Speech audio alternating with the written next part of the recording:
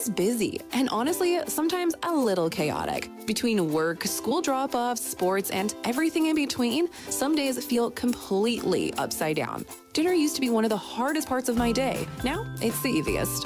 When life feels upside down, Beehive Meals helps keep me grounded with home-cooked freezer meals that are ready when I am. No planning, no scrambling, just real food my family loves. Head to beehivemeals.com and stock your freezer with your solution to easy, delicious dinners and a little peace of mind. Ready for unbeatable deals?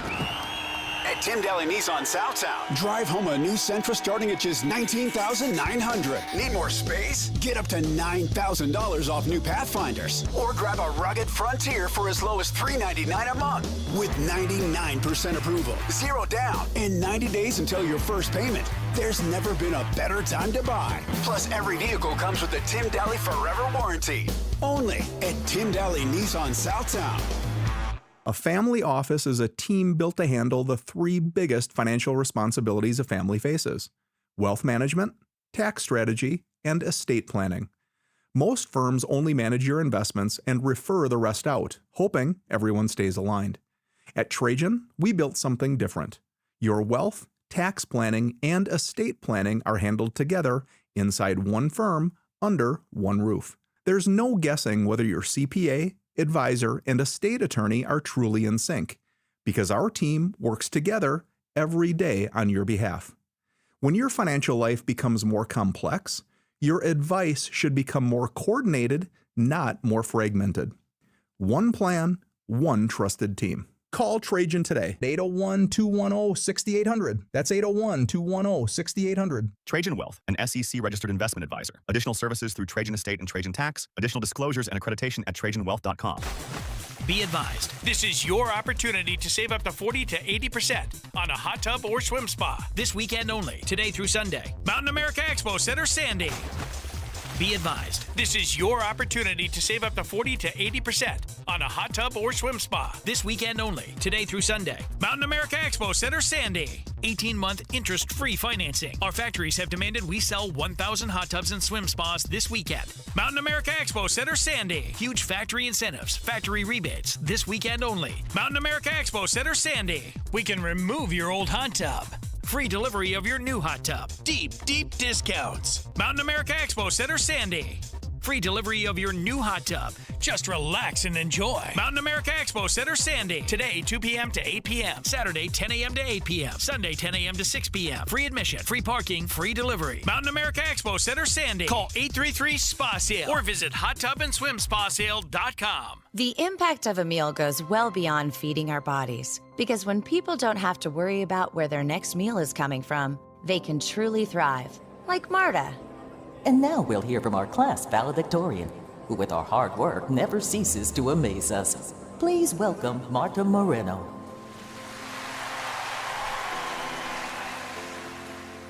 And Alex. Hey, Alex, how did the interview go? I did it! I got the job! I can't believe it! I knew it. Let's meet up later to celebrate. And Diego. Mom!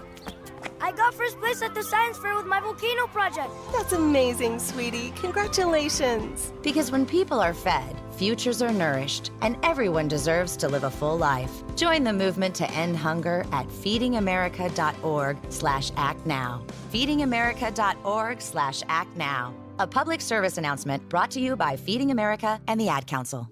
When I was diagnosed with Hodgkin lymphoma, I had so many questions. I didn't even know that it was cancer. Now I do. It is cancer. Blood cancer. It's actually one of more than 100 different types, and they're all treated differently. Now, unlike some other forms of cancer, usually there's no tumor. You can't screen for it to prevent it, and the symptoms can look like other things, so it could be hard to diagnose. I had a fever for weeks. I was so tired all the time. I didn't feel like eating or doing anything else for that matter. And I know that this can feel scary. But if you know what to look out for, you'll know what to tell your doctor. And you'll feel more empowered to take the next steps. Like getting in touch with the people who know the ins and outs and can help with everything blood cancer related. Blood Cancer United. They work one-on-one with each person who reaches out to answer questions and offer resources. Blood Cancer United was there for me, and they can be there for you. Go to bloodcancerunited.org to learn more. So you want soft water, but the thought of hauling all those heavy salt bags and fussing with the water softener is more than you want to deal with? Do what I did. Check out Connecticut. Enjoy the softest water, lowest salt usage, and zero maintenance. Learn more. Visit softwaterutah.com. Tell them Doug sent you. 97.5 KZNS FM Colville, 1280 KZNS AM Salt Lake City, and KSL FM HD2 Salt Lake City Midvale. This is 97.5, the KSL Sports Zone. It's time to get your morning started with the news you need to know. News update. This is what's trending with DJ and PK. Hashtag Utah Jazz.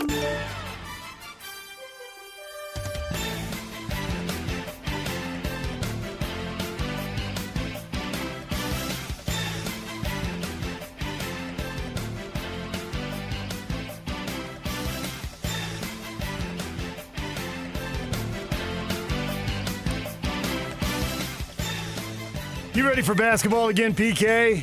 Because it's back. Last night was a quiet night Never on the left local me. sports scene. As I told Kevin Young earlier this summer when he said his wife was pregnant, and I said, I'm glad you're finally deciding to keep the commandments and be fruitful and multiply. He said, I've always been keeping the commandments, boy. He said that too. Yeah. He's over there trash talking. He may not have added the boy, but it was in the tone. It was implied. It was implied. Yeah. Basketball's never left me, man. The Jazz have, but now the Jazz are back. And I'm going to put on and wear a Jazz uniform. Back in action, but not back in Utah. They're back in Tennessee. It's the Memphis Grizzlies. Fine The with first me. game is the Jazz come out of the break red hot and win 3 out of 4 and improve their playoff position. Memphis tonight, winnable game. Couple New Orleans home games coming up, winnable games. Now, it is a limited lineup tonight, PK. You're not going to see Keontae George. I know you like to watch Keontae George, but not tonight. And Nurkic, hey. He's got a bad nose. Got to rest your nose sometimes. Right. Listen, when you got a nasal situation, you got to take care of it. No, Dude can't be running up and down a court breathing through his mouth, please. And what if one of those chicken wings comes out and pops him in the nose again? See, I think every game is winnable. I don't think you can argue it's more winnable, but I think they've got enough talent to win any game. Including Houston. Oh, Houston's no Well, that's big deal. when I said they were going to go 3-1 the next 4. I was not counting on a win at Houston.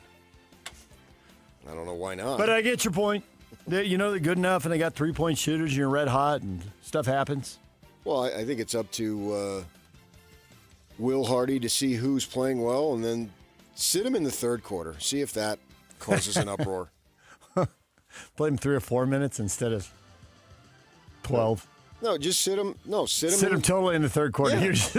You're totally. Just make a mockery of it. It's already a joke. See if you can get yourself blown out in the third quarter. Just play. Well, the 2 games that they sat Markkanen and Jackson, they didn't get blown out in either game. True story. I don't think Memphis is capable of blowing anybody out in their current configuration. Yeah, they've got no John Morant. Obviously, they traded Jackson, so this team is not what they were. And Desmond Bane is long gone. Long gone. Yeah, he was right there in the Jazz grips. Coulda, woulda, shoulda. And they thought Azubuike was better. Oh. That'll cost you. Where's he playing now? I think the local ward in Kansas. Got some keys down there, lets himself in. Church ball. He's playing with Ironi Nesziono. I don't give a crappy. No way. You did not need to look that up, E. You were the only one who carried. I did care, yeah. I know you did, but the rest of us didn't. Right now, raise your hand if you did not care. Look at all those hands. Beep your horn if you did not care. Ha! That's a good one. All of a sudden, people are honking at each other. Nobody cares. How did you live your life without the stupid internet? Pregame at 5, tip-off at... Excuse me, start again. Tip-off at 5, pregame at 4, right here on The Zone. Hashtag NBA. Oh, man, the NBA plans to make anti-tanking rule changes next season. That comes from Commissioner Adam Silver in a meeting with all 30 GMs. They're trying out about 7 different concepts. And while some of them move the bag back a step or two at first base, others move it back 10 feet. I think one puts it over in the warning track by the dugout. One moves it into short left field. But are any of them going to work, PK? In the warning track by the dugout? Yeah. The warning track goes all the way around. So some guy's chasing a foul. No. Foul That's not pop. the warning track is only in. What do you call outfield. that then? So when some guy's chasing a foul, there's a dirt strip so the first baseman doesn't run into the railing. It's called a dirt strip, so the first baseman doesn't run into the railing. Lottery odds could freeze at the trade deadline or at a later date. Well, then they'll just dump games earlier. Simple. Put all 30 teams into a hat. Teams can't pick in the top 4 the year after making a conference finals. Has that been a problem? Has there been a lot of that going on? That'll stop 4 teams. That'll stop 4 teams from tanking. I don't see any of this working. If you get top 5 pick 3 years in a row, that 4th year you got to draft a white guy. Flatten odds for all lottery teams. Well, yeah, just take Cooper Flagg. Flatten odds for all lottery teams. Okay, so now they're going to have some team that's on the edge of the playoffs. Just figure, I'm going to jump games. I respect you so much. You just don't see color, do you? What? Look at your background and where you grew up. Why the hell would you see color? Actually, I did see color. Just not what you saw in New York. Boston Celtics star Jaylen Brown said he's considering legal action against the city of Beverly Hills. He told ESPN police shut down a private event he was hosting Saturday night during the NBA All-Star Weekend. He said he spent $300,000 on the event, and sponsors have spent $300,000 to $500,000 on the event. They got shut down. I couldn't care less. DJ and PK. Hashtag college basketball. All right, tomorrow night. UCF at Utah at 7. BYU hosts Iowa State at 8:30. In between that, USU's playing Nevada at 8. 3 games for you to follow. But PK, you're going to one. I'm thinking about it, yeah. You'll be there in person for number 6, Iowa State. And number 23, BYU in Provo. 8:30 on ESPN. Well, and I'm going to Reno, too. Johnny Cash song? What are you doing? No, the Aggies. You're not going to Reno, though. Why not? They're going to Reno. Buzz right over there. Talk to Steve. I mean, both of us once called Jonathan Tavernari an expletive. What do you have in common? One of the greatest shooters in the history of Indiana. But did you do yours in the post-game handshake line? No, I didn't do that. Well, we got you on tape here. No, my bad. That Aggie game will be on FS1, and then Scotty G will have it on The Zone. He'll be on 1280 The Zone at 7:30 with the Aggies. DJ and PK. Hashtag NFL. The Bears want a new stadium. They're not getting in Chicago, so leaving Illinois, going across the state line. They are talking about a dome stadium in northwest Indiana. Indiana legislators unanimously approved an amendment that would clear a path for the Bears to build a stadium in Hammond, Indiana, about 25 minutes south of Soldier Field. That's so stupid. I mean, that's like calling Weber State Salt Lake State. They can't be the Chicago Bears then. The Indiana Bears. I don't like it. I tolerate the Jets and the Giants in my home state. Well, what's the difference? I just think that there is a distinction between Chicago and that little corner of Indiana that's right near Chicago, which is where they're going to park this thing if they get it built. Right. No. It's not the metropolitan area in the way that New York is. And they actually teams train in Jersey. I've been to their training sites. But it's so interchanged. And the Bears, so many people go back and Bears. See, New York represents an area. Chicago represents a city, man. It's a specific location. The Chicago Bears. Now you've driven George Halas. You've driven around Dallas. Did the Cowboys move too far away when they moved to Arlington? No. That was okay. How many miles is that? 15? Yeah, depending on where you're coming from. It's kind of in the middle there. Between and Dallas the Rangers and Fort Worth. play there, too. Yeah. But I mean, the Chicago Bears are like, they're an institution. The Bears. So are the New York Giants. But the New York Giants are an institution in a region. And the Chicago Bears, they go together. I'm a little surprised you're getting between somebody and their money. The Bears just found their money 25 miles away. Oh, I'm not blaming the Bears. Yeah. No, that's not the point. Just makes you sad. Yeah, they're in Indiana. Indiana's basketball. Indiana's money. It's all about the money. This has never been more about the money. How many billion can we have? Let's go. I would imagine that Chicago would come to the table and say, hold it. Yeah, I don't know whatever happened with the racetrack thing. I always thought that's what they were going to do. That's actually... and is this leverage to get money for that? J.B. Pritzker, the governor, is now saying that they're going to fast-track something on that front, which they're requesting somewhere around $800 million in public funding, which Illinois apparently has balked at originally. Yeah. DJ and PK. Hashtag college football. Stop me if you've heard this headline before. 2 Georgia Bulldog players were arrested this week on charges of speeding at maximum limits and reckless driving. School and coaches have insisted they will clean it up. It is a years-long trend. They've actually had someone killed in a car wreck with someone who was going at an excessive rate of speed, but it keeps happening.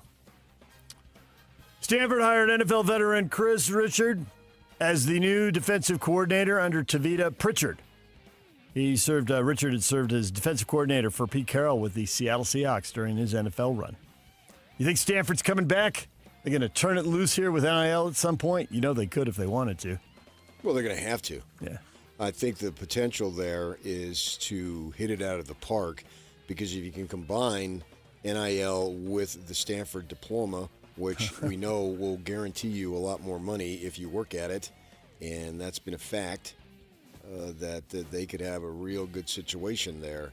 And that's like I don't like them being in the ACC, obviously, but that's like the one school that could benefit, because I've had extensive conversations with David Shaw about this, how they have to recruit nationally and how they offer so fewer scholarships compared to what all of their contemporaries. Because I asked him, I said, well, how do you do it? I mean, what's your ability to offer scholarships versus anybody in the Pac-12? He says, I can tell you, I got the numbers. I bet he does. Yeah. Everyone else is casting a wide net. Oh, yeah, like 250, 300. But what's the point? Because Stanford's not going to let in some kid with a 3.3 and a 1,200 on the SAT. And everybody else is like, yes, that's our kid. They don't go even triple figures. They're down like 75, 50. Yeah. And he told you about how they identified these 9th graders, and they got them on this plan in 10th grade, depending on if you're going to 3 or 4 year high school, where the grades start counting. Yeah, exactly. Yeah. And they got a whole academic layout, because it's not just that, but you have to have taken certain classes. And right. It really is legitimately grueling.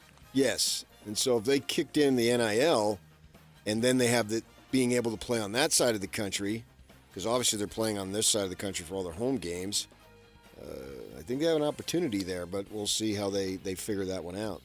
You know, the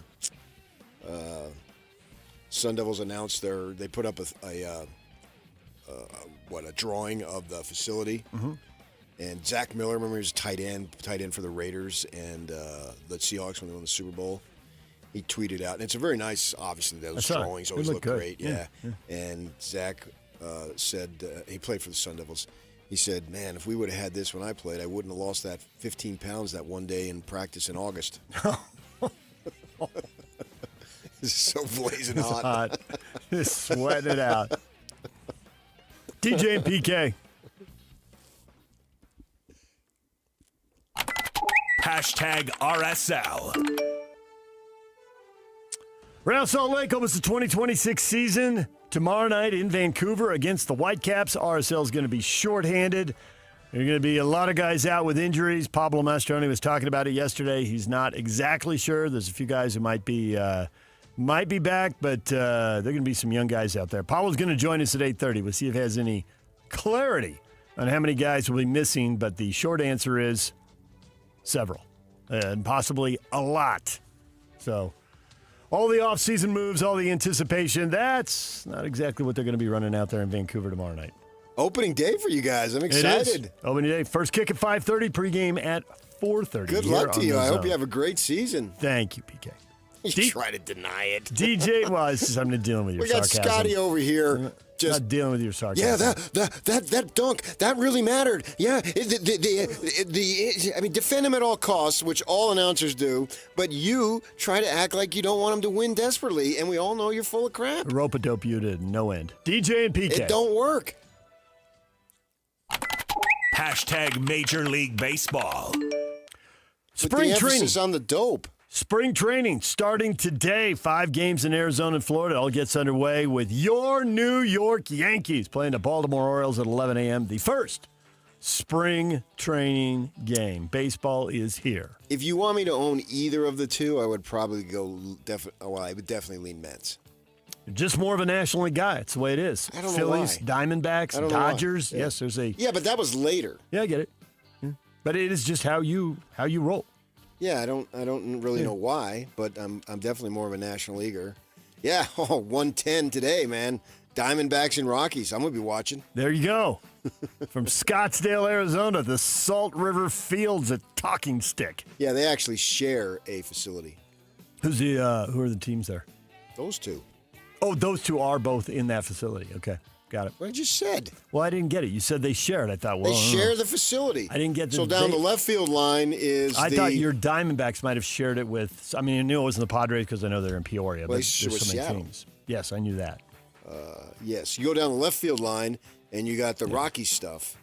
No, it's the other way. Right field line, Rocky stuff. Left field, Diamondbacks. And it's obviously these new facilities. They're all fabulous. Yeah, with 7 diamonds, and then they got like 4 just infields, not the full. And then they got 15 batting areas. You can see it as you're walking in. It's awesome. The Athletics getting ready to start their second of what is supposed to be 3 years in Sacramento before they move to Vegas. They know people doubt them, so they had an announcement that the foundation work on their new ballpark in Vegas is complete, and they still plan on being there for the 2028 season. $2 billion, 33,000 What were they going to do, stop it halfway through? I mean, I don't know. I just feel like they know there's been all this doubt, and they're like, see, we're doing it. Well, you can go look. I was there last weekend. I drove by and looked at it, and there was a bunch of cranes. All right. It's right across the street from MGM. Yeah, it's right there. New York, Kitty Corner, and the Luxor. I mean, sort of on the south end. It's right off of Tropicana.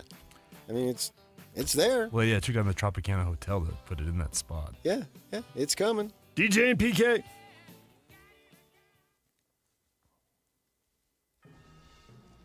Team USA does it. They win the gold. It wasn't easy. They've been blowing everybody out, including Canada 5-0 in the preliminary round, but they were down.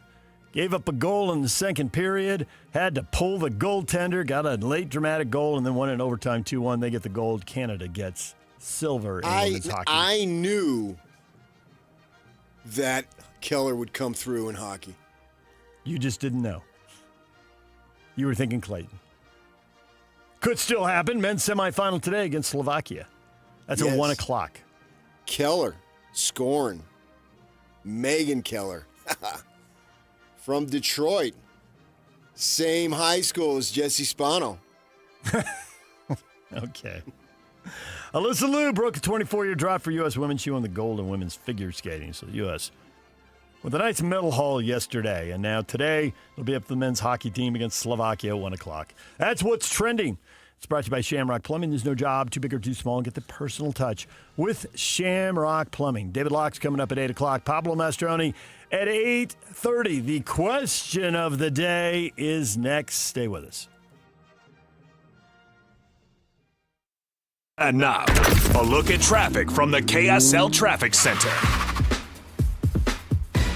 Volume remains light out on major highways this morning. No accidents or major delays currently along the Wasatch Front. The only two areas that are starting to build in traffic are 2100 North and Lehigh and Wasatch Boulevard in the Salt Lake Valley as they try to get over to I-15 and I-80, respectively. This update is brought to you by The Roof. Elevate your dining at The Roof. Now serving lunch and dinner. Enjoy city views and cozy favorites like signature steak, pork, or salmon entrees. Visit theroofslc.com with your KSL traffic update. I'm Jake Hatch right here on 97.5, the KSL Sports Zone.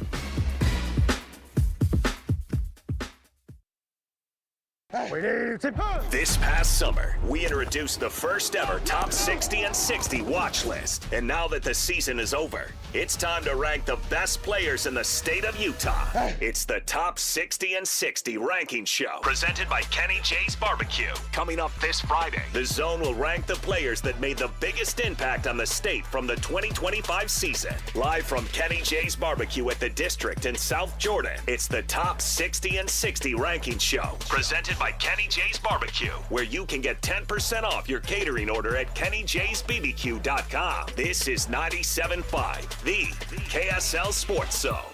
Do you feel behind in your retirement planning? Call Teton Wealth Group now, 435-255-6331, and our team will create for you your own complimentary Ascent plan that will show you how you can have a retirement full of purpose, prosperity, and joy. Just call Teton Wealth Group, 435-255-6331. If you're anxious about your finances in retirement, call Teton Wealth Group at 435-255-6331 for your own Ascent plan. That's 435-255-6331. The show may be over, but the deals are still on at Paris RV. How about an easy tow with a 25 Rockwood 190 OTG for only $7,995 or $129 a month? How about some bunks? Hook up to the 26 Heartland Prowler 2500 bunkhouse for only $17,995 or $205 a month. Want to stay put for a while? Then put the 26 Forest River Cherokee Timberwolf 20 OG destination trailer in the spot of your dreams for only $44,995 or $456 a month. Only at Paris RV. Paris RV is your locally owned, family-run RV dealership. We strive hard to find the very best RVs for the price. With 4 locations, over 1,000 RVs in stock, 42 service bays, and 4 super parts stores, we're sure to help take your family on the best RV vacation. Check out our perfect family bunkhouse trailer, the 26BH, that sleeps 9 for $19,995 or $227 a month. Zero down. Life is short. Enjoy it. North Murray, South Murray, Payson, and Pocatello. ParisRV.com. Tim Jr. here from RGS Exteriors. Did you know that we offer 3 distinct styles of gutter protection? Each one meant to handle a specific leaf problem. You might not even know there are different styles of gutter protection, but there are. And if you pick the wrong one, it could be a huge waste of money. Now, the big gutter guard companies won't tell you this. They try to sell you a one-size-fits-all gutter guard. And it could be completely wrong for the amount and types of trees and leaves you have. Not RGS Exteriors. We understand which kind of leaf problem needs which kind of gutter guard. We'll do an in-depth evaluation to assess the types, locations, and numbers of trees in your yard. Based on that data, we match your home to the right gutter guard. So don't risk wasting money on the wrong gutter protection. For a free evaluation and estimate, call RGS Exteriors at 801-280-3110 or visit rgsexteriors.com. That's 801-280-3110 or rgsexteriors.com. 5 guys walk into a JCW's and order burgers. A pastrami, a mushroom Swiss, a guacamole bacon, a hickory barbecue, a ribeye steak, 2 onion rings, 3 french fries, a strawberry, mint, peanut butter, chocolate, and marshmallow shake, and not one left to tip. Because at JCW's, we don't ask for it. We think the price you see should be the price you pay. And all that, would you like to leave a tip stuff, is for the birds. JCW's. Quality and a lot of it. Open in American Fork, Lehigh, Provo, South Jordan, and Harriman. Bar Dub Grill is where roadside classics meet ranch-raised flavor. Sink your teeth into juicy, handcrafted burgers made with premium Bar W beef straight from the local Utah farm. From the bold cowboy barbecue burger to the sweet and savory Aloha burger, paired with crispy cowboy fries, hand-spun shakes, or signature spud nuts. Soft, airy, and unforgettable. Bar Dub Grill delivers honest eats with cowboy swagger. Bar Dub Grill in Nephi with easy access right off exit 222 in Nephi. These days, many companies have turned to influencers to tout their products or services. But here at John Watson Chevrolet, the only endorsement we need is from our customers. Because of their feedback, we're proud to be Utah's best reviewed Chevy dealer. Visit us today to see why we get reviews like, "Buying a car should be a fun experience, like a kid getting a new toy. And at John Watson Chevrolet, it was." John Watson Chevrolet, your 5-star Chevy dealer. 3535 Wall Avenue, Ogden. Chevrolet. Together, let's drive. Life is busy and honestly, sometimes a little chaotic. Between work, school drop-offs, sports, and everything in between, some days feel completely upside down. Dinner used to be one of the hardest parts of my day. Now, it's the easiest. When life feels upside down, Beehive Meals helps keep me grounded with home-cooked freezer meals that are ready when I am. No planning, no scrambling, just real food my family loves. Head to beehivemeals.com and stock your freezer with your solution to easy, delicious dinners and a little peace of mind. This is Utah's best coverage of the Utes, Cougars, Jazz, and Mammoth. Here we go. From the guys who have been there for all the biggest moments in Utah sports history. You're listening to DJ and PK on 97.5, the KSL Sports Zone.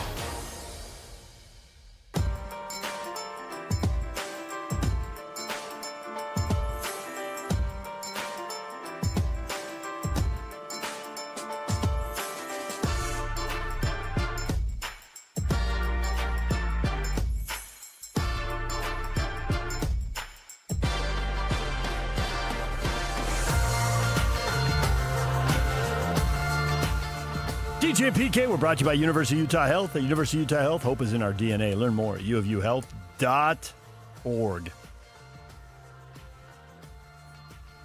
PK Suns owner Matt Ishbia says tanking is a, quote, losing behavior done by losers, closed quote. What would you say to him? That's what I would just say to him. Thank you, Moses. Thank you for coming down from the mount and giving us the 11th commandment. He came down from Camelback Mountain? That is exactly it. It was ringed in fog because there's always a lot of fog. Is that in Tempe or Scottsdale? That's right in the heart of Phoenix there. In the heart of Phoenix! Camelback Mountain, ringed in fog. It goes up, and then the face, the bottom of the mountain as it's coming down, looks like the face of a camel. That's why they call it Camelback Mountain. Okay, the only positive thing I can say about this is that there are so many professional and college sports owners, athletic directors, general managers, coaches, players who go behind the curtain and don't say anything or interact with their fans. And when they do, it's total cliches. So at least he went out and he gave at least his fans, I don't know if anybody else cares what he thinks, but at least his fans and maybe some other people around the league, something to talk about. So Adam Silver. Adam Silver gave him something to talk about. You go, Matt. So there's that. That's positive. Then over here, it's like, oh, Matt, you're not exactly Red Auerbach. Matt, by the way, losing behavior done by losers. Oklahoma City did it, and they're literally the champions. Well, I could go on all day about how. I think the bigger story is that when they traded for Durant, they traded all their picks. I think they don't have their own. And so he's covering here 2032. Yeah. So he's covering. They can't tank. There's no reason to tank. They got picks back because they were out from the Jazz. That's why the Jazz ended up with that 2031 pick they traded away. He doesn't control his picks. No, because they did. They moved them all. They were desperate. And they didn't even make the playoffs with those moves.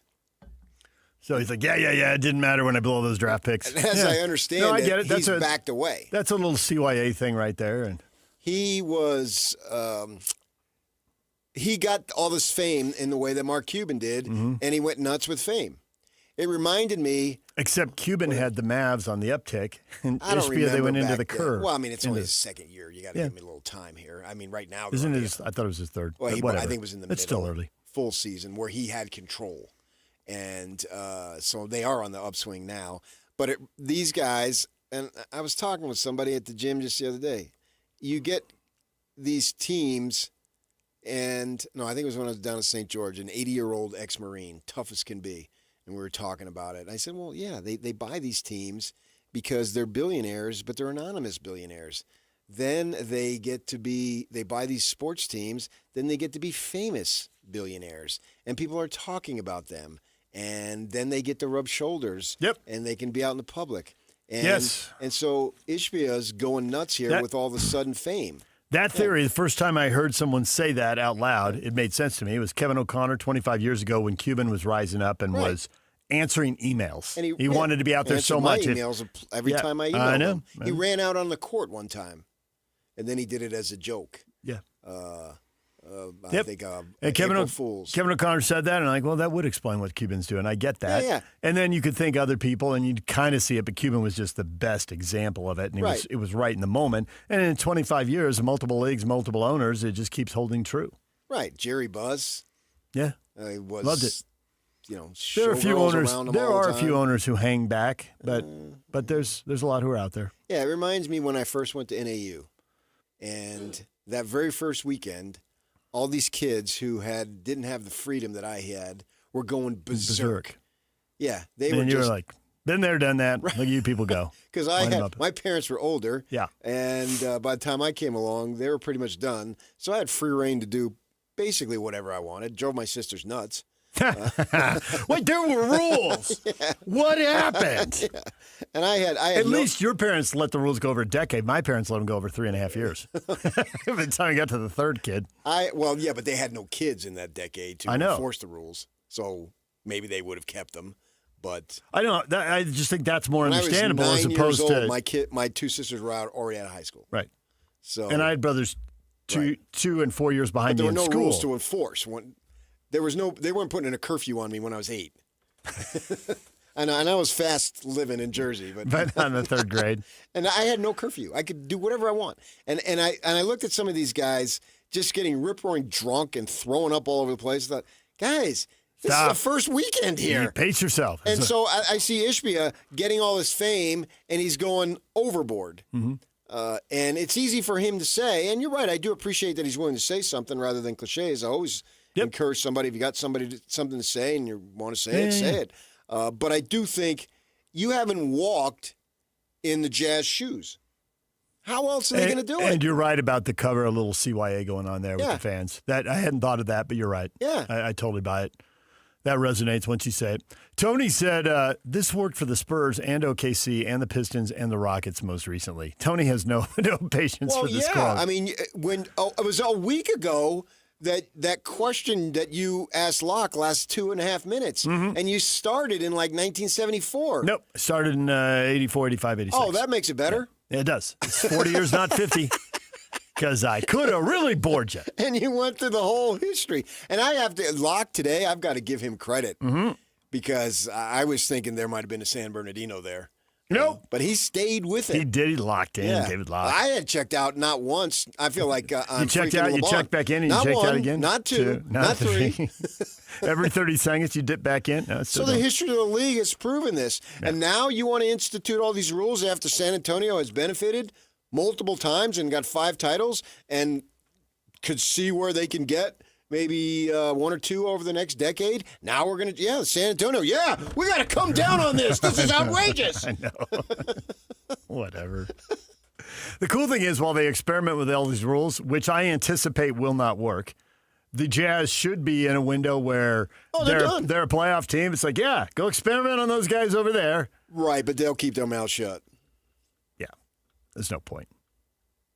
Yeah. There's no point. Let them experiment.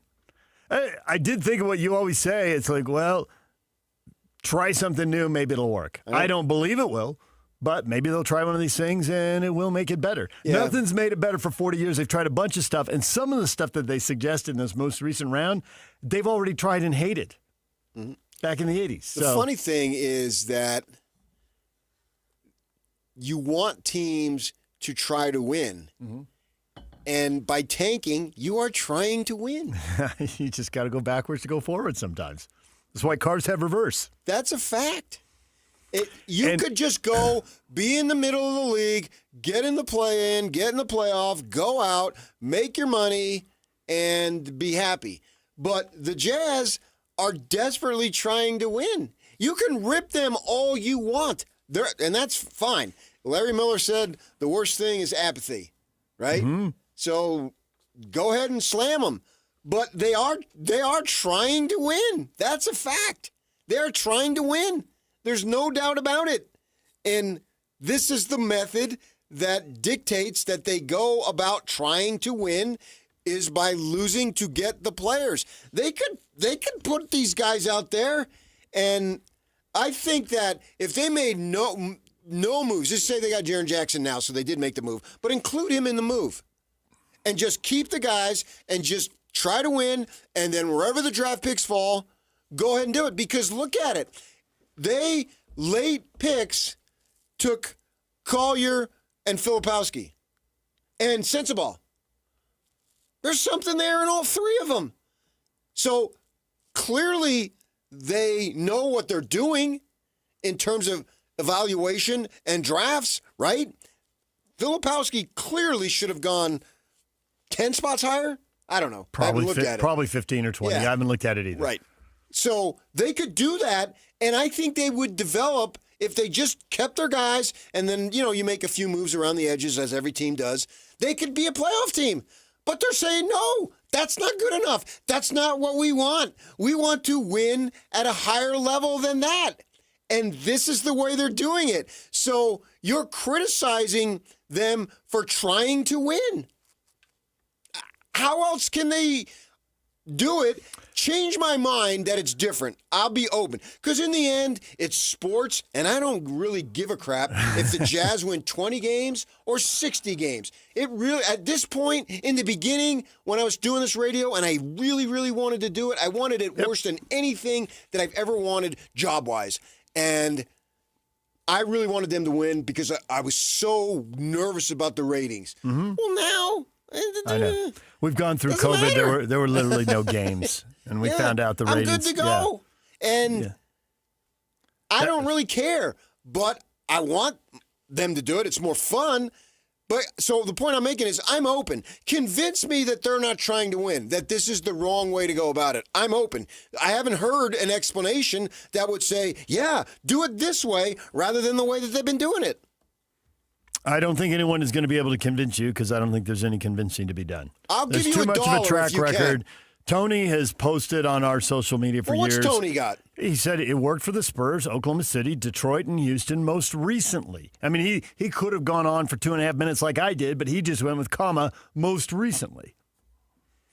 Well, he's probably a younger guy. Yeah, so, yeah. Well, so it's out there. What are you going to do to that was what I was saying to Ishbia. What do you want the Jazz to do? Right. Jeff says, but I think it goes to your point that he was talking about him. That's mostly what we do. He'd trade away all the draft picks. That's losing behavior. People criticize me for that, but that's just losing behavior that losers do. He's just trying to dismiss that. Jeff, I, as a lifelong Jazz fan, got sick of year and years being in the middle. Here and there, we might make a deep playoff run, but never the ultimate prize. So I'm okay doing something different for a few years to see if it yields different results. Jeff, long-term buy-in, and he's got a little bit of patience for this. Well, the Statues and JSO did have a few long playoff runs. They did. That's a fact. I mean, you get the Western Conference Final or Eastern Conference. That's a long run. They were in the conference finals 5 times in 7 years. If you're playing in June. That's a long time. Yeah, if you get to Memorial Day even, that's late May. That's a fact. Right. So they have had it. It's been a while. We understand that. But what else are they supposed to do? This is part of the, we got to have a harder salary cap. So you do that, and then it makes it harder with this whole second apron that isn't a hard cap, but it's kind of acting like one. So that just makes it harder to make free agent moves. That makes it harder to make trades. And you can literally track what everybody's doing across the league. So it forces people to go to the draft to get talent. Well, where do free agents go? I mean, come on. First off, there aren't that many. And second off, they go to L.A. and they go to Miami. And maybe they go to New York because Brunson did. So, but they're not. His dad was there and he grew up in the area. Right. Mitchell wants to get back there because it's home. Kevin Durant went to Oakland. Dallas thought they could get a bunch of free agents. They had Nowitzki. They opened up the roster and they couldn't get anybody. Yeah. Did they get LaMarcus Aldridge? But I mean, he's not. San Antonio. Was San Antonio? San Antonio. Okay. I know. LaMarcus Aldridge. It didn't win him a championship. You remember years ago. Got him rock solid in the middle. Down in Phoenix, they were freaking out because Antonio McDyess was going to leave. And they had Jason Kidd and these guys flew to Denver. Yeah. It's Antonio McDyess. I mean, we go crazy over these guys that in 10 years nobody remembers. Yep. Right? Living in the moment, passionately want to win. Yeah. They're going to sell their souls. I think they send Jason Kidd and Rex Chapman to hunt down Antonio McDyess. And Gail Miller had to go to San Diego in the mountains on July 4th to try to get Hayward. Well, Hayward, here, let me open the door for you, son. Where do you want to go? I'll drive you there. I mean, Gordon Hayward, looking back. The history of the league. When people recount the history of the league, they're not going to recount Gordon. Right. Now, good for him. He made millions and millions and millions of dollars. That's Did. why there's no losers in pro sports. Ding. But I mean, he was a franchise changer, and they chanted his name, Gordon Hayward, when it was obvious this was going to be the end of the run. Yeah, against I think the Warriors swept them, and we got to have Gordon Hayward, and the Kings, their fans did it with Chris Webber. Chris Webber, what's he noted for? Calling a timeout when they didn't have it and dating Tyra Banks. Yep, there it is. Bill sounds like one of your people, PK. Bill lives in Las Vegas. Must be listening to us online, KSLSports.com. Maybe he gets the podcast. YouTube, KSLSports.com, whenever, wherever. Bill says, we will be beating them in the play-in game next season, and then we'll see who the losers are. Oh, How about a little sarcasm, a little in your face, and yeah. Oh. Bill, he's probably born Have in a little Jersey. civil war with my family. You and your sister's going at it. Only my one. The other one doesn't care. But my one sister's a hardcore sports fan. Dave, I agree with him. Teaching a culture of losing is hard to undo later. Well, I guess we can put that to the test next year, and I get the point. It could happen, but it's not in this case. Well, I don't think it's going to be in this case. All these teams that you just read from Have turned it Tony, around, yeah. Did they not have a culture of losing? Of course, also, you swap out enough guys, then all that culture is gone, and yeah, but I mean, but the guys who stayed didn't get burned by it. You're tanking for the sake to get the draft picks and the foundational players, the Chet Holmgrens of the world. Those guys are not leaving. No. They're staying. Right. The one argument, and they were talking about this on the NBA channel when I was driving in this morning, is that, and this will be something I thought, this is DJ will salivate over this. All right, let's go. Put on the salivary glands. Here we go. I don't know. Yuck, maybe you, because you salivate over about 60% of the stuff I salivate look to about. the left, so none of it, there's no... so there's no flying spittle landing on you? That's disgusting. Right. Yeah, all right, go ahead. That he said, he must have been a name because he was hosting on the NBA Network, but I don't know the name. They never said it, and I couldn't recognize the voice. He said that, I can't remember the last time a number one pick won an NBA title. Oh, good one. And then they went and they pointed out that you can win titles without top picks. Jokic is the classic example. Mm-hmm. Kawhi Leonard, Antetokounmpo. Yeah. Antetokounmpo, he's a foreigner and all, but Kawhi Leonard, there's really no excuse. Jokic, a foreigner dude, so there might be a little bit there, although that's weak now. But I'll entertain the argument, but in my mind, it's still weak with the amount of scouting and all that stuff around the world, right? And then they obviously say Gilgeous-Alexander was later. Jalen Williams, who's Cody's older brother, it was like a 12 pick. Not that he's in and of himself, but he's a critical component of. They were talking about finals MVPs, and Williams is. And so there's a bunch of guys that have won titles that weren't these high picks. Kyrie Irving and Anthony Davis went back-to-back as number ones in 2011 and 12, and they have both won championships. Now, Kyrie won it in Cleveland because LeBron came back, right? Davis won it because he was in New Orleans and leveraged his way out and got to L.A. and secondary players, good players. Yeah, but you're way more likely. I mean, prime. Anthony Bennett was a complete bust. Markelle Fultz, DeAndre Ayton. I mean, there's a lot of number ones. There's some guys who are too young. We'll see what happens with Flag and Wembanyama because everybody's been going nuts about them the last 3 years. Oh, they look fine. Right. But will they end up being the best player on a championship team? I mean, you can see why people were going nuts about him, but they haven't done it yet. Time will tell. Understood. I agree. But I also can see why teams would tank for the opportunity to get them. Sure. Right. And Detroit got the number one pick, Cade Cunningham, and now they lead the East. Good player. Yeah, people don't put Detroit in it because they haven't done it yet, but they've gotten to the point where they have the opportunity to do it based on sucking. Yeah. All right, DJ and PK, it's 97.5, the KSL Sports Zone. David Locke with more on the Utah Jazz coming up at the top of the hour. We got some college hoops for you next. Stay with us. And now, a look at traffic from the KSL Traffic Center. You have a new crash eastbound on I-80 coming out of the Tooele area, blocking the right lane and starting to back up traffic towards Lake Point right now. Other problem spot is the mouth of Little Cottonwood Canyon and sees significant delays on Wasatch Boulevard and Little Cottonwood Road trying to get up towards the ski resorts. At UT, it's never just about a ride from point A to point B. We move independence, we move purpose, we move memories, we move what matters. That's you. Plan your trip today at rideuta.com. With your KSL traffic update, I'm Jake Hatch right here on 97.5, the KSL Sports Zone. Whirls around and down. 97.5, the KSL Sports Zone is your exclusive home of the Utah Jazz. And we want to send you to the Delta Center to see the Jazz in action. Listen every Tuesday for the Jazz Ticket Tuesday Sounder at 30 past the hour, every hour, all day long. And if you're caller number 12, you'll be on your way to an upcoming game. Buy one, you'll get one free. It's Jazz Ticket Tuesday, every Tuesday throughout the NBA season on your radio home for the Utah Jazz. 97.5, the KSL Sports Zone. David James here for Soda Weight Loss. If you're looking to drop some weight, go to sodaweightloss.com right now. If you want to lose pounds and inches, call 866-800-SOTA and speak with a nutritionist.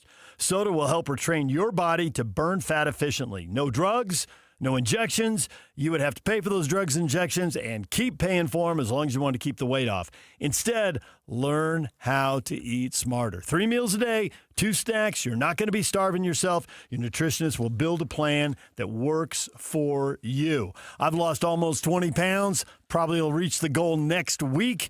You can start dropping pounds, whether it's because a doctor told you need to, or you got a beach vacation or a trip to Lake Powell coming up, or you just want to look and feel 10 years younger.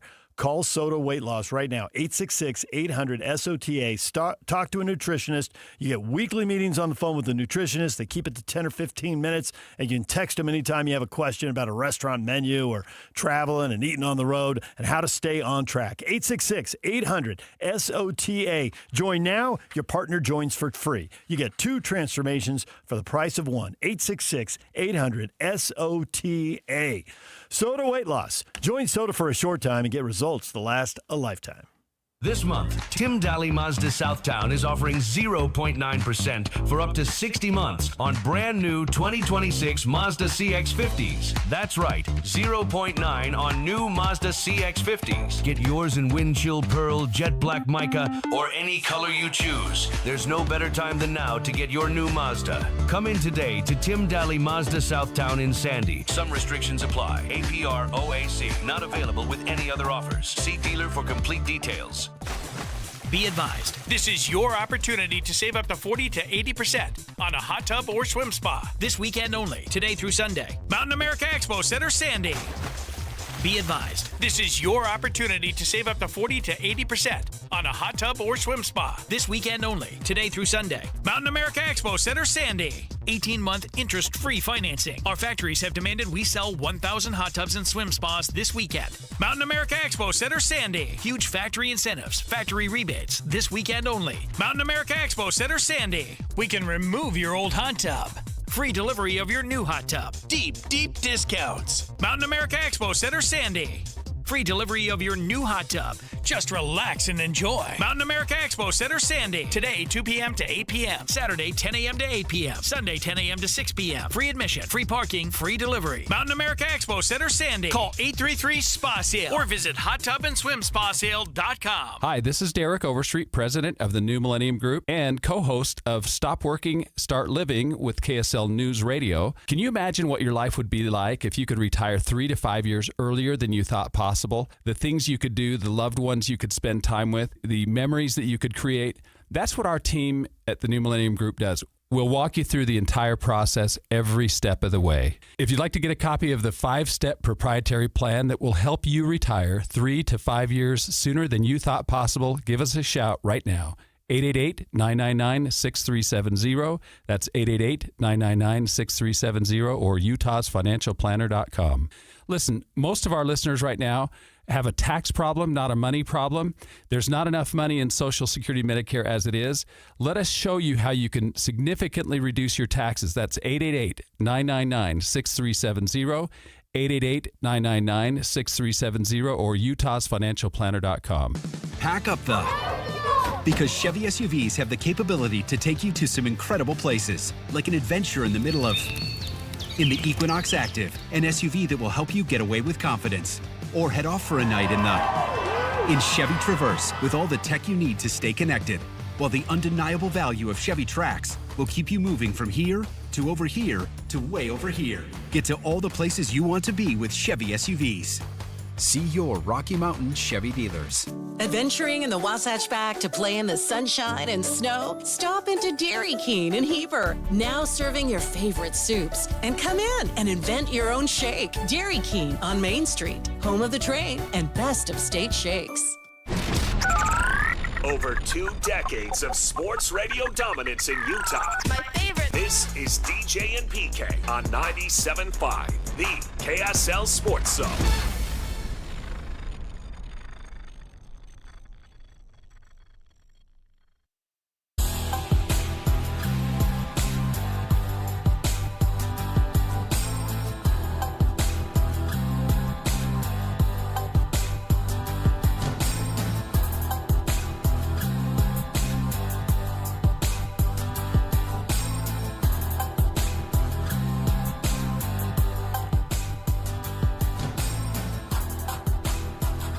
DJ PK reminding you, KSL Sports Zone and Beehive Meals are honoring people that impact youth sports in our communities. Nominate the youth sports volunteer you know for the Beehive Meals Hero of the Week at KSLSports.com/contest.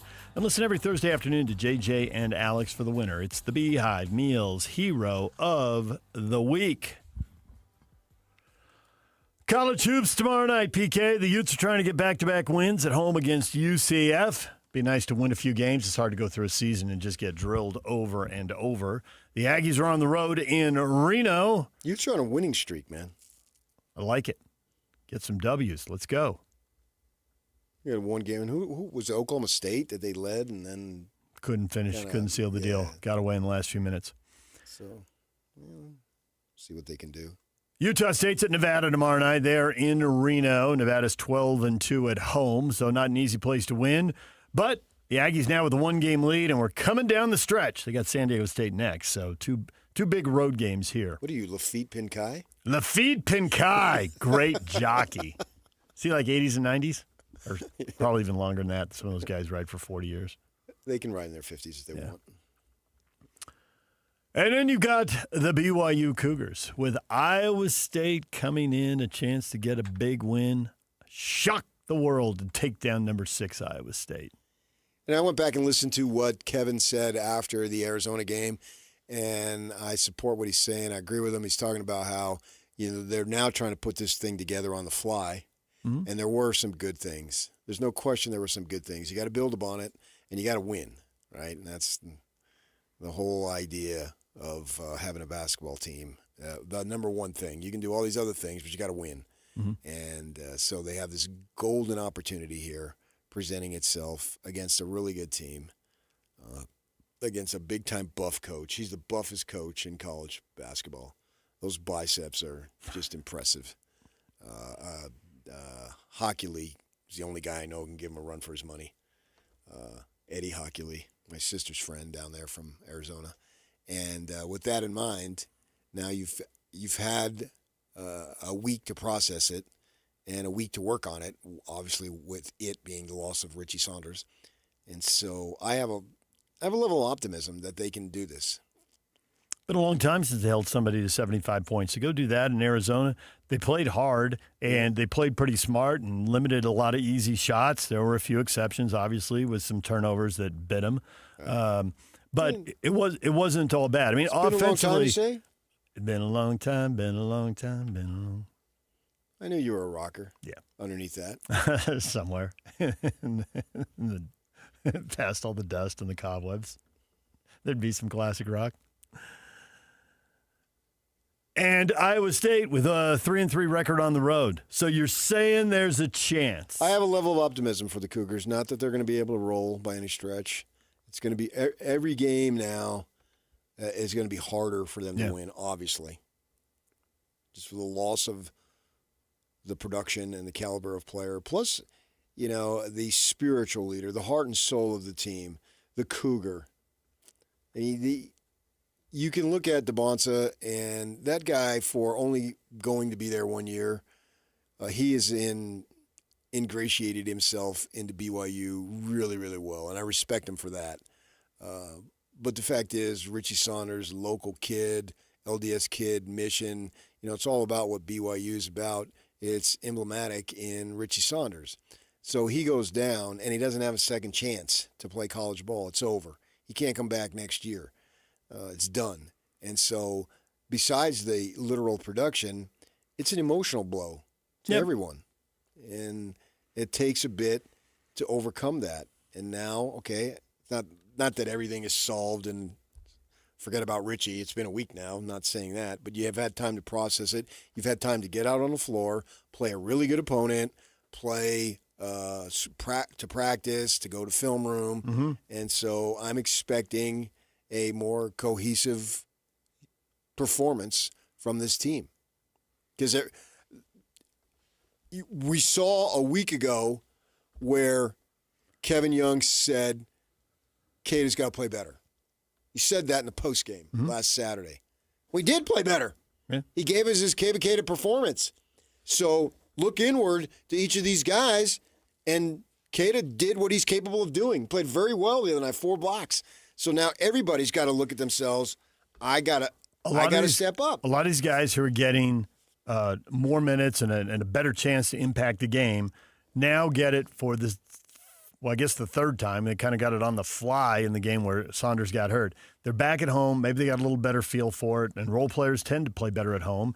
And Iowa State lost at TCU and at Cincinnati, and those teams were both 6 and 7 in the league. And I get there's some people listening to this right now saying, come on, man, BYU is going to be, with this schedule, they're going to be a 500 team down the stretch.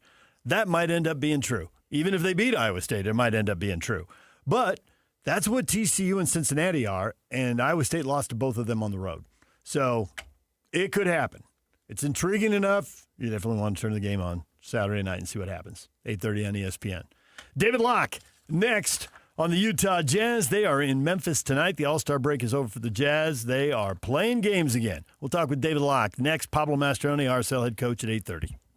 Win big this Wednesday on the KSL Sports Zone with Win Ticket Wednesday. This week, win tickets to Stain Break the Cycle 25th Anniversary Tour featuring Cedar with special guests Hoobastank and Hinder. Utah First Credit Union Amphitheater October 7th. Get tickets at LiveNation.com and listen to the KSL Sports Zone Wednesday for your chance to win.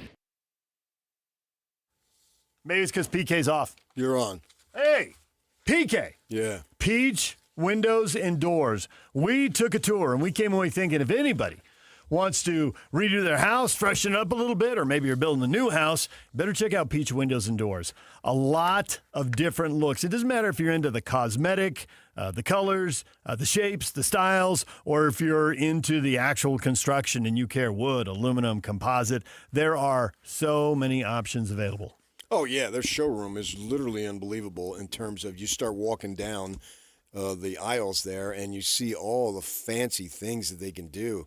I mean, I knew nothing about it. I came out of there educated, and I came out excited for our listeners to give the opportunity of Peach Windows and Doors to take advantage to make your house look better. And two, here, it's been really cold the last couple of days, and it will trap the heat in, and you'll save money. So, and just also the cosmetic improvements. So I can give you multiple reasons why if you do this, you will save money, plus it'll make your house look a lot better. Yeah, they even talked about UV damage to rugs and furniture and how they can work with that. There's all kinds of ways for them to save you money with their products. Plus, if you want to show off a view or a pool, a deck patio area, whatever, there are a lot of different ways to do it. And I was stunned walking through the showroom at all the options they have. You can check them out online, peachwindowsanddoors.com, and you can check out their Google reviews, customer satisfaction. The installers are their employees and are well-trained. You're going to have installers in your house. You always want the best, right?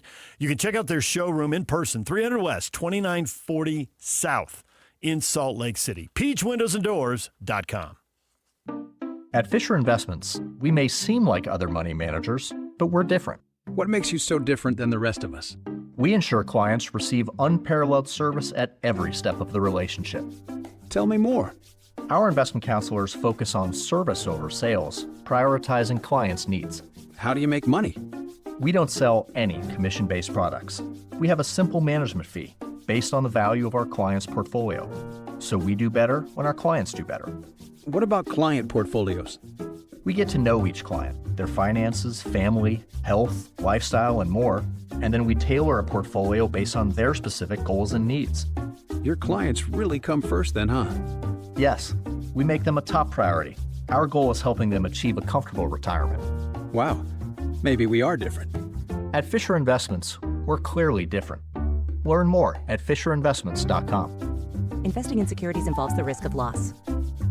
Hockey fans, let your voice be heard with the Utah Mammoth Fan Forum. Visit the Utah Mammoth page on KSLSports.com to connect with the team, other fans, and our KSL Sports insiders. Start chatting today in the Utah Mammoth Fan Forum on KSLSports.com. Get 5 quarts of Syntec Full Synthetic and a MicroGuard Select Oil Filter for just $32.99 plus 2 times points at O'Reilly Auto Parts. Limit supply. O'Reilly Auto Parts. This message comes from Viking, committed to exploring the world in comfort. Journey through the heart of Europe on an elegant Viking longship with thoughtful service, destination-focused dining, and cultural enrichment on board and on shore. With small ships that bring travelers closer to the destination, there's more time to explore. And every Viking voyage is all-inclusive, with no children and no casinos. Discover more at Viking.com.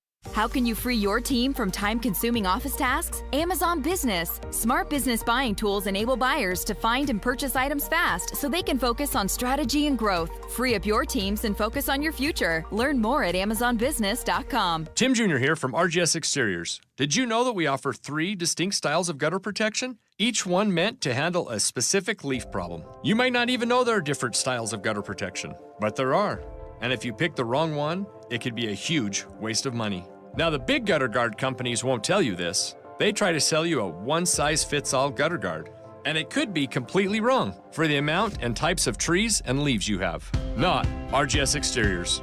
We understand which kind of leaf problem needs which kind of gutter guard. We'll do an in-depth evaluation to assess the types, locations, and numbers of trees in your yard. Based on that data, we match your home to the right gutter guard. So don't risk wasting money on the wrong gutter protection. For a free evaluation and estimate, call RGS Exteriors at 801-280-3110 or visit rgsexteriors.com. That's 801-280-3110 or rgsexteriors.com. 97.5 KZNS FM Colville, 1280 KZNS AM Salt Lake City, and KSL FM HD2 Salt Lake City Midvale. This is 97.5, the KSL Sports Zone.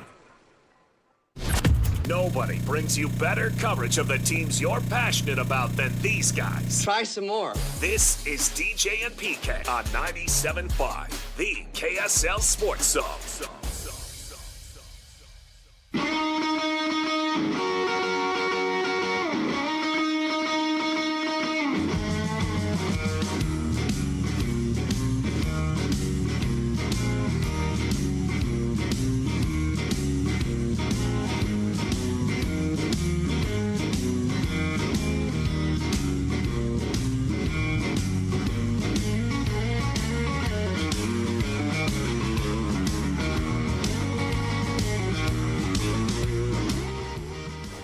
DJ and PK, it's 97.5, the KSL Sports Zone. We are joined now by David Locke, radio voice of the Utah Jazz. David, good morning.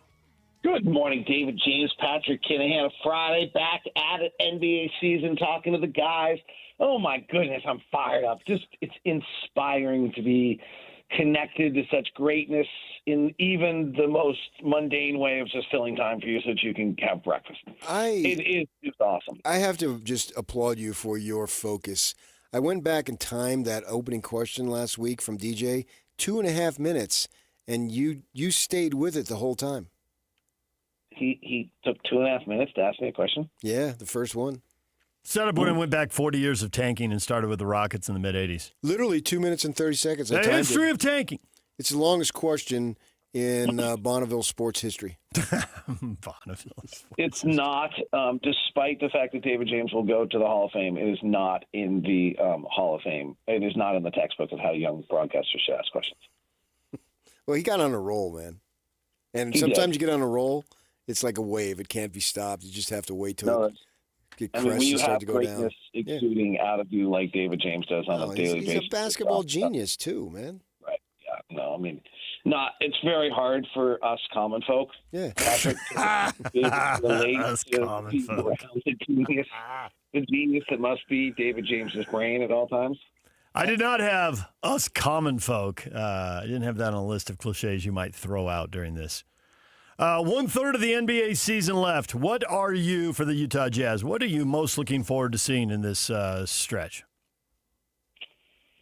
I think the kind of number one talking point I've had recently, and I don't think it's one that, Austin or Will can say honestly, but I think is the truth, is that the world just changed on Cody Williams, Bryce Sensabaugh, Kyle Filipowski, and Isaiah Collier.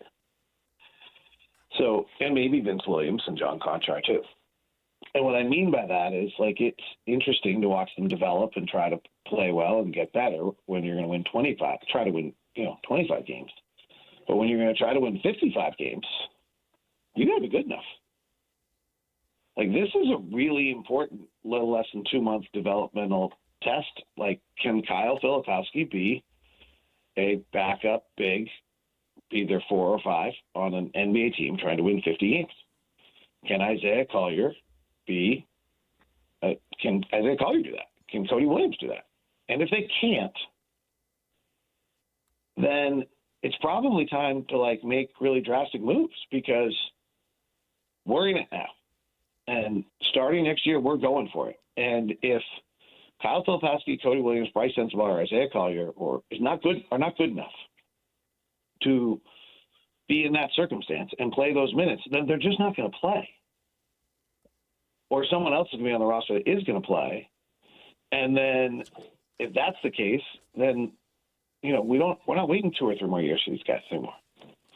So I just think it's a really, really monumentally important stretch for their careers, and then our evaluation of them.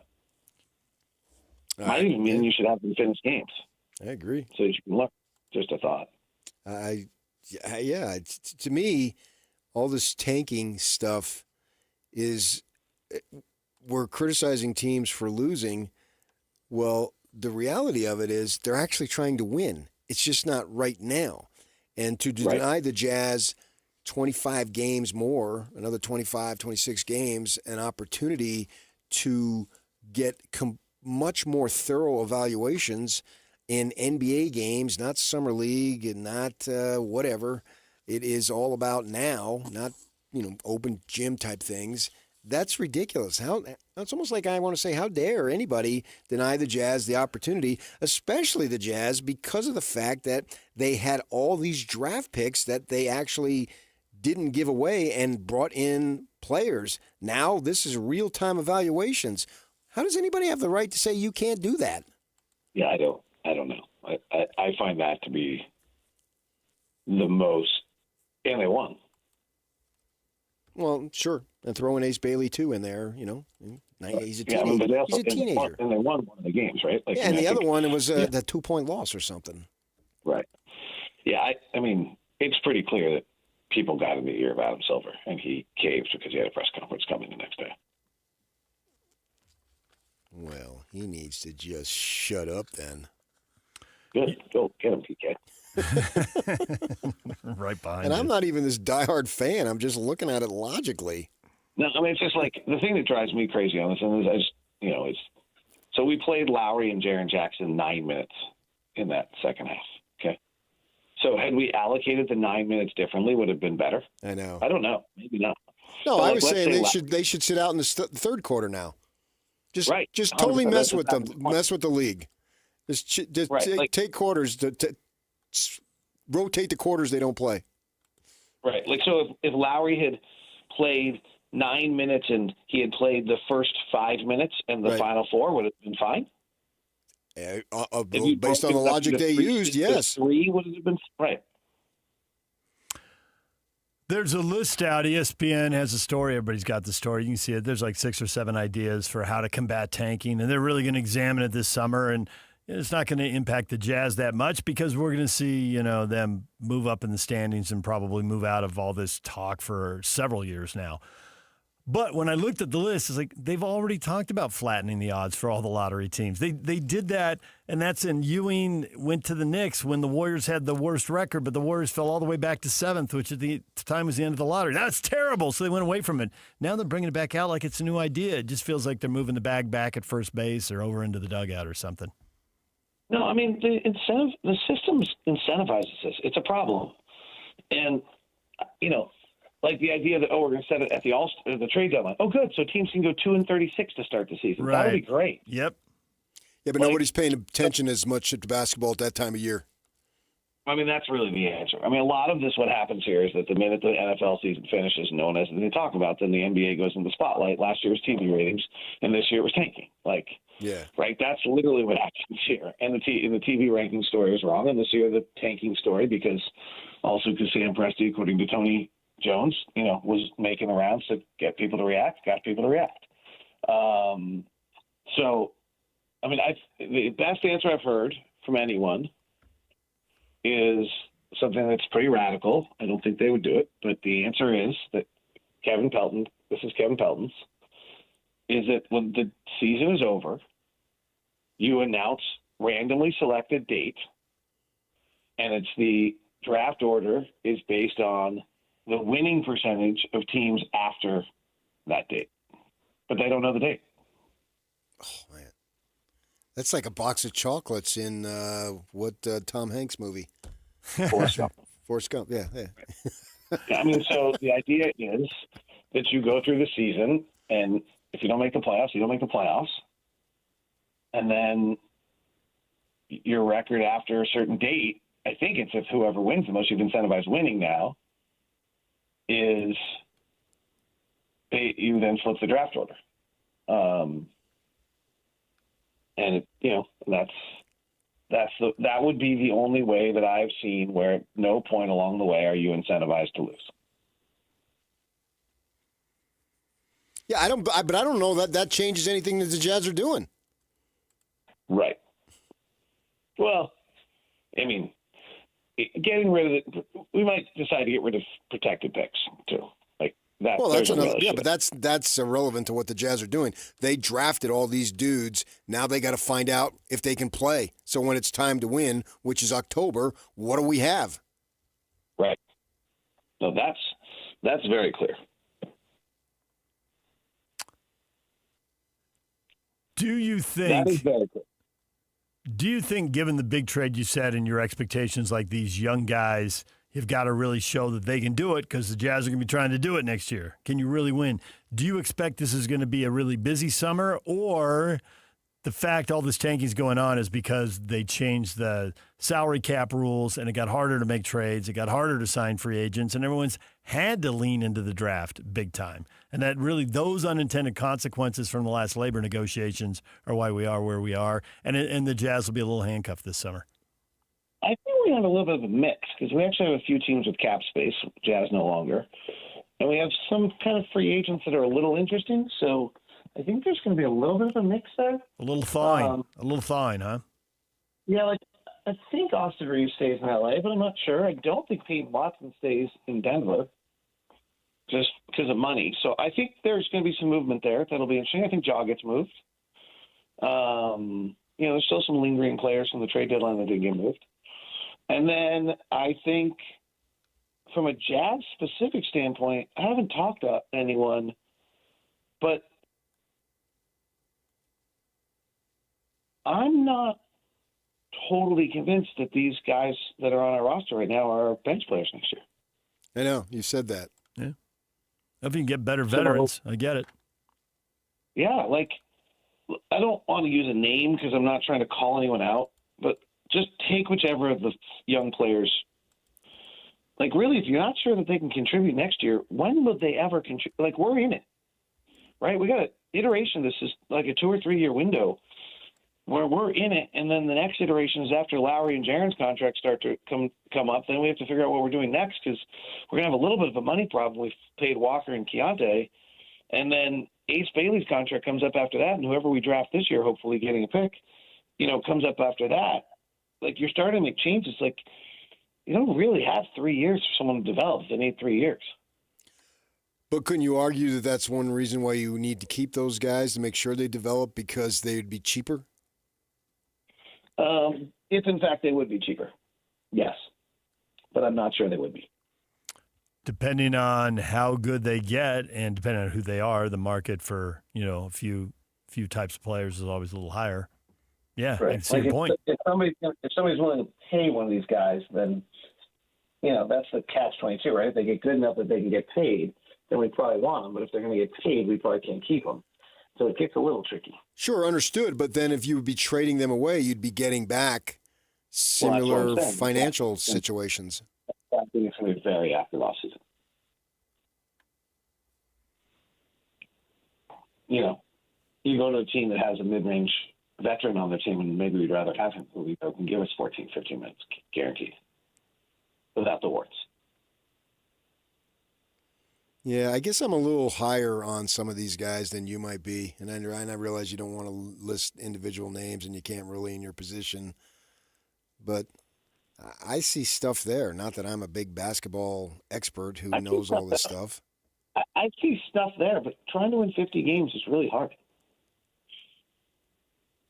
And if you have glaring weaknesses, then the stuff doesn't get to shine.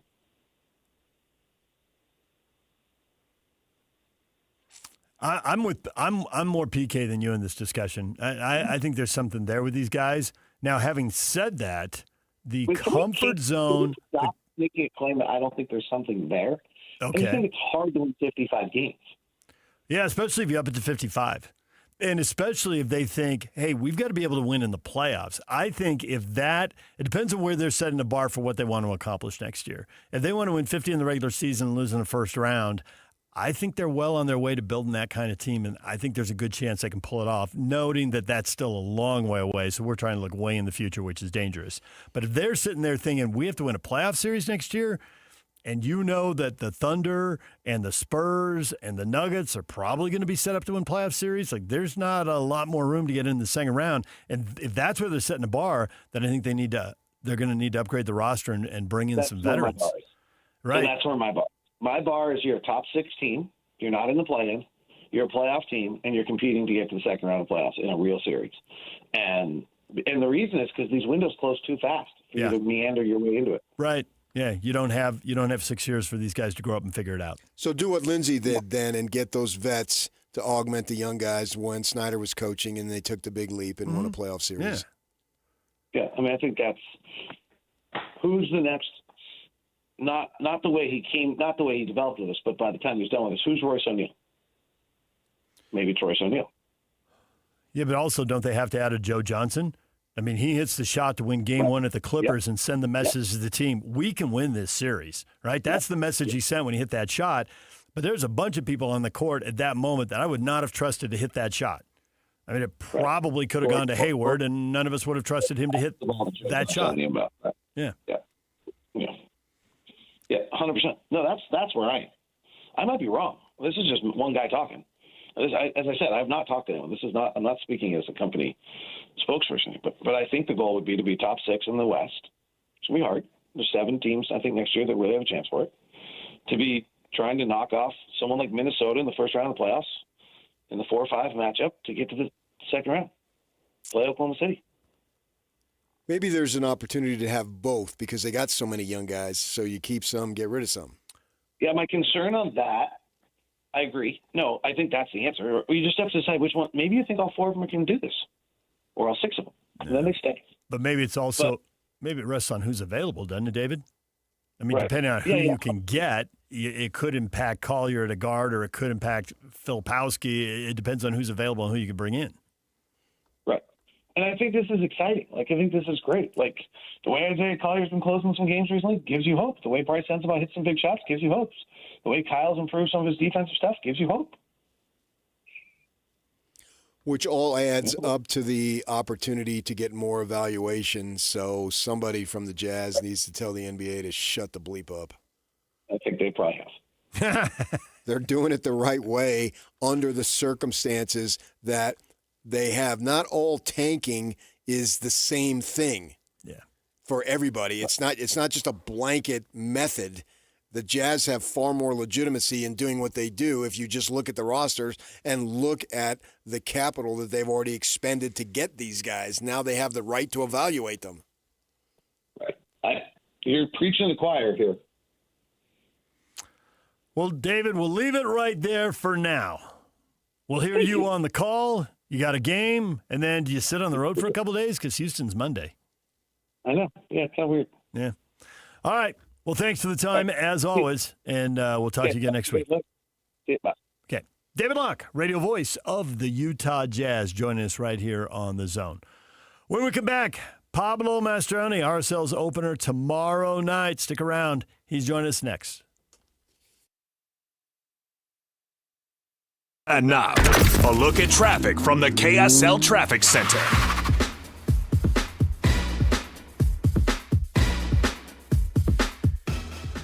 Crash-free commute right now with no slowdowns on any major highways or feeders over to I-15 at this moment. Off the Little Cottonwood Canyon is where the biggest congestion remains on Wasatch Boulevard and Little Cottonwood Road as people try to get up to the ski resorts. This update is brought to you by the Whipple Service Champions. They're Utah's most trusted name for heating, cooling, plumbing, and electrical services, and they are our first choice for honoring honest second opinions. Check them out once again with the Whipple Service Champions. With the KSL Traffic Update, I'm Jake Hatch right here on 97.5, the KSL Sports Zone. This is Jake Scott and Ben Anderson. One of Adam Silver's biggest problems is that he is not consistent at all, and he sets all these crazy precedents that he doesn't live up to, or he sets a precedent he could never live up to.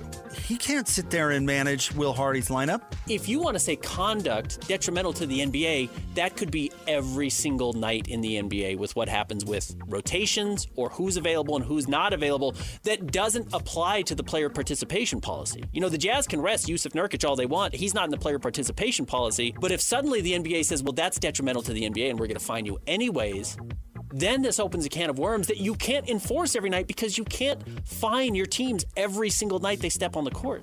Because he doesn't care about policy and never has. That's the problem. Yeah. Catch Jake and Ben weekdays from 10 to noon on 97.5, the KSL Sports Zone. The 11th Annual Salt Lake Off-Road and Outdoor Expo, coming February 27th and 28th at Mountain America Expo Center. 5 halls full of eye-popping side-by-sides, 4x4s, SEMA builds, trophy trucks, and display vehicles. Don't forget to ask for Expo specials on parts and cool accessories. $40,000 in prize drawings, plus celebrity spotlights, with Colt Builds It, Peck Brothers, and Trail Meter. Sponsored by R1 Industries and Sound Warehouse. Get your tickets now. Be advised, this is your opportunity to save up to 40 to 80% on a hot tub or swim spa this weekend only, today through Sunday. Mountain America Expo Center, Sandy. Be advised, this is your opportunity to save up to 40 to 80% on a hot tub or swim spa this weekend only, today through Sunday. Mountain America Expo Center, Sandy. 18-month interest-free financing. Our factories have demanded we sell 1,000 hot tubs and swim spas this weekend. Mountain America Expo Center, Sandy. Huge factory incentives, factory rebates this weekend only. Mountain America Expo Center, Sandy. We can remove your old hot tub. Free delivery of your new hot tub. Deep, deep discounts. Mountain America Expo Center, Sandy.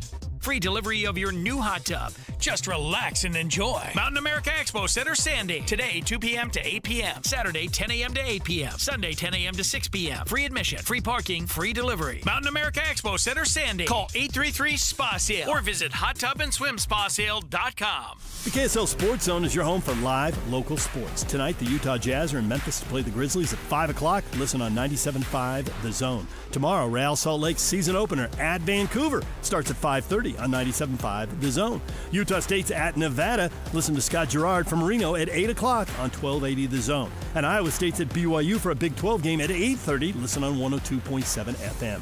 If you want to hear your company's name here, email Stephanie Palmer at spalmer@ksl.com and join the winning team at the KSL Sports Zone. Hey guys, Alex Curie here. Are you considering GLP-1 injections for weight loss? Before you get started, let me ask you this. Are you prepared to spend $3,000 to $5,000 a year and stay on the medication long term to maintain those results? Many prescription weight loss injections require weekly shots, and when the medication stops, weight regain is common. And here's something most people don't realize. Research shows a significant portion of the weight loss can come from muscle, which may slow your metabolism and may keep it that weight off even tougher to do. At SLC Fat Loss, they take a different approach. Their doctor-developed program helps men and women lose 20 to 40 pounds in just 60 days, safely and naturally. No injections, no synthetic hormones, no long-term dependence. Instead, they use real food to reset that metabolism, control that hunger and cravings the natural way, and help your body burn fat and not muscle. That's why thousands of clients have trusted SLC Fat Loss for real, lasting results. And right now, you can schedule a free 15-minute phone consultation to see if that program is right for you. There's no pressure, but availability is limited. And if you want a safe, affordable alternative to weight loss injections, go to slcfatloss.com to keep the weight off for good. That's slcfatloss.com. Results may vary. Wesley Financial Group is not a law firm. Ask yourself this question. Is it really worth holding on to that timeshare that you know you need to get rid of? Here's the truth. The average maintenance fee just went up over 17%. That could have been 117%, and there's nothing you can do about it. When you buy a timeshare, you give them a blank check for annual maintenance and assessment fees. I'm Chuck McDowell, founder of Wesley Financial Group. For 15 years, I've helped over 50,000 families cancel their timeshare. Not sell it, not transfer it, cancel it. Did you buy a timeshare because they told you it was a great investment and your maintenance fees would never go up? That's a lie. Are you ready to get rid of your timeshare once and for all? Simply call us and I'll send you our timeshare exit kit that explains all your options for cancellation. Call Wesley now for your timeshare exit kit. 800-718-4040. That's 800-718-4040. 800-718-4040. Les Olson IT is trusted for businesses providing state-of-the-art printers, copiers, managed IT services, and licensed security systems for Utah. Work smarter with Les Olson IT. Les Olson IT. Listen every Monday morning to DJ and PK and Monday afternoon with JJ and Alex for your Chevy Strong Play of the Game. Win great prizes from Rocky Mountain Chevy. This is Utah's best coverage of the Utes, Cougars, Jazz, and Mammoth. Here we go. From the guys who have been there for all the biggest moments in Utah sports history. You're listening to DJ and PK on 97.5, the KSL Sports Zone.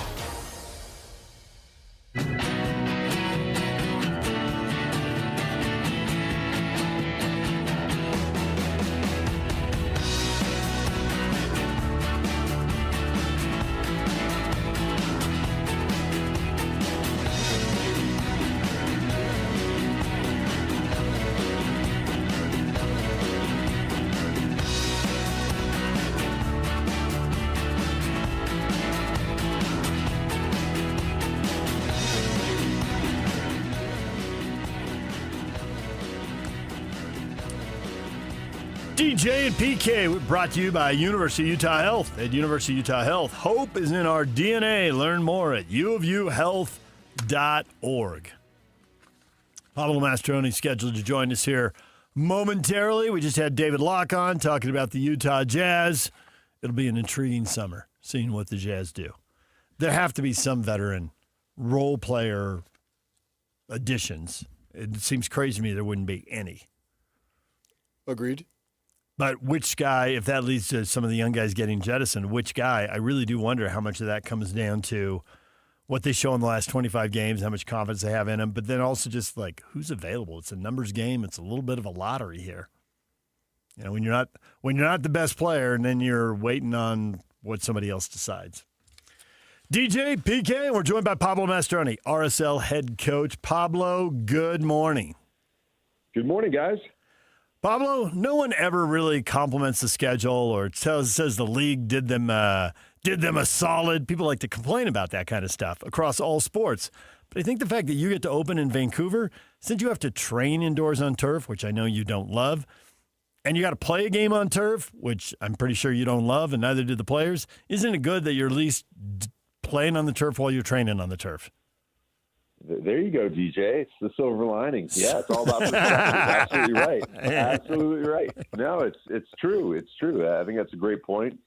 And it's been tough on the turf, obviously. But if there's no better time, because when you're in the middle of the summer, the last thing you want to do is come inside and train on turf to prepare for Vancouver. So it aligns itself beautifully. I've been a sports fan, I think, literally my whole life. When I came out of the womb, the doctor slapped me on the butt. I was like, okay, I got to go, man. I got to watch a game. I mean, from birth, right? It's really, I'm so one-dimensional. I don't know anything about anything else. And each start of the season, we were joking about spring training baseball games start today. And I said, I'm going to go watch the Diamondbacks, blah, blah, blah, blah, blah. And the point is, no matter what season starts, I'm excited for it. Now, I'm wondering from your perspective, this is something you've been doing a long time, not necessarily jitters or butterflies or whatever, but just define your level of excitement with a new season right here before you.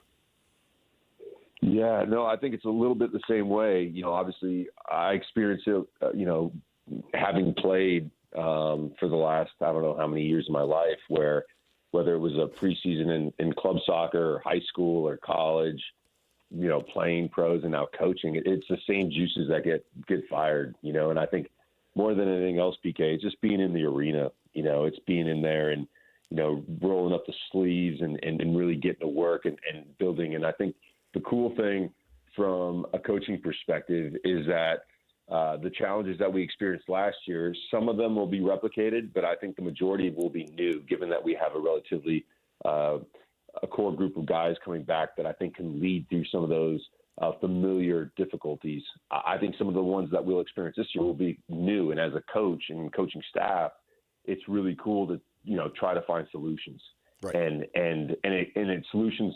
As far as the culture is concerned, solutions, player management, solutions for the tactical adjustments you need to make during games, given the different shapes that different teams will play. So I think, one of the things as a coach that I pride myself on is being a problem solver. And I think that's the beauty of this job, where you go into work and you go in assuming everything's going to turn out, and you walk out of that, you get in your car to go home and you go, I cannot believe the amount of variables that went a certain way that I had no idea were going to happen. And so I think it's exciting. And then you obviously have a new group of players, and we've brought in quite a few, real quality, experienced players to add to the group. And so, once we get everyone up and going and, the collective on the field, I'm really, really excited for 2026. You like to solve problems. Apparently you got a few. Apparently Wednesday's practice gave you a whole new training session, gave you a whole new set of problems. And the only people more secretive than NBA coaches are, it's tied really between the NHL and Major League Soccer. They just really like to stay super vague on injuries.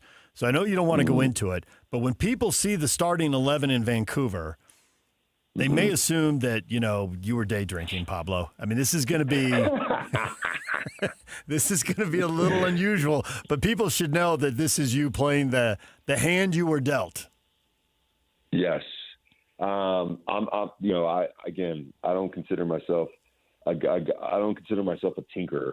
I play the cards that are dealt and try to do so in the best way to put the team in a position to be successful. And obviously, as you pointed out, there's some injuries midweek, and then we have some visa stuff going on with quite a few of the guys that are still up in the air. And so, again, a lot of variables.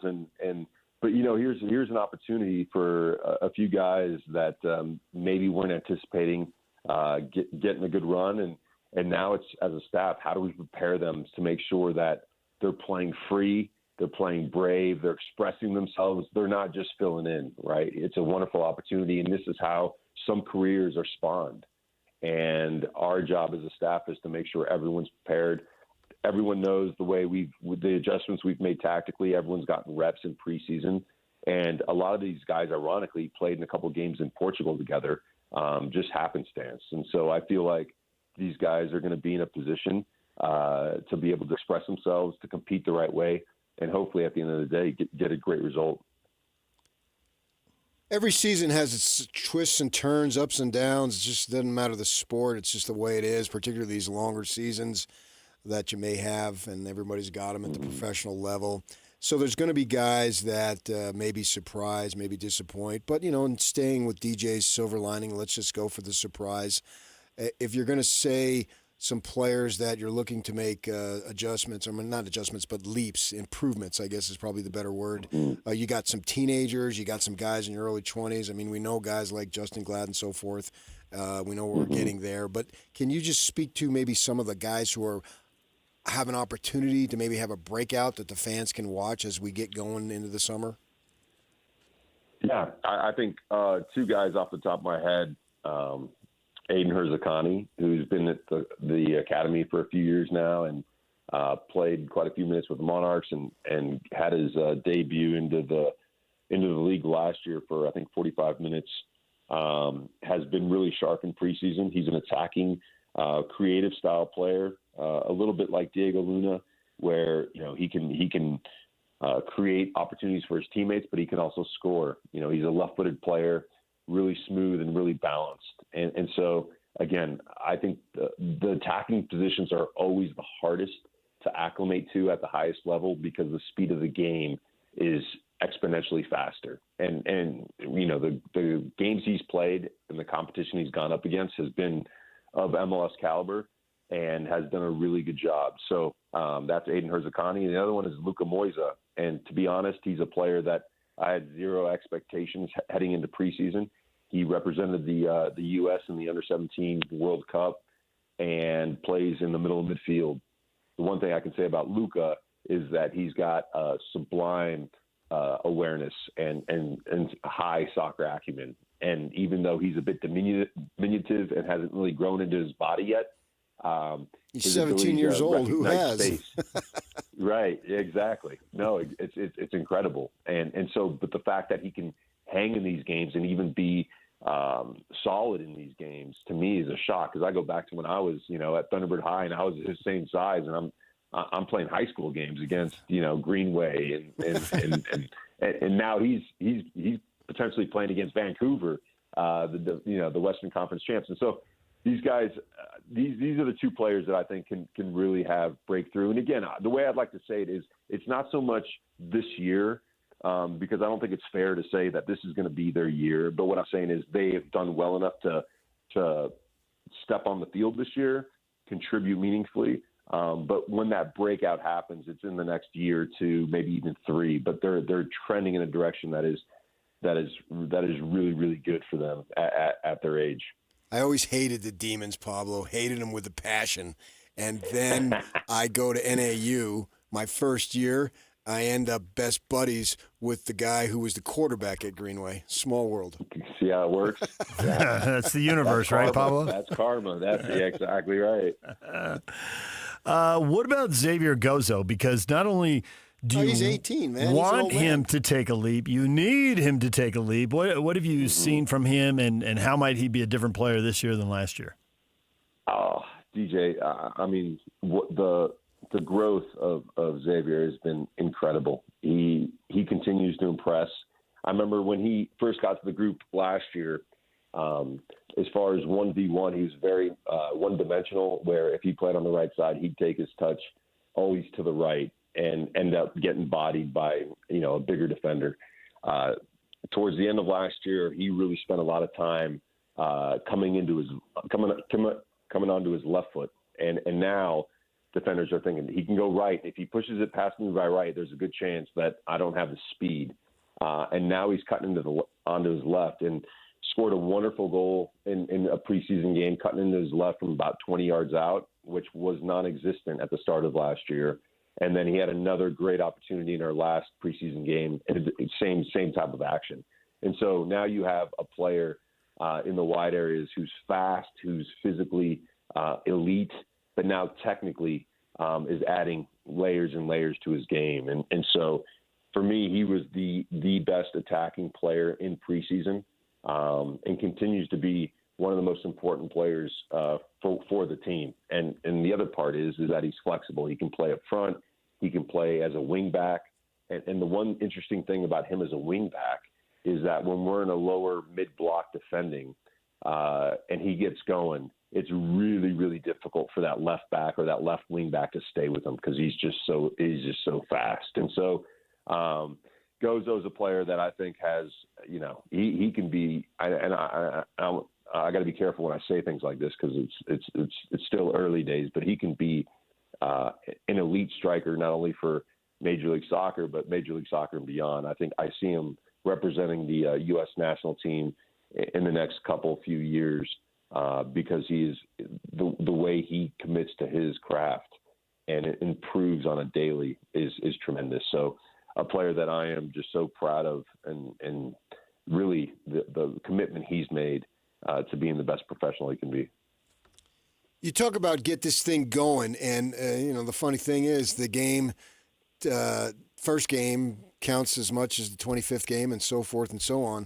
Mm-hmm. So how do you make sure that the mindset is, okay, this is a long season and there'll be changes and so forth, but these games count? Yeah.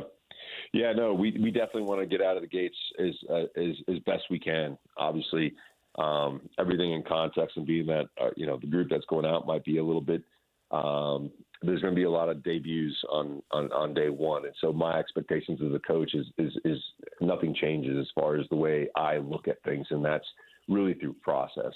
And again, we can't let results validate the work that we're doing because there's times where you play poorly and you get a good result. And there's times you play really, really well and you don't. And the one consistent must be that our processes, the understanding of our tactics and how we implement them, the methodology, all these things that are under our control have to be examined really, really closely. And so we'll get a lot of information from this game, and we'll use this game as a foundational piece for the following game. And the idea is by the end of the season, you should be able to close your eyes and just hear the ball move and move according to where the ball is. And that's really the aim. And obviously we want to win these games early days. But it's also making sure that we don't put the cart before the horse and understand that what we do Monday through Friday is the most important thing to put us in a position to be successful on Saturday. You played defensive midfield at a very high level, Pablo, won a championship as a player and played in 2 World Cups. You see the game that way. And I got to say, I'm a little surprised. I mean, I get the formation change, but I'm a little surprised because it does seem like you could be pushing a lot of guys forward and leaving yourself open on counterattacks with 3 in the back and the 2 defensive midfielders. You've talked about, hey, one of those guys has got to be giving us some late arriving runs and be an extra attacker when we get into the, get closer to goal. How comfortable are you and how much have you seen with that? Because you've literally come into a post game after like a 3-2 win, and that was wildly entertaining, and I hated every minute of it. And you got a huge laugh with that line, but I know you were telling the truth. It kills you. You would much rather win, a 1-goal game than have 4, 5, 6 goals scored in a game.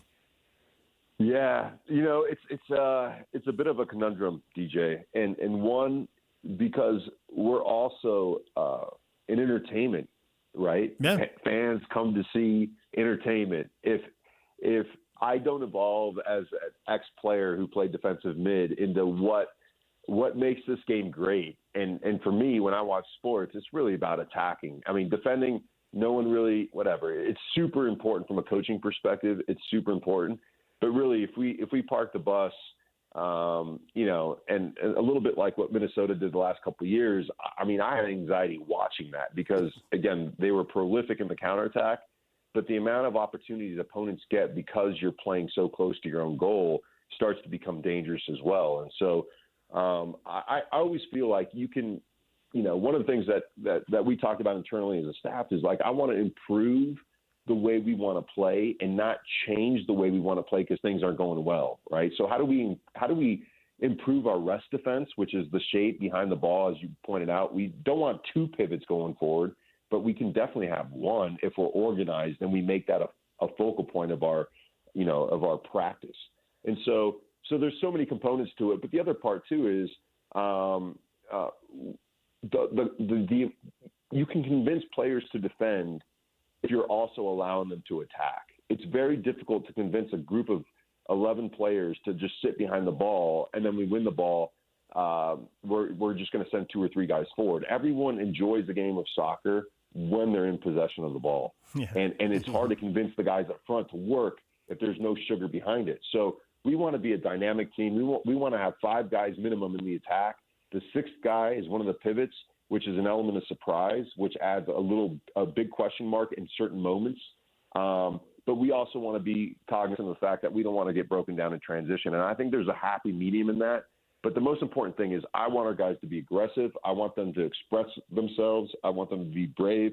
And I want our fans to be the best 12th man. And the easiest way to do that is to have a lot of attacking action. Agreed. Hey, if you don't like defending, the best thing you can do is defend and win the ball back. Then you don't have to defend anymore. If you just jog around and give a half effort, they're going to string 30 passes together. You're going to be defending forever, running from sideline to sideline, giving up corners, and that's no fun.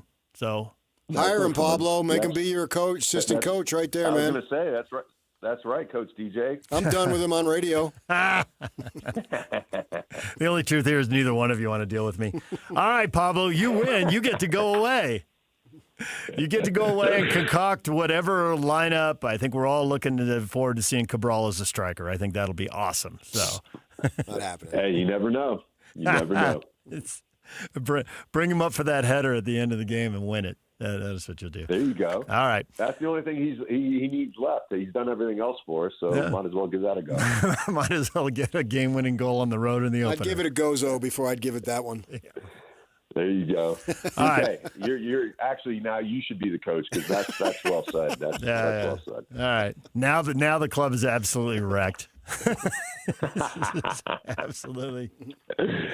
absolutely wrecked. All right, guys. All right, enjoy the trip to Vancouver. We'll watch the opener, see how that goes. You can hear it here on The Zone, and we will talk to you again next week, hopefully, Pablo. All right, guys. All right. Take care. Thank you. There's Pablo Mastroeni. The opener's at Vancouver tomorrow night. Apple TV, you can hear it here on The Zone. It's early start 5:30, a little earlier than normal when you're playing on the West Coast. As I understand that Apple TV, you don't need the extra subscription, right? They got rid of the double paywall thing this year. So long as you have covers it. Yeah, so long as you have Apple TV, it's good enough. You're good enough. You don't have to have the MLS Plus package. subscription. Right. Yep. It used to be called the double paywall, but it's just one now, so that's good to go. And they're home. The home opener is a week away. Seattle will be here next weekend.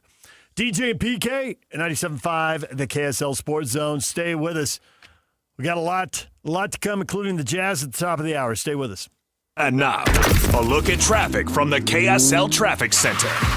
You're looking to go skiing this morning up Little Cottonwood Canyon. Hopefully you brought your patience along with you because it's going to be a long while to get through all the backups on Wasatch Boulevard and Little Cottonwood Road.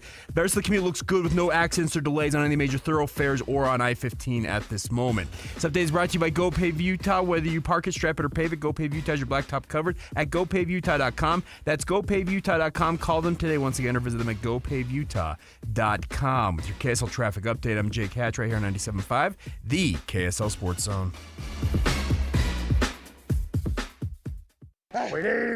This past summer, we introduced the first ever Top 60 and 60 watch list. And now that the season is over, it's time to rank the best players in the state of Utah. It's the Top 60 and 60 ranking show, presented by Kenny J's Barbecue. Coming up this Friday, the Zone will rank the players that made the biggest impact on the state from the 2025 season. Live from Kenny J's Barbecue at the District in South Jordan, it's the Top 60 and 60 ranking show, presented by Kenny J's Barbecue, where you can get 10% off your catering order at KennyJ'sBBQ.com. This is 97.5, the KSL Sports Zone. Hey, it's Friday. Another week. It's going to be in the books. It's the last full weekend of February. Can you believe it? Time's getting away. Your life's getting away, too, in terms of time. It rolls on. You got to be prepared for it. A friend of mine is retiring next week. I was talking to him last night. If you are approaching that, here's the time. Get with Trajan Wealth. They can help it be better. Of that, I guarantee you, man. I can tell you about that because they've made my life better. I've been dealing with them. The opportunity to sit down and talk with them, you know they're experienced. You know they know what they're talking about. And if you're like me, you don't know what you're talking about when it comes to money. Think about this, man. Trajan Wealth, the fiduciary advisors, there's a bunch of uncertainties when it comes to retirement planning. At least there are for me. You know, will I have enough money? I think that's right at the top of the list. How long will the money last? How about the Social Security? You take it now? Do you wait? What do you do? Well, why not get the advice of experts? Yeah, when I'm talking about that, I don't know that they're going to guarantee that everything's going to be great, but they're going to be, I can guarantee that they're going to give you good advice and then you make your decisions. That's what I'm talking about when I say that guarantee, because I have it and I feel it. Give them a call. You can get a free review too. Won't cost you anything. Set something up. 801-210-6800 is the phone number.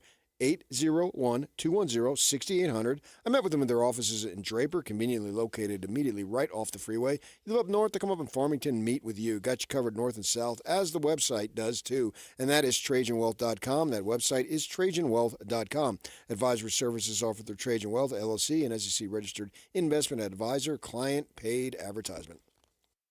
Planning a party or office lunch? Let Kenny J's Barbecue bring the flavor to you. From 10 to 1,000 guests, Kenny J's has you covered with slow smoked ribs, juicy brisket, and all the homestyle sides your crowd craves. Join Kenny J's Text Club for 20% off your next order. Text Kenny J to 833-643-5686. Visit KennyJ'sBarbecue.com. Kenny J's Barbecue, where every event becomes a celebration. Ready for unbeatable deals? At Tim Daly Nissan Southtown, drive home a new Sentra starting at just $19,900. Need more space? Get up to $9,000 off new Pathfinders. Or grab a rugged Frontier for as low as $399 a month. With 99% approval, 0 down, and 90 days until your first payment. There's never been a better time to buy. Plus, every vehicle comes with a Tim Daly Forever warranty. Only at Tim Daly Nissan Southtown. Hey guys, it's Woodrow from Mint Medical Clinic. Are you struggling with ED? Well, you are not alone, and now there's a real solution that treats the root cause, not just the symptoms. Introducing our trifecta approach, a breakthrough combination of acoustic wave therapy, hormone replacement, and cryotherapy, all designed to restore blood flow, boost performance, and rebalance your hormones. Whether it's ED or hormonal imbalance, if you're ready to reignite your love life, this treatment helps bring back your energy, your drive, and your confidence. And right now, when you call, you'll receive a free consultation, a blood flow ultrasound, and an intimacy gift. That's a $650 value, absolutely free. And here's the bonus. The next 20 callers will also receive a 5-night stay at a luxury resort in Hawaii just for taking the first step. But you must call now. With 2 convenient locations in Layton and Sandy, help is closer than you think. Call 801-804-8000 now. That's 801-804-8000. Mint Medical Clinic. We'll get you back to mint condition. I'm here with Monty from Connecticut Quality Water Systems of Salt Lake, an authorized independent dealer. So, Monty, I wonder if you know someone like this. He's the ultimate DIY guy. Restores classic cars, builds his own deck, and even smokes his own brisket. Sounds like a talented guy. He is. But get this, his other weekend hobby is troubleshooting his water softener. He's always down there resetting the timer or fiddling with the circuit board. See, Doug, that's where I draw the line. Smoking a brisket is a great weekend project. Yeah. Fixing an electric water softener is just a chore. Exactly. He thinks he's saved money by buying the bargain brand, but he's paying for it with his Saturdays. That's the Connecticut difference. Our systems are premium because they are non-electric and fully automated. No computers to fry, no timers to reset. We install it and you get back to the hobbies you actually enjoy. If you want soft water, do what I did and leave that to Connecticut. It runs on water power, not willpower. Learn more at softwaterutah.com. That's softwaterutah.com. Greater Zion, no greater feeling. At Southern Utah's Copper Rock Golf Course, we embrace that feeling. Here, every swing is surrounded by breathtaking landscapes and world-class amenities, providing that perfect pairing of golf and unforgettable outdoor experiences. Come for the golf, stay for the adventure. Copper Rock, born to be played. The impact of a meal goes well beyond feeding our bodies, because when people don't have to worry about where their next meal is coming from, they can truly thrive, like Marta. And now we'll hear from our class valedictorian, who with our hard work never ceases to amaze us. Please welcome Marta Moreno.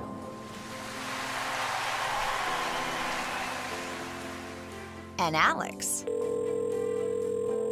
Hey, Alex, how did the interview go? I did it! I got the job! I can't believe it! I knew it.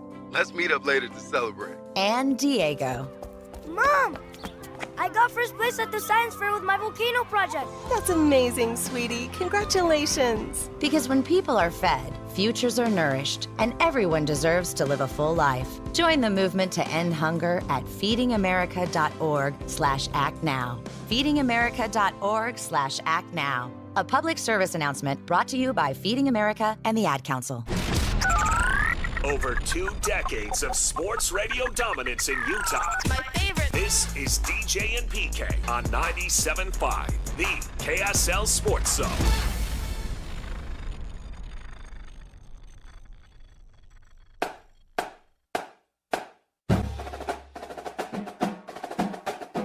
The Salt Lake County Players of the Week, brought to you by Hercules First Federal Credit Union. And this week, our winners, Nevaeh Crosby from West Jordan High and Samio Takavev from West High.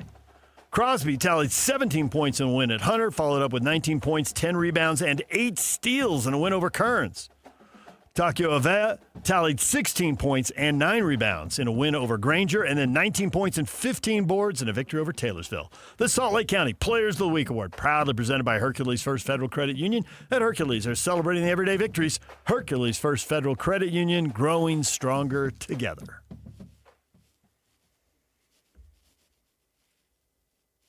PK, we have many things coming together all at once. We've got gold medal just awarded in women's hockey. We've got semifinals and then the gold and bronze medal game Sunday for men's hockey. We've got the NBA restarting.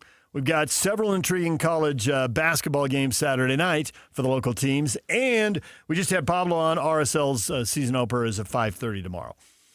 So, with all of that, there's also spring training getting started. That's with where I'm 5 going. games. I was going to say, you're forgetting the most important thing here.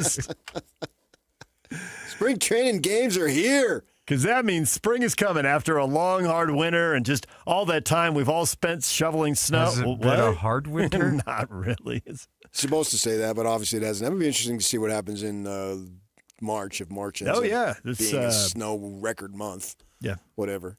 Well, your wife coached high school sports for years, and you've often said that the kids who play sports and spring sports, those are the ones who really get the shaft from the weather.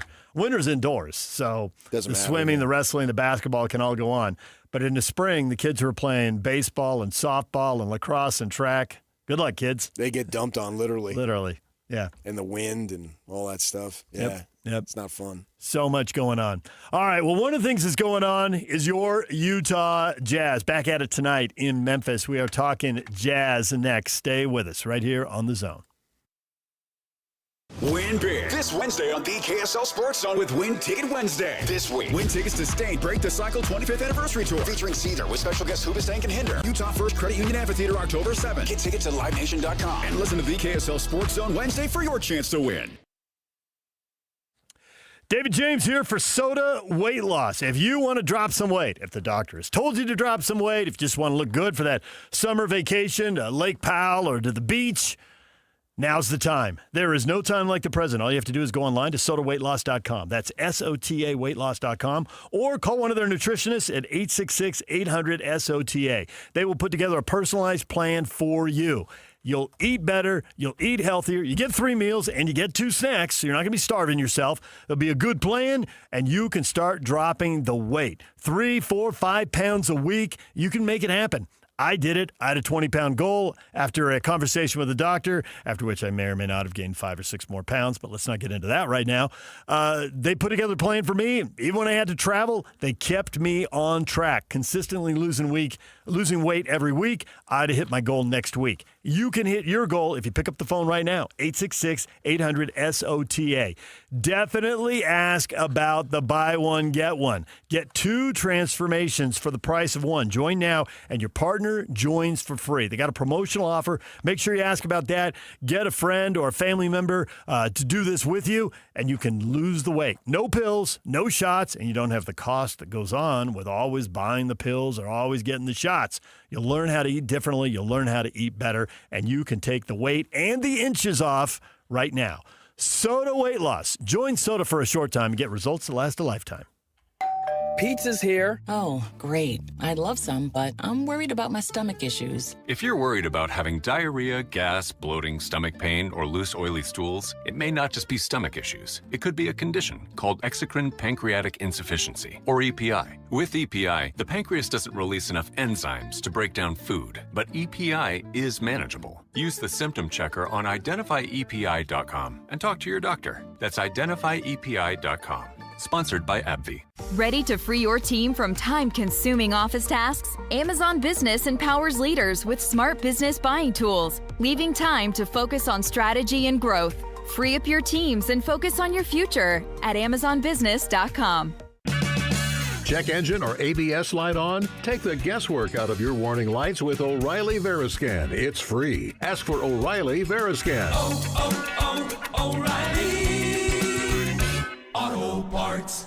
Which cookie is best? Oh, add cream to your soda or not? Well, here's something we can all agree on. We care about Utah, and it's in danger because Great Salt Lake is drying up, crippling our economy and ecosystem. Even worse, toxic dust containing arsenic and mercury will blow from the exposed lake bed, threatening the health and safety of local communities. This isn't a future problem, it's already happening. You still have time to make a difference. Visit growgsl.org to learn how you can help save the lake.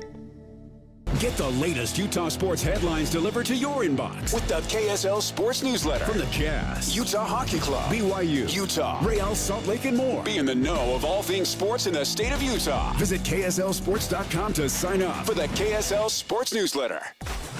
Be advised, this is your opportunity to save up to 40 to 80% on a hot tub or swim spa. This weekend only, today through Sunday. Mountain America Expo Center, Sandy. Be advised, this is your opportunity to save up to 40 to 80% on a hot tub or swim spa. This weekend only, today through Sunday. Mountain America Expo Center, Sandy. 18-month interest-free financing. Our factories have demanded we sell 1,000 hot tubs and swim spas this weekend. Mountain America Expo Center, Sandy. Huge factory incentives, factory rebates. This weekend only. Mountain America Expo Center, Sandy. We can remove your old hot tub.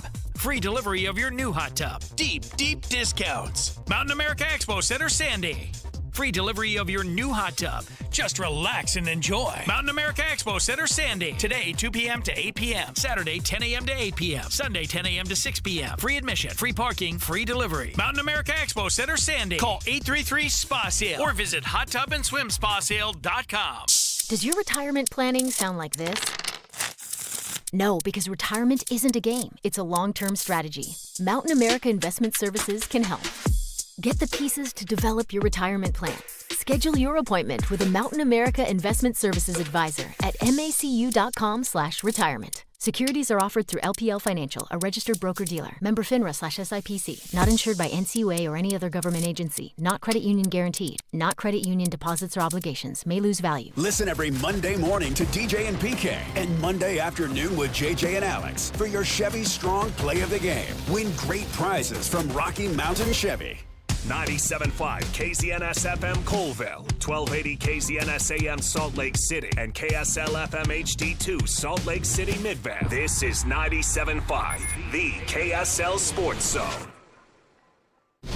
Nobody brings you better coverage of the teams you're passionate about than these guys. Try some more. This is DJ and PK on 97.5, the KSL Sports Zone.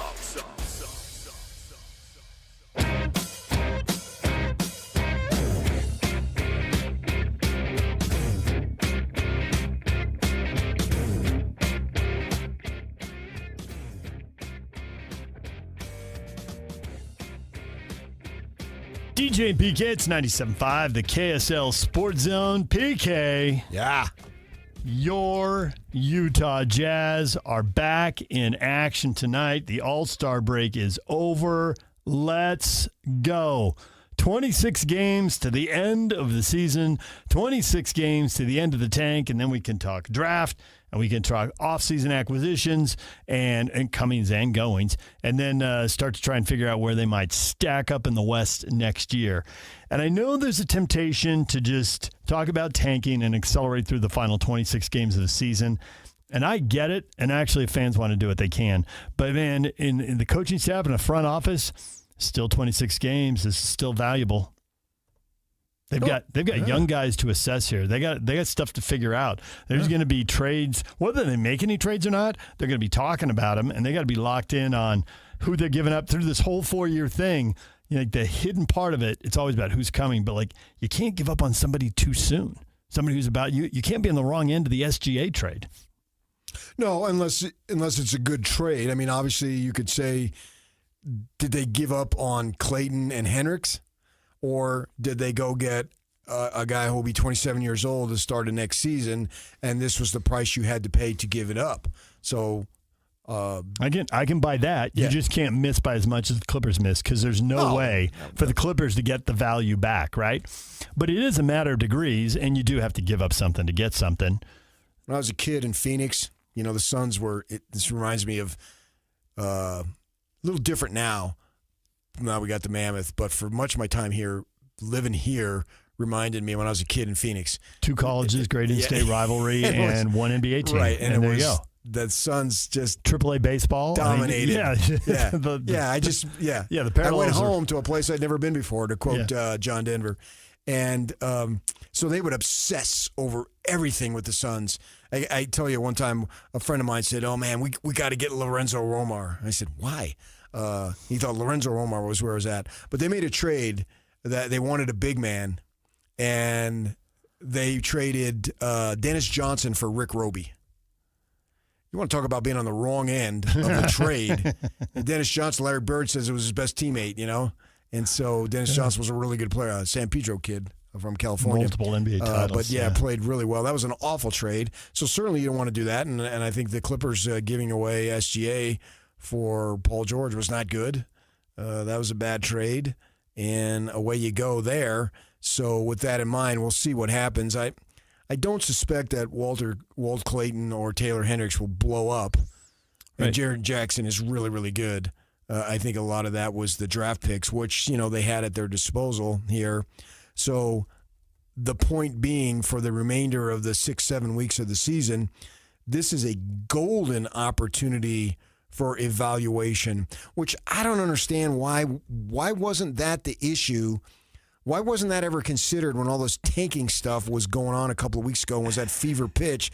Like, we want to evaluate our guys. We're not going to make the playoff. We could play these guys every minute of every game. We're not going to make the playoff. Why are you denying us the opportunity? Because so few teams have as many young guys through the drafts picks that we acquired when we made the trades. And G League, Summer League, pickup ball, those are all fine, but nothing compares to actual NBA basketball. That's a great argument, but it doesn't satisfy the NBA team that's complaining. At least one NBA team is complaining, and 2 gambling companies are complaining, and the commissioner has a high-profile press conference in a few days. Now, the commissioner isn't going to do much media between now and the playoffs. I'm sure he'll pop up at playoff sites and do it. But by then, the storyline will have moved he always on. does a little State of the Union. State of the Union at the All-Star break. Yeah. At the finals, yeah. Yeah. So this is a golden opportunity for all eyes to be on Cody Williams, to be on Collier for sure. Continuing with Sensabaugh. Yes. We know the guys who they are. Vince Williams Jr. as a new guy to the team. And then they got these new dudes, too, that they've only had for a couple of weeks. What are they going to do with Conchar, right? Yeah. John Conchar. I mean, he's 29. The Lion. He's not a young guy, but he is signed for another year. And at $6 million, he could go into trade, but is he useful? What is your rotation going to look like next year? What can he really do? Right. Where are you going to slot him in? Yes, I don't understand why this is against somehow protocol and rules integrity to get a big-time evaluation on each of these individuals. Yeah, absolutely. Do it, and do it to a strong extent. And so you don't allow the other guys to play as much. That's bad. That doesn't make any sense to me. Locke brought up the point, and I think we can disagree on where we land on our evaluation of the guys, but the point is right. It is one thing to play regular season games versus playoff games, obviously, and it's also another thing to play regular season games when the team is tanking. There's no expectation of winning, which is really every NBA game that Collier has ever played in, every NBA game that Sensabaugh has ever played in, every NBA game that Ace Bailey and Cody Williams have ever played in. I think from what we've seen of them, I think when the competition is more real in the regular season, when they're fighting for something, I think these guys have established to the point that I think they can play backup minutes and be rotation guys, and that'll work. I think when they get to the playoffs or when they're playing elite teams in the regular season, it's really going to show. They're going to be teams with better benches. But there'll be a lot of nights that these young guys, as bench guys, I think they can perform pretty well and help them win games, especially given what I think the starting lineup is going to look like. See, I don't think the Jazz now going forward, even though, and it's a little bit of a contradiction, so you got to hear me out, I don't think they're tanking exclusively for the purpose to stay in the draft. I think to a good degree, positions 6 through 10 are open for winning. And they're going to try to win next year. That's an absolute fact. Even Presti of Oklahoma City and Adam Silver or whomever, Doris Burke, the great minds of the NBA, they all can see the Jazz are using this time to evaluate who are our rotation guys when we start to win. And it's not like some of these teams, they tank this year, they're going to be tanking next year. Who knows when the tanking is going to be over? There's really no plan. Their plan is to lose for losing sake so they can get the highest pick possible. The Jazz, yes, they're losing to keep the pick, but they're also evaluating for the distinct purpose and real purpose of winning next year. That's an easy argument to make. It doesn't take any stretch of the imagination to make that. Because I think it's not only about winning next year, it's also about what trades they may or may not make this summer, and also who do they pay and who do they keep and what are they going to do. All these guys are starting to come up against the point where, okay, you got a team option to check out Sensabaugh for another year and Vince Williams for another year, but you're going to have to make a decision on paying them. And if you go right to the end without cutting a deal, some of these guys may get extensions. We'll have to see. Now, at what price, right? Walker Kessler could have gotten an extension last summer, but he didn't. And, how much tension is there over that? How big is the gap? How big is the gap now versus how big was it, back in September, October, whatever, Plus when they weren't coming together? Changed dramatically since then. And so, all of these things weigh in. The coaches are probably more concerned about, hey, develop these guys, get them better. But the front office is thinking, do I want to cut a deal with this guy? What's the number? And can we get that figured out? And will the guy agree? And will we get it across the finish line? Yeah. And then the phone's going to ring about some team, trying to get some player. It's inevitable. Mm-hmm. Yeah, okay. Right. All those things are factoring in. And it starts tonight. I was surprised that Locke had dismissed Collier as much. I know his shortcomings. We all know him. Yeah. But running an offense is not one of them. And when you're amassing this level of assists to turnovers, that's valuable. Collier has a place in this league, man. And there's a deficiency there. I understand. Okay. But there's also other stuff that he can do. And I can go down the list with all these guys. And obviously with Ace Bailey, you're not looking for him to be a rotational guy. That's not the goal here. No, the goal with him is to play him, develop him. To me, that's one of the big arguments for, aside from keeping the pick, obviously, we're just setting that aside for now. One of the big arguments with going a lineup out there is make Ace Bailey the featured guy in the fourth quarter or for entire games and say, Ace, this is what it's like when a whole defense is geared up to stop you. You're going to have to get used to this. Yeah, that makes me nervous, though, that they might win. If the whole defense is geared up to stop, if he's the best player on the court, I'm thinking that team's small. Right, but suppose he succeeds. Well, if he's that good that he just starts taking over one game after another, then they'll shut him down too. I do think he can get his shot perimeter-wise off about anybody because he's taller. He's athletic. So we saw it a little bit in the Miami game, right? They lost Orlando, won Miami, right? Mm. I thought he just continues to show signs. I told you a few weeks ago that if it may come to the point where they have to sit Sensabaugh or Collier or Ace. I mean, we already know they're going to have to sit Keontae and Markkanen in games. They're going to have to, or they're going to win too many games. But some of these other guys may have to sit too, depending on what happens. I mean, they could see some very watered-down lineups going forward. And these guys, I think they're good enough to beat those lineups. Right, so that's why I'm nervous. I want to see Sevi be the featured guy. Sevi Ballesteros. Sevi Mahalawu. Svi. I want to see him be the featured guy. I can see his minutes going up. Absolutely. What is George in his third year or fourth year? Keontae George is in his third year. Right. So he's making the third year jump. I want to see the same jump that George has clearly made in Ace Bailey in year 3. Totally get that. Yeah. Right. And then he's been good this year. At that point, they're really on to something.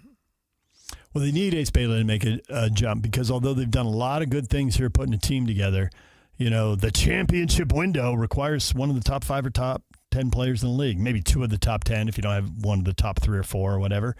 And I don't see anybody. I mean, I like a lot of these guys. Markin and Jackson have been all-stars, but I don't think anybody describes them as some of the top 10 players in the league. But I do think putting them together, there's extra bonus because of their size. But Ace Bailey, if you say who on this roster right now is most likely to end up all-NBA first or second team, top 10 in the league, it's Ace Bailey. I could see Jaren Jackson. I wonder if you have you can argue anything. So you can make a case for Jackson, Markin, and probably Keontae George for that matter. But the easiest loosely on the last 2. I get it, but the easiest argument to make is for Ace Bailey. How about if they have 4 of the top 20? Yeah, if it's a guy like 12, 17, 19, 20. First off, I think the margins are so slim at that point. Whereas like from guys 1, 2, 3, 4, there's a big spread between those guys and guys 7, 8, 9. Right, but we're not debating where they fall on the list. No, we're but if they're in that, the Jazz starting lineup. If you had 4 of that group, that'd be interesting because I'm trying to think of a team or a roster where that's been the case. Well, everybody goes back to that Detroit one when the Lakers were a mess. And maybe that's what it takes. Like if the 1 or 2 teams that have top 5 players that really have a true roster around them. And then when Jordan was out, they had. But Olajuwon was a top 5 player. I was going to say he was top 1 or 2. Yeah, absolutely. But then they had nobody else who. No. At that point, it felt Drexler came in, but first year. But it felt like everybody else on that roster was between player 40 and 100. Right. Yeah. And maybe they got lucky because Jordan was out. Yeah. But so what? Doesn't matter. But I just wonder, especially if the top 2 or 3 players aren't that massively separated. Meaning, we could argue that now. Jordan was the top player in the league during his time. But it was a long way to number 2 most of those years. And so maybe if it's more jumbled. Like Jokic and top, SGA and yeah. And you haven't had a player ascend to that level, but you still have your top 4 guys combined, 1 through 4, could compete with anybody else's top 4. How good can you be then? Well, I do think that opens the Jay-Z had that quote about opening the championship window and keeping it open. Well, certainly you're in the mix with that. Whether you would pull it off or not, I guess we just have to get there, see how those teams are built and all that kind of stuff. But you would certainly be in that mix where you're one of the top 2, 3 teams in the league if you had 4 of the top 20 players. So that's where I'm going with this group. I don't know that I'll get there, but that's what I'm looking at. And can they overcome it? And then you have a really solid bench. Because they sort of had that in the Gobert-Mitchell years. Yeah, they had a good bench. Yeah, they had the 6th man of the year, and they had the runner-up in balloting. Right, but I meant... But down further, the bench, they had the really good... I understand that. Yeah. But I'm talking about... Oh, at the top. Yeah. Yeah, I wouldn't say they had 4 of the top 20, but I get your point as far as Gobert and Mitchell were way up there. And then now I'm trying to think of the whole starting lineup for that era. And then Bogey, where would Bogey have been? I mean, he was kind of one-dimensional. Like, he shot it and he scored. They had to really get on to rebound. There was a game in Houston, I remember once, like 35 points and 1 rebound or something like that. And he joked about it. Yeah. That wasn't his game. No. But, I mean, they didn't have the elite defensively in Gobert. They did, but they didn't have that. But yet they were still pretty good. And obviously they flunked out in the postseason. But then that you have to hope that you're a little bit better at that point. And I think that the potential of this group is better than that group. Yeah. I can see why you say that. I can absolutely see why you say that. They were a game away from making a conference final. They were super dependent. Well, they were 2 away, weren't they? They lost in 6 to the Clippers. Would have had to win 6 and 7 to get there. Right. But I think that, I can see where the skills build off each other. You know, it's not like Markkanen's a shot blocker or a big defensive stopper or something, but when you're the second or third 7-footer, I mean, it just gets hard to pass the ball because, like, if all the 7-footers stick their arms out, like, passing lanes are just shrinking literally left and right. I mean, they could become a really good – they've been a terrible defensive team, literally bottom of the league, number 30. But that could change pretty quickly and pretty dramatically if they re-up Kessler this summer. I think it will. Yeah, and those three are on the court. You could always have 2 of the 3 on the court, and sometimes you're going to have all three on the court. There's no reason why Bailey can't be a good perimeter defender. Yes, yeah. And again, you'd have a guy who'd have size and length. I don't think that there'd ever be a Jazz team. They have more talent and more cohesiveness and more continuity. But as far as like just sheer size, length, and athletic ability, this would be the tallest, longest, most athletic team. Now you throw in skill, right? Stockton and Mitchell are smaller guys, but they're highly skilled. But they were trying to beat double teams with guys coming at them who are 4, 5, 6 inches taller than them. And all of a sudden, the Jazz can run a big lineup out on the floor. I can get super excited about the Jazz next 2 to 3 years pretty easily. You know, the funny thing is just when you said pretty excited, I thought 1 year for sure, probably 2. By then we may see some limitations. And I wonder if there'll be more pressure, you know. Once the expectations come, the pressure gets heightened. And there's always, there'll be more expectations next year, so there'll be more pressure. But I still don't think there'll truly be a lot of pressure because I think that team's going to have such a good roster and they're going to come from so far down in the standings to so far up. There won't be any pressure in the postseason. There'll be low expectations. Man, you get to year 3, though, it'll be like, hey, you got to win a playoff series or 2. This is different now. A lot like, actually, BYU. You know, the first year with Kevin Young, hey, you got to win a tournament game or 2. You got to get Sweet 16. Now, immediately the next year it goes to, you got DeBonce, you've been Sweet 16, you got to Elite 8 or Final 4. The injuries have obviously undercut that. But I think postseason expectations for the Jazz will climb pretty quickly the same way they did for BYU. Yeah. And see, you never know what's going to happen in the league. It's impossible to predict. But maybe OKC gets bugged by the can't pay everybody like they did before. So I'm excited, and especially if you add a really good player this coming summer to the mix, and then that player can come along at his own pace. Yeah. So in 2 to 3 years when he's ready, man, who knows, man? DJ and PK, we are brought to you by University of Utah Health. At University of Utah Health, hope is in our DNA. Learn more at uofuhealth.org. We're going to take a break. When we come back, everything you missed in this show, we got to focus on the college basketball. 3 teams with 3 interesting games coming up tomorrow night, and we will get to the Utes, the Cougars, and the Aggies next. Stay with us. And now, a look at traffic from the KSL Traffic Center.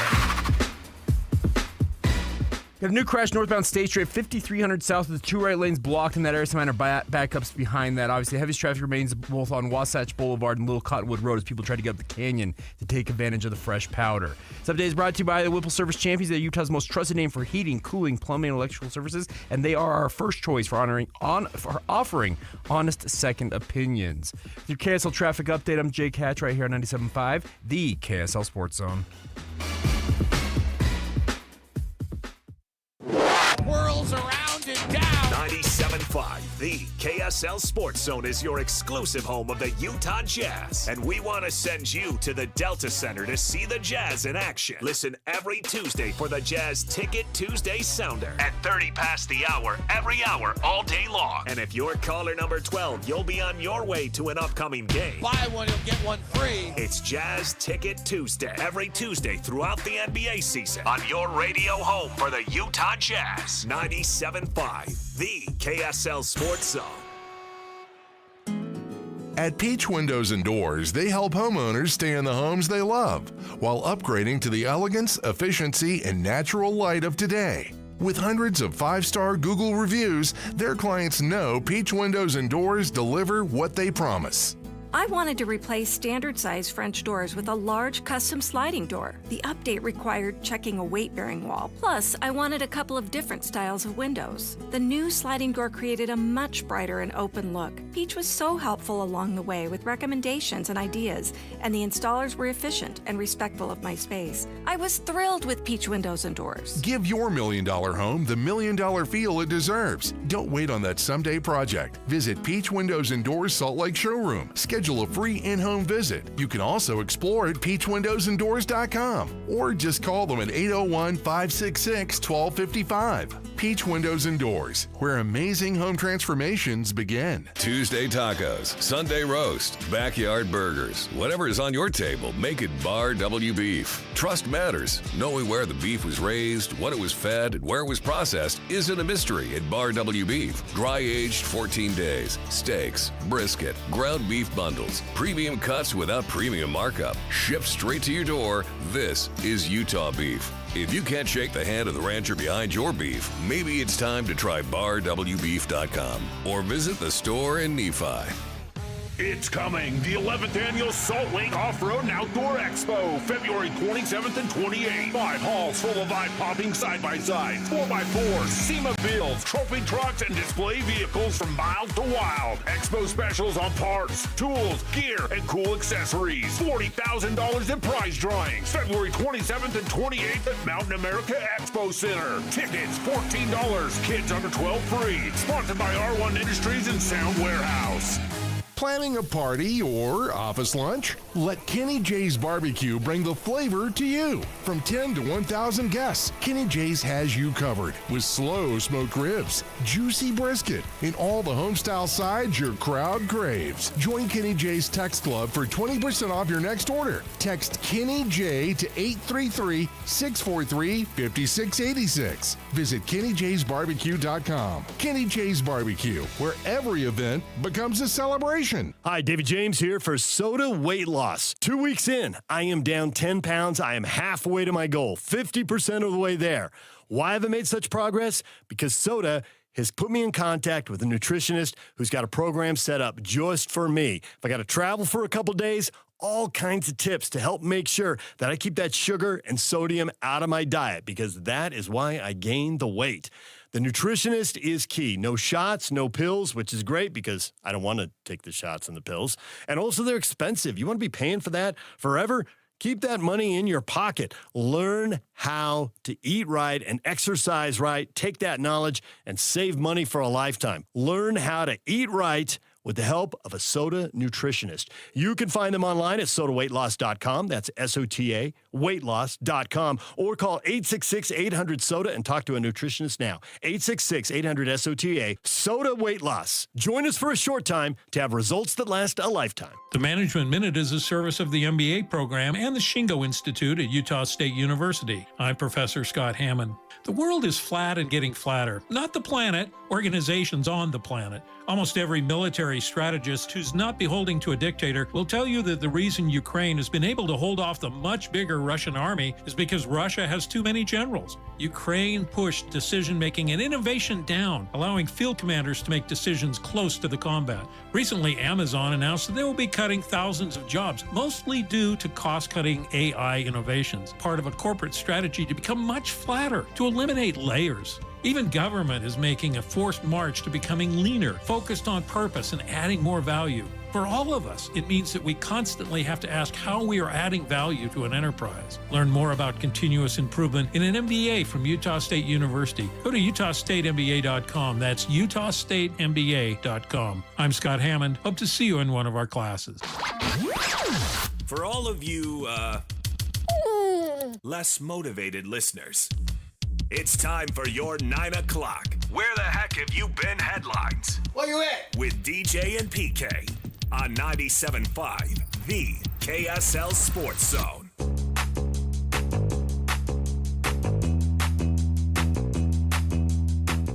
Good morning, DJ and PK. It's 97.5, the KSL Sports Zone. Welcome in.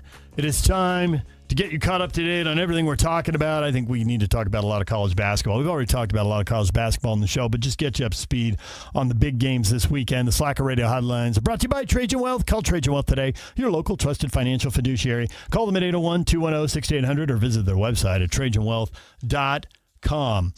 All right, we got 3 interesting games here, PK, and I'm curious, Utes, Cougars, Aggies, and they're going to overlap here. How are you going to prioritize them? I know based on competition, when a game becomes a blowout, then you'll drop it down to number 3 and watch the 2 more competitive games. I didn't think I was going to spend as much time watching Utah and West Virginia as I did, but I thought that ended up being a wildly competitive game. Plus the reviews. My gosh, games come to a grinding stop sometimes. But I was getting sucked into the Ute game. It started half an hour earlier, and then the Cougars started, so I went over, and I want to go back and watch the Utes. It's like, oh, they got a review. It's easy to go watch the Cougars now. And there's a commercial break. I go over, they got another review. It's easy to go back to the Cougars now. That thing just dragged on. Sidebar, Your Honor. Just have one referee. So they save money. Gosh. And then go to reviews every play. Utah, they win a game. Can they get back-to-back conference wins? They're hosting UCF. BYU, can they take down a ranked team, Iowa State? Utah State, they've been crushing everybody at home. This has been a great run. Now they got to go on the road to a Nevada team that is not great, but is good, and they've been really good at home, 12-2. So can they go to the old Lawler Event Center and keep rolling in Reno? Most intriguing game for you? Oh, it's BYU all the way. There it is. Number 6, Iowa State coming in. Can the Cougars do it short-handed? I'm planning to go to that game. Oh, there it is. So you won't be doing the channel surfing thing. You'll be there and locked down on it. Well, nothing against you. It's been not playing for anything. They are not. And a little momentum, a little confidence, maybe something that helps the guys think we made progress, and for the younger guys to come back for Alex. Aggies have reached the point where their season will be determined by an NCAA tournament. It's clear they're going to be in. What are they going to be seeded? Yeah. That's what they're playing for now. Right. So that if they win 2 games, who cares? BYU is also playing for seeding, but they're playing for identity in the here and now with the newly reconfigured lineup after the injury to Saunders. Yeah, I think they're playing for, to show the world we got this. That's what they're playing for. We got this. Do you have this? Beat Iowa State, and then it opens a conversation about winning out in the regular season, because Iowa State is clearly, especially with the injury to Toppin at Texas Tech, Iowa State is clearly, on paper, the most difficult game left. And sure, Cincinnati and West Virginia on the road, but Iowa State's 23-3 and number 6 in the country, and they're all sorts of fantastic. And the Cougars hung in there against Arizona. That's a tough first game without Richie Saunders. You would have liked to, at least with Dawson Baker, they've had a good while to not overcome it, but deal with it more appropriately with his loss. So Richie was a massive blow, and it was a massive emotional blow, and then you got to go on the road to play Arizona. Right. It's pretty tough. Yock brought up the point yesterday that Iowa State's 3-3 on the road, that for all of their success, 23-3, ranked 6th in the country, 10-3 in conference, all these great numbers, 3-3 on the road. In their most recent road game, they lost at TCU. So if they can lose at TCU, and they've also lost at Cincinnati, if they can lose at Cincinnati, why can't they lose at BYU? The third road loss is at Kansas, and let's face it, a lot of really good teams are going to go to Kansas and lose there. Their road wins in conference, Oklahoma State. Kansas State's terrible. Oklahoma State is decent, and they won at Baylor by 10. That's a nice win. So they're capable of winning nice games on the road. I would certainly think that the Baylor and Oklahoma State wins are nice wins, because not only do they win, but they beat Oklahoma State by 13. Yeah. And Baylor by 10. So good wins for the Cyclones on the road. So you don't really know what you're going to get. They could come in and take it to you, but you could come in and take it to them. It all hangs in the balance. Yes. And the crowd will be energized. You'll be sitting in your hotel or their dorm room or wherever they hold you up during game days. I know a lot of teams go to a hotel the night before. Yeah. And then you can be watching Houston and Arizona and listening to the announcers just rave over those guys and get your blood boiling even a little bit more, and sit there and have an opportunity to show the committee, the world, yourselves, your fans, and everyone who follows BYU basketball, and there's a lot of folks, that you can show them what you're about, and you can do it, man. And This is a huge game. This is as big a game as they've played all season. Can a role player step in and make a big difference? You're going to have to give us something. I don't know that you need to do what the U of A kid did and give you 22, I think it was. I was about to go to that. They got to get something. And I don't want to hear about the injuries relative to the lack of role-playing production, because that's two different things. It is. So guy Nate becomes a guy who was a guy 8, is guy 7, guy was 7, is guy 6. Like some of these guys, it's not, you're not swapping out 5 guys here. Right. It's one guy. Now you've got to do a little more, and certainly in the case of someone like Davis, his role definitely expands, right? He's now the 3rd scoring option, and he gave him 10 points on the road in Arizona, maybe even 15 at home. Why not? Well, he didn't take that many FGAs to get that. Exactly. And he got fouled and made all of his free throws. I didn't think the stat line was reflective of some of the good things he did. A player like that normally isn't. Right. But I was specifically looking, like when he gets the ball, if your feet are set and you're wide open, you take the shot whether Saunders is healthy or not. But when Saunders wasn't there, he'd move it. You're less likely to drive. But I thought at Arizona, like he did drive and it worked. He had one specific one. They were going left to right. And he drove to the baseline and he threw a great diagonal pass. And it was, the whole swing, right? It was the pass that led to the pass, and they got right a wide open 3 and he made it. Then threw it to yes, and right. It's like it's a hockey assist. He doesn't get credit for it, but like, dude, you created that play, because you chose to put it on the floor, right. You chose to get into the paint and collapse the defense, and you chose to make the right decision and find DeBonsa with a diagonal pass. That was a great play because he got into the teeth rather than try to force something. Yes, sees DeBonsa. As the ball's coming to DeBonsa, he knows already I'm throwing it to right. He could see the defense running at him, and they weren't going to get to right. Human beings cannot run faster than passes. Right. And so he quickly passes. As soon as he gets it, it's hot potato, and then right is wide open, and they make the play. So I think we'll see more of that. That's why I have a level of optimism for this group, because it's a new set of parameters and circumstances, and they're going to need some time to adjust. Now, with all that in mind,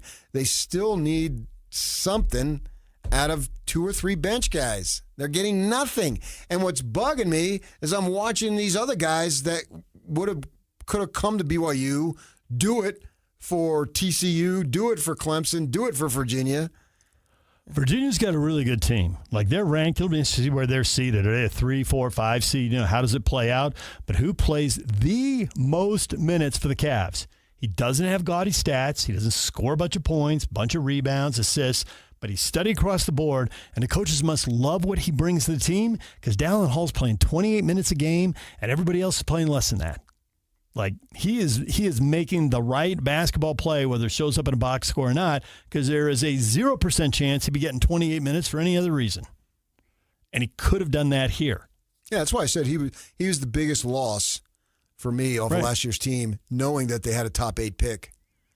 Because I can argue that they replaced what Yegor gave them, but they haven't replaced what Hall has given them, and that's mental toughness. I watched them play. Who'd they play? Ohio State, was it? It was a non-conference game here just last week or so. Oh, yeah. No, they played it was a made-for-TV Saturday night game in Nashville that Fox put on in prime time. I watched it, yeah. And just his toughness. That's why I know his stats, because he was playing well in that game. And I'm like, I know he's doing well and the team's doing well. What's he doing? I looked it up during a commercial break. Yeah. And I saw the minutes. He's playing well, and they missed some mental toughness on this team that he could provide. And as a veteran, they could feed off his confidence. Right. I mean, there's so many positives there to be had. I think he would have been playing 25 minutes had he stayed. But I don't know what the money situation is, and Odom, I assume, knew him when he was out here coaching at Utah State. You got to think. And there was a connection there, blah, blah, blah. Yep. And away you go. But they've got to, and they got who they got this year, but they've got to make sure going forward, you can have top-end talent, and that's great, but you need 6, 7, and 8. You need those depth, types of guys. Right. Yeah. You need depth, you need production, you need role guys, you need glue guys. And there's guys out there, LDS guys, that could have helped him, and maybe they didn't want to come. And I was told one guy in particular wanted to, but BYU wasn't interested that much, so he said to heck with it.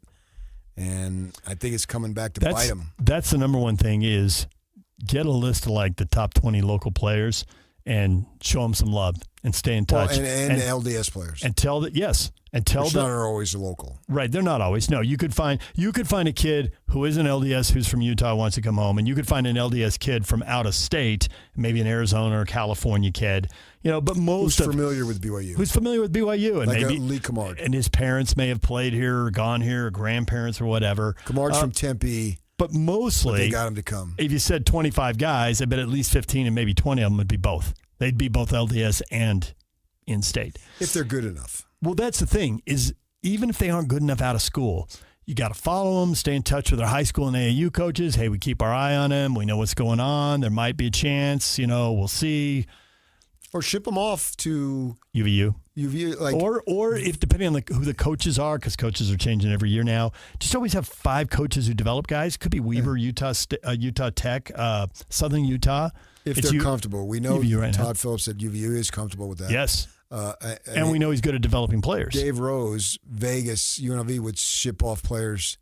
He told me the story when Keenan Clark came in, showed up at the office when it was Dixie at junior college, and Dave said he was looking down, reading something on his computer. He said he hears a voice, coach, and he said so his eyes are low, and it goes to his feet, goes to his calves, goes to his knees. He said, and 5 minutes later, I finally get to his face because Keenan Clark was super so tall. long. Yeah. 6'11" string bean. Right. And do that, man. Got to do something. You have to do something to get better bench production. I think keeping track of those 20, 25 guys who have ties for one reason or another, or sometimes more than one reason, and bringing them back. I mean, they do it to a degree. Who's the kid from Corner Canyon? They recruited me. Kozlowski hasn't played. There have been injuries and all that. They have brought in local guys and tried to develop it. It hasn't paid off yet. Yeah. But you've only got 3-4 spots on the roster maybe for that kind of player. So you got to keep track of the other 10, 15, 20 guys who might be good enough in a year or two, depending on how they develop. But you need those guys to be good the second you get them on campus, because if you keep going after the one-and-done guys, there is no future. Kozlowski has no future with DeBonsa. No. He may have a future, but it'll be with whoever the next star is. So if you want to, when you want to cash in, and there's this kid out there, Branch, that they're talking about, if he ends up coming and he's supposed to be great, blah, blah, blah, you have to make sure that your bench guys are immediate. Right. It's not going to be in a year or two, because if you keep going after these top-end talent, they're going to leave immediately. Everyone, if they don't even make the tournament, everybody expects DeBonsa to do what Ace Bailey and Dylan Harper did. They were out. They didn't make the tournament at Rutgers. Yeah. So what? They're gone. So, there's a lot made about NBA coaches coming to college, and I think the transitions are tough for multiple reasons. But one thing, the budgeting is, however much money you've got, whatever it is, even if you got the "we won't be outbid" quote, do you spend two guys?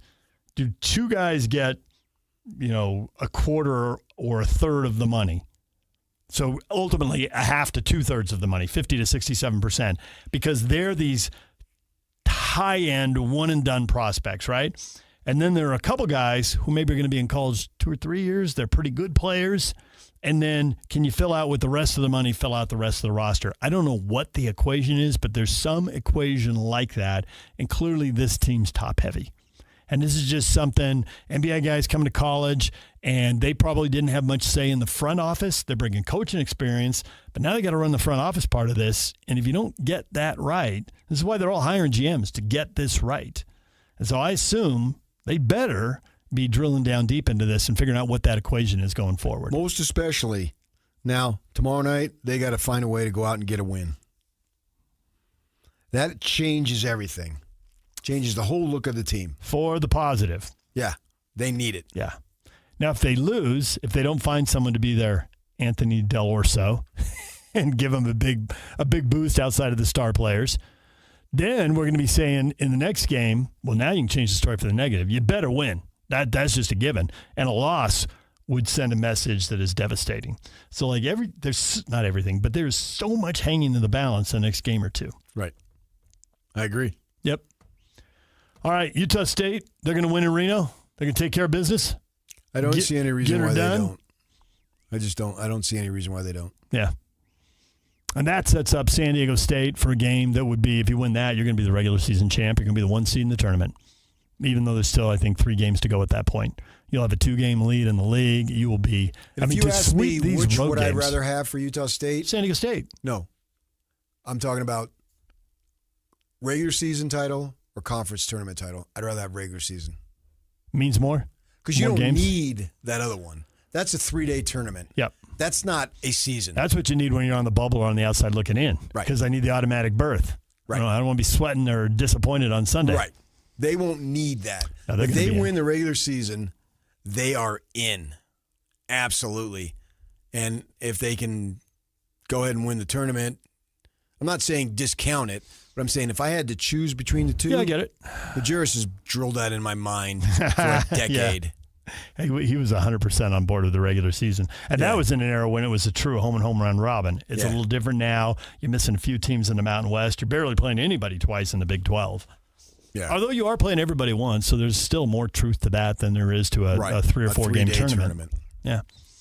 Yeah. And then you got the Utes. You were complaining a couple days ago, about the possibility of you were barring trouble from the future. Well, what if all these guys leave? I think that's what's at stake for Utah right now. Show some progress and some positivity so that, man, if a guy gets an extra $200,000, $300,000, $400,000, he's going to go somewhere else. And if he gets $200,000, $300,000, $400,000 more, Utah is going to stay. But assuming that these coaches get better at pricing guys' value, when the deal's about the same, you want these players to think, hey, we got better over the course of the season. This guy coached me up. I got better. We got better. Why would I go chase another $25,000 or whatever over here? So beat UCF at home. It depends on where that $25,000 is. If it's a place where they get more playing time, no, closer to home. Playing time, yes, closer to home. Yes, but I was going to say has 10,000 people in the stands. Yeah, that's more fun, right? Yeah, that's more fun than playing in front of 4. They're not drawn. They only draw BYU. That's it. Yep. And so you could see reasons, and it can thwart your rebuilding process. It also can advance it because you can go get guys who are better too. Well, that's the other thing. I mean, Alex is making all these decisions. We've talked about the Jazz are using the last 26 games to evaluate players. Alex is using this last handful of games to keep evaluating. He's been using the whole season. He has been, but who's getting better? But I think it's good for them if they can say, hey, we won 3 out of our last 5. Yeah. Whatever it might be. And actually, the schedule gets even easier in this. They've got several teams near the bottom of the league that they still get to play. They have Kansas State, who's obviously in turmoil. They still have Colorado. They have ASU, who has the impending coaching change, it looks like. So there's chances for them to pick up games. If they get this one. Right. That's why I said. Yeah. I know that. I saw the schedule.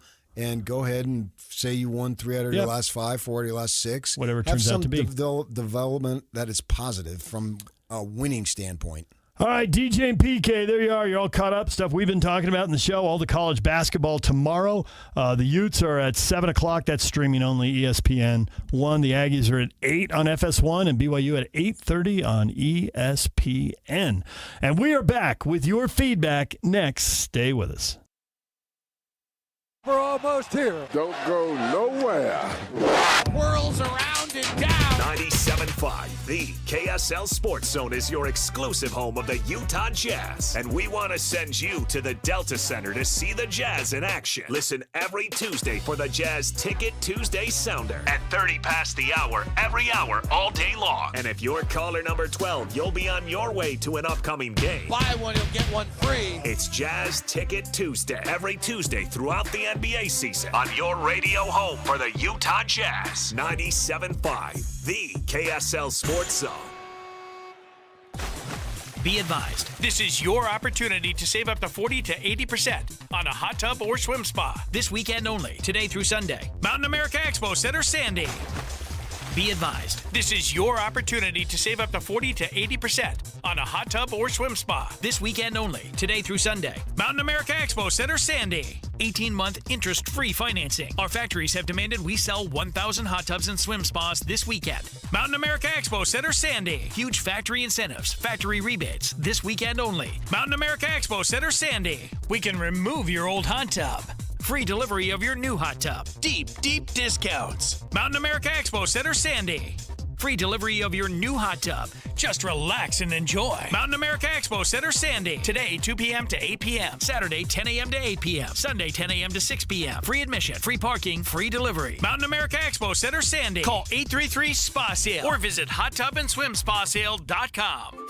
If you've been disappointed by underachieving savings, a high-yield certificate from America First can be a fantastic way to help your money start doing more. Whether you're planning for an upcoming expense or just want to save smarter and earn bigger, America First's flexible certificates are an outstanding way to grow your cash. So don't wait to get your money working. Head to americafirst.com and open a high-yield certificate today. Membership eligibility terms, conditions, and change apply. Fees could reduce account earnings. Federally insured by NCUA. Ready for unbeatable deals? At Tim Daly Nissan Southtown, drive home a new Sentra starting at just $19,900. Need more space? Get up to $9,000 off new Pathfinders. Or grab a rugged Frontier for as low as $399 a month. With 99% approval, 0 down, and 90 days until your first payment. There's never been a better time to buy. Plus, every vehicle comes with the Tim Daly Forever Warranty. Only at Tim Daly Nissan Southtown. If you've gained 20, 30, or even 40 pounds over the past few years, listen to this. After age 40, your body naturally loses muscle and your metabolism slows down. That's why the weight keeps creeping up and the diets that used to work don't work anymore. JJ here for Salt Lake City Fat Loss. If you're considering weight loss injections, like GLP-1 injections, there's something important you need to know. Research shows a significant portion of the weight loss may come from muscle, which can slow your metabolism even more and make long-term weight loss control harder. Plus, those medications can cost $3,000 to $5,000 per year and require weekly injections and long-term dependency. At Salt Lake City Fat Loss, they take a different approach. Their doctor-developed program helps men and women lose 20 to 40 pounds in just 60 days, safely and naturally. No injections, no synthetic hormones, no long-term dependence. Instead, they use real food to protect muscle, reset your metabolism, and help your body burn fat, not muscle. Schedule a free 15-minute phone consultation. Go to slcfatloss.com. That's slcfatloss.com. Results may vary. Are your investments in the right accounts? What's best, traditional or Roth? Are you receiving all available tax deductions? Are you paying as little in tax as you can? These are all questions you can't afford to get wrong. Hi, I'm Jeff Jr., founder of Trajan Wealth, and in many cases, it's not what you make, but it's what you keep that makes the real difference. Trajan Wealth and Trajan Tax work closely together exclusively. No more guessing about whether you should do a Roth conversion, or if maxing out your 401k is really the best option. Our nationally recognized fiduciary advisors and CPA team work in tandem to make sure your tax strategy works with your investment strategy. We'll even do your tax preparation. One team, one strategy. Isn't it time for a second opinion? Call Trajan today. 801-210-6800. That's 801-210-6800. Trajan Wealth, an SEC registered investment advisor. Additional services through Trajan Estate and Trajan Tax. Additional disclosures and accreditation at TrajanWealth.com. Listen every Monday morning to DJ and PK and Monday afternoon with JJ and Alex for your Chevy Strong Play of the Game. Win great prizes from Rocky Mountain Chevy. And now, enough of us. It's time to hear from you. From all your texts, tweets, and posts. This is the best feedback of the day. Ooh, I was there. That's the best game of my life. With DJ and PK on 97.5, the KSL Sports Zone.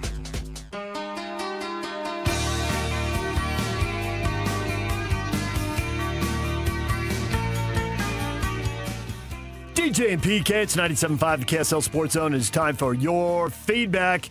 Matt Ishbia made some news. Suns owner says tanking is a losing behavior done by losers. What would you say to him? Brian, Ishbia traded all his pick control. He can't tank until kids in the 6th grade today are NBA draft eligible. Of course he hates tanking. He tanked his franchise with the KD and Beal trades. Well, he tanked it for the short term. I think they've recovered a little bit. We'll see where they fit in. You know, are they right now? They're in the middle. Can they get better? Remains to be seen. But yeah, he does. That was an awful.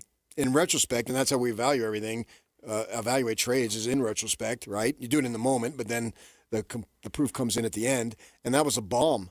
And they traded away too many picks, right? So. And he's young in terms of his leadership of the organization, and it didn't go well. Now he's got to sell to fans. We would never do that. I would never do that to you. So he's kind of getting political there. But when you think about it, and we've been talking about it all freaking morning and for 2 weeks, the Jazz are trying to win. This is the method to go about trying to win. Jeffrey says 2 words for the Suns. DeAndre Ayton. Granted, that was prior ownership, but it's the franchise history. DeAndre Ayton, yikes. That stings. And, you know, I thought at the time that was a good pick. I got to be totally honest. Really? Yeah. I didn't know about this Doncic guy. Boy, I was wrong, but I don't suffer any consequence for being wrong. Right. I don't care. You also don't spend millions of dollars flying around the world nonstop evaluating these guys literally for years. Right. I mean, the investment in time and energy, I think it's very underappreciated how many jet-lagged days they have staggering into gyms to watch somebody. But if I'm the Suns with that leadership at that time and that ownership, I say, oh, yeah, ours sucked. But look what the Kings did. They took Marvin Bagley. That's even worse. There's a long line of big mistakes at the top of drafts. Markel Fultz. And look what Dallas did. They traded Doncic. Great draft. Terrible trade. Should have at least gotten like 4 draft picks back, even if they botched all the draft picks. How did they only get 1? For Luka, you talking about? Yeah. Oh, yeah. Should have gotten a bigger haul. That's awful. Harley's with him, though. He says, HP is 100% right. I've been saying it for 4 years. I'll never cheer for losing no matter the circumstances. I understand why they tank, but they're still losers, along with every fan actively cheering for the losing. 1 year, okay. 4 years, pathetic. I got to say, if we're just coming clean on stuff I thought this was a 1 or 2 year deal because they'd seen Danny Ainge do a 1 year rebuild in Boston and a 2 year deal. And what I wildly underestimated was how locked up the trade market. I always thought he'd make a trade that jumped the thing forward and sped it up. And they just did with Jackson, but it took 3.5 years to make that trade. They didn't have any players that were going to allow it to jumpstart. You got to have players, too. You're just not going to make trades for draft picks, and then all of a sudden we're good to go. Wasn't the Jackson trade mostly? I mean, Memphis is starting over. But they have players now. They do have players. That's what I'm saying. I got to play, but I just don't think the players were really what drove that pick. I mean, they wanted them, and they had to put some in for salary purposes, and they got some young players who may turn out to be nice players. Oh, that's Memphis's deal. I'm saying the Jazz had to have some players that they could build upon. They didn't have Kessler.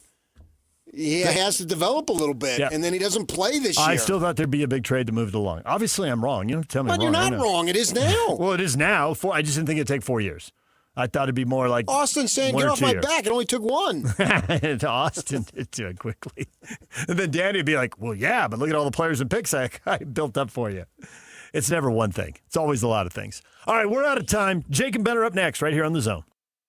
Party time! You have a great weekend, okay, buddy? Win big this Wednesday on the KSL Sports Zone with Win Ticket Wednesday. This week, win tickets to State Break the Cycle 25th Anniversary Tour featuring Cedar with special guests Hoobastank and Hinder. Utah First Credit Union Amphitheater October 7th. Get tickets at LiveNation.com and listen to the KSL Sports Zone Wednesday for your chance to win. The show may be over, but the deals are still on at Paris RV. How about an easy tow with a 25 Rockwood 190 OTG for only $7,995 or $129 a month? How about some bunks? Hook up to the 26 Heartland Prowler 2500 bunkhouse for only $17,995 or $205 a month. Want to stay put for a while? Then put the 26 Forest River Cherokee Timberwolf 20 OG destination trailer in the spot of your dreams for only $44,995 or $456 a month. Only at Paris RV. Paris RV is your locally owned, family-run RV dealership. We strive hard to find the very best RVs for the price. With 4 locations, over 1,000 RVs in stock, 42 service bays, and 4 super parts stores, we're sure to help take your family on the best RV vacation. Check out our perfect family bunkhouse trailer, the 26BH, that sleeps 9 for $19,995 or $227 a month, zero down. Life is short. Enjoy it. North Murray, South Murray, Payson, and Pocatello. ParisRV.com. At Peach Windows and Doors, they help homeowners stay in the homes they love while upgrading to the elegance, efficiency, and natural light of today. With hundreds of 5-star Google reviews, their clients know Peach Windows and Doors deliver what they promise. I wanted to replace standard-size French doors with a large custom sliding door. The update required checking a weight-bearing wall. Plus, I wanted a couple of different styles of windows. The new sliding door created a much brighter and open look. Peach was so helpful along the way with recommendations and ideas, and the installers were efficient and respectful of my space. I was thrilled with Peach Windows and Doors. Give your $1 million home the $1 million feel it deserves. Don't wait on that someday project. Visit Peach Windows and Doors Salt Lake Showroom. Schedule schedule a free in-home visit. You can also explore at peachwindowsanddoors.com or just call them at 801-566-1255. Peach Windows and Doors, where amazing home transformations begin. Want to get the latest info on Utah's newest sports franchise? Sign up for the Utah Mammoth newsletter. Get exclusive analysis, plus the latest news and notes on the Utah Mammoth. Sign up today at KSLSports.com for the Utah Mammoth newsletter.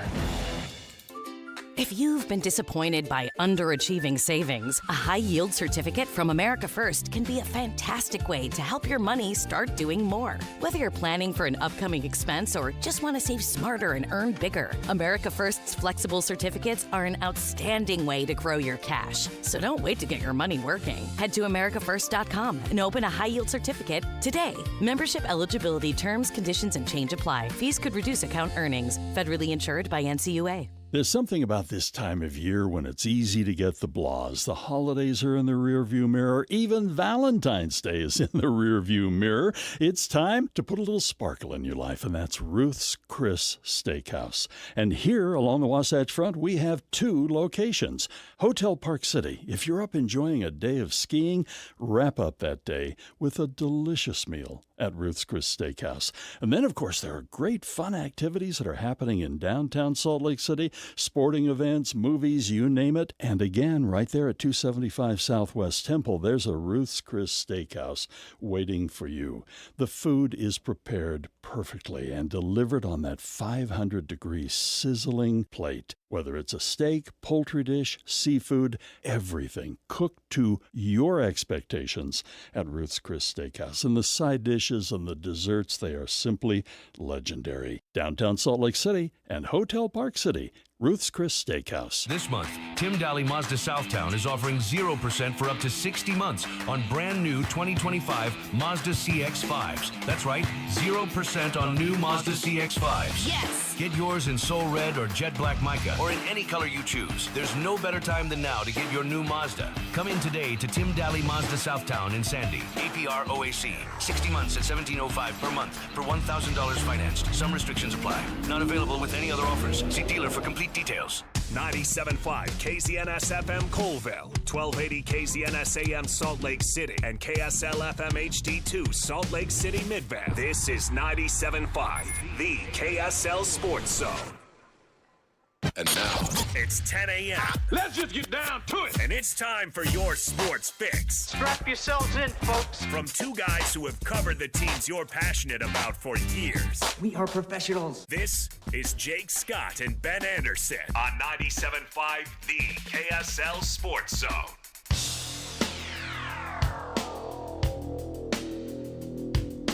A Monday warrior, mean strike. Today's Tom Sawyer, mean pride.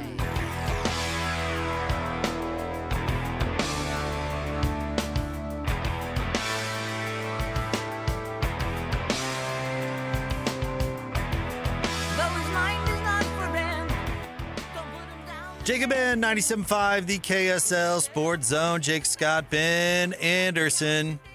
Thank you for making us part of your Friday.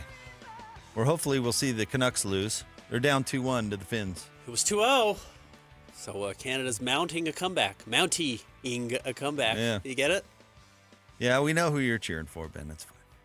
I should probably rooting for Finland here. Should be rooting against Canada always.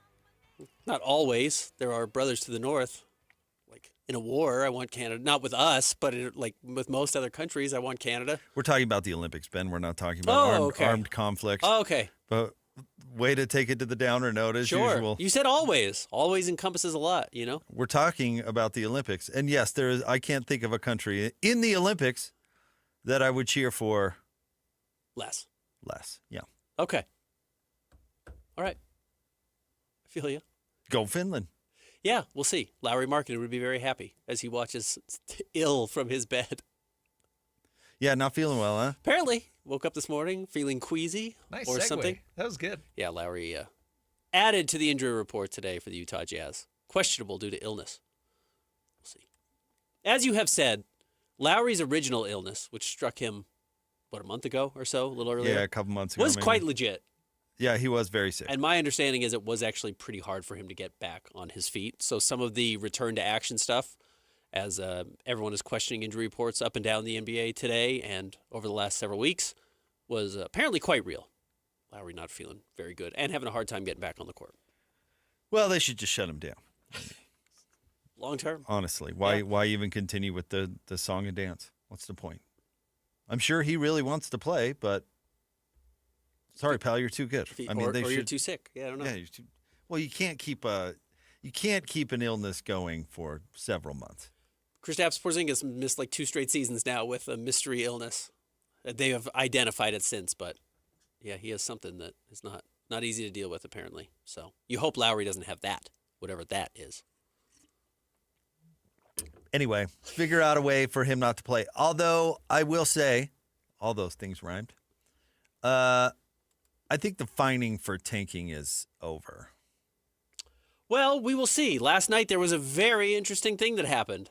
That's not really what I'm alluding to. I'm alluding to the news breaking about the anti-tanking rules coming. And I think it's all linked together. I think they've put notice that things are changing at the end of the year, and they will just write out this year, I would guess, sans fines and say all is fair under the old system, and we'll move forward. Now, we can discuss some of those meowing things that they're considering and whether or not they would be effective in the slightest. But as far as this year goes, unless they really do have something personal out for the Utah Jazz, I don't think the fining will continue. I think it will.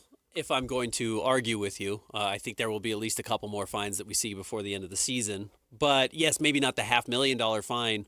Here are some of the things that have been outlined quickly, and we can get to some more points that I think are more topical. But these are ideas they're going to kick around. So yesterday, apparently, Adam Silver sat down with 30 GMs in the NBA, which makes what happened last night even funnier, in my opinion. But he sat down with all 30 GMs, and some of the ideas that they kicked around, they have not voted on any of these, instituted any of these. And there will be pushback from small market teams that do not want all of these things, because there are small market teams that believe their only chance to rebuild is through a draft. That first-round picks can only be protected in a trade, top 4 or top 14, which is the lottery, with the idea they're avoiding what the Jazz are going through right now, which is if a top 8 protected pick, if you trade a top 8 protected pick, the Jazz are going to do everything they can to stay under 8, and that's why we have seen what the Jazz have done for the last 3 years. Another idea is lottery odds freeze at the trade deadline or a later date, which is so ripe with holes that I don't think you could institute that. No longer allowing a team to pick top 4 in consecutive years or after consecutive bottom 3 finishes. I think that actually has some legs. I think that's interesting. Teams can't pick top 4 the year after making the conference finals. Interesting. Lottery odds allocated based on 2-year records. Lottery extended to include all play-in teams, and then you flatten the odds for all lottery teams. A lot of cats. Oh, and I don't think any of them really work. I don't think any of them solve it necessarily. Teams are always going to find loopholes because it's worth it. That's the problem. It's so worth it to tank. Yeah, but the true cats in the wall are the ones that make the situation worse. And, like, you keep protected picks but only top 4. I think in a weird way that makes it worse. How so? Well, now I got to really be bad. Well, the problem is you can't guarantee yourself a top 4 pick, right? Everyone of the worst teams has a 50% chance of top 4 or 5 or later. Yeah, but now you're getting into when they flatten the lottery odds the first time, now you're getting into that territory where you're thinking like, oh, the chances aren't that good, so why would teams do it? Right. Well, the chances are better. Yeah, then you've incentivized being one of the 4 worst teams. I could either kiss it goodbye or I could be as bad as possible to give myself the best chance at it. Right. So I'm really going to fall apart. So I'm really going to fall apart. Yeah. I mean, so you can say, well, why would you do that? The odds are not. You can say that now. Yeah, absolutely. In fact, I was saying that for, I feel like, years. Like you're just going to plan your entire franchise's future around whatever % chance of getting the number 1 pick. You got to figure out other ways to do it because the chances of that aren't that good. Yet, everybody and their dog screamed at me, tank note, tank note, tank note. So now you're also incentivizing not making the playoffs, which does make things worse. Correct. So, I don't know. This is funny because last night, in One of the funnier slaps in the face we've ever seen in the NBA. The Washington Wizards, in a game they were beating the Indiana Pacers, two tanking teams, were already without all of their good players. They were without Trae Young. You can argue if he's a good player or not, but he's better than anyone else they're playing. They're not playing Anthony Davis. They rested Alex Sarr last year. Well, they didn't play him or whatever illness he's dealing with, who was the second overall pick 2 years ago and has turned into a fine player. They rested them. Then their starters included Trey Johnson, who some Jazz fans may remember. He was right in that. He was picked right behind Ace Bailey. Mm-hmm. And Keyshawn George, who's probably their best young player outside of Alex Sarr, who wasn't in the game anyways, and started and is their second leading scorer on the season at 17 points a game. They go into the fourth quarter of a game against the Indiana Pacers, leading by 7, and they rest Keyshawn George and Trey Johnson, two of their better young players, throughout the entire fourth. Absolutely, obviously, in an effort to lose the game. Exactly what the Utah Jazz did with Lauri Markkanen and Jaren Jackson Jr. Right after a $500,000 fine was levied to the Jazz, right after Adam Silver at All-Star Weekend said, we're going to be keeping an eye on it, and I know it when I see it, and then immediately following a meeting with the 30 GMs from Adam Silver where he said, we're getting rid of tanking, we're not going to see this anymore. That night, the Washington Wizards said, oh, watch this. We're going to do exactly what the Utah Jazz did. Not as high a caliber players, but that's the problem. The NBA didn't find the Jazz for specific rules on high caliber players. They find the Jazz on, quote, you know it when you see it. Well, everybody saw it last night. What is the NBA going to do? They have painted themselves in this corner where they have to find them or they're not going to, and they're going to get made fun of because we know it was arbitrary in the first place. And of course, they're not going to find the Washington Wizards for not playing those two players. Those are two anonymous guys in the big picture of the NBA. But that is still exactly what they were doing. They were trying to tank that game to lose to another tanking team, and they failed. I could point to, 4 to 5 booted games a night. Mm-hmm. And you're pointing to one specific one. Why did the news break yesterday? Why did that come out yesterday? This is why I think the fines are over. So they don't have to deal with that. So they don't have to say this is the answer or this is the problem. They say, or our solution is finding teams. They're saying we're fixing the problem in the offseason because it wouldn't be fair to fix the problem now. Which is accurate. So we are doing something, Ben. It's not finding. We're done with the finding. The finding didn't work. Laughably. Yeah. And by the way, why wasn't he finding all these other examples in the first place? You're still thirsting for some sort of equal playing field justice that just doesn't exist. Never was going to exist. Never. Yeah. We all, and I mean every radio bozo, every fan, we all knew what a train wreck the end of the season was going to be because, little secret, it's that way every year. It is. Every single year. So, of course, every night you're going to be able to point to a Wizards or a Pacers or a Jazz or a Grizzlies or whatever who are going to extreme measures to boot basketball games. Mm-hmm. And now they've taken themselves off the hook where they don't have to find anybody anymore and become the joke that you are talking about because they can just point to changes are coming. We're doing it. Yeah. We're fixing it. Yeah. We're doing something about it. Hey, DraftKings, get out of my backside. Yeah, we are going to do something about it in the offseason, but I can't do anything about it right now. That was what other news leaked from the GM meetings? Do you think that was the only thing on the docket? No, of course not. They talked about several things, I'm sure. They have this meeting every year. Yeah. How many people actually knew that? Right. Nobody. Yeah, nothing else came because out. Why? How much news leaks out of this meeting every year? The answer is none. None, yeah. And now we're going, oh, they have a GM meeting? Uh-huh. Because news leaked out of it. Why did news leak out of it? This is why. So they don't have to find the Wizards, and they don't look like hypocrites because they are doing something about it, Ben. Even though, and this was part of my point for bringing up all that joke cat nonsense that they're talking about, none of it fixes it. None of it fixes it. None of it. It's all PR. It's all a duck. Adam Silver is way, way, way too interested in the For You section of his Twitter feed. He's way too into it. It's amazing how online this is really true in business, not just the NBA, but I mean, people that have these gross overreactions to a few wingnuts that may or may not be even real on Twitter. But this is a PR stunt. This is so he doesn't have to find teams. Unless he really has it out for the Jazz, I don't think they'll get fined. They'll just continue with the song and dance they've been doing for several years now. The NBA will look the other way because that's what they actually want to do. And they can just point to the news that broke yesterday that they're doing something about it. I think you're right that bad press is worse than doing something.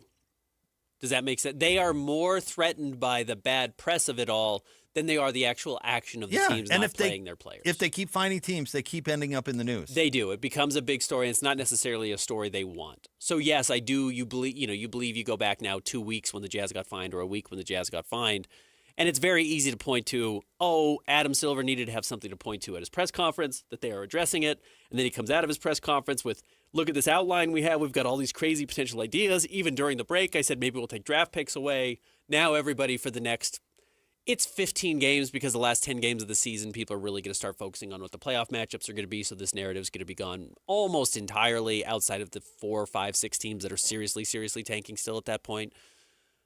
And yes, they won't have to. They won't have to struggle with it. And 15 games is a month, so they're going to deal with a month more of this narrative. With, you're right, the Band-Aid of we're going to fix it, and then they're not going to worry about it. And they will do some minor switches. They're going to do the top 4 protected, lottery protected thing. I have no doubt about that. How much they are actually willing to fix, I don't know. In a way, Adam Silver and the NBA has created this mess for itself by talking about it and by finding teams.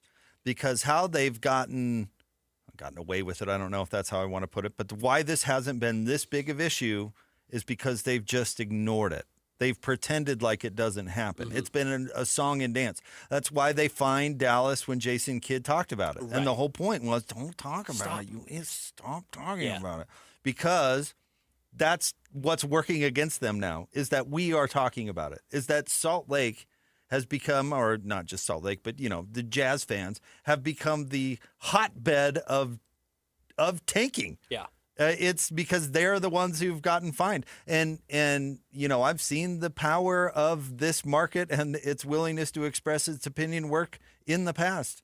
Where was Bill Hancock coming on when the BCS was such a controversy? He was coming on in Utah because it was the center of the antitrust argument that was the BCS. Right.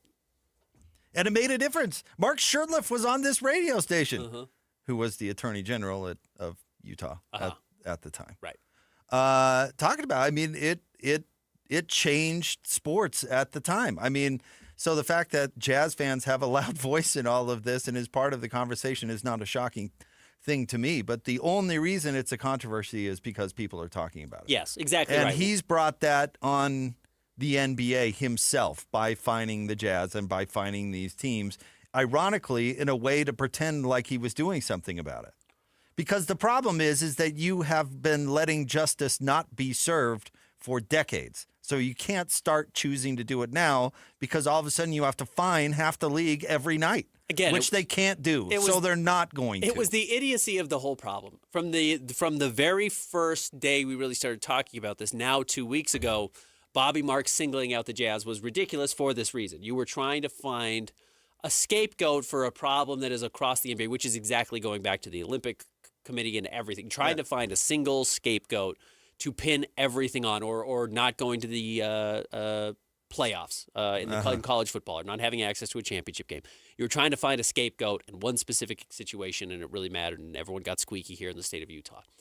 So Bobby Marks talking about it in the first place was silly. And then the bad press of Adam Silver responding to it probably did make the problem worse and set a standard that we knew was not going to be enforceable.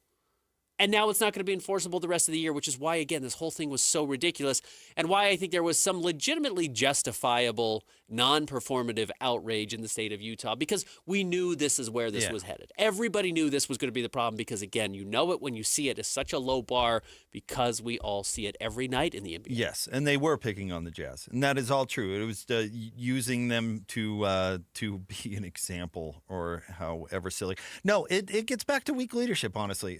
If If David Stern were still in charge, it would have been different. Because what are the two stories that have leaked out, one courtesy of our own Tony Jones, Adam Silver's motivations here, is that Sam Presti's complaining because he wants the Jazz pick, so he's going to complain to Silver about it, and that the gambling companies are complaining, right?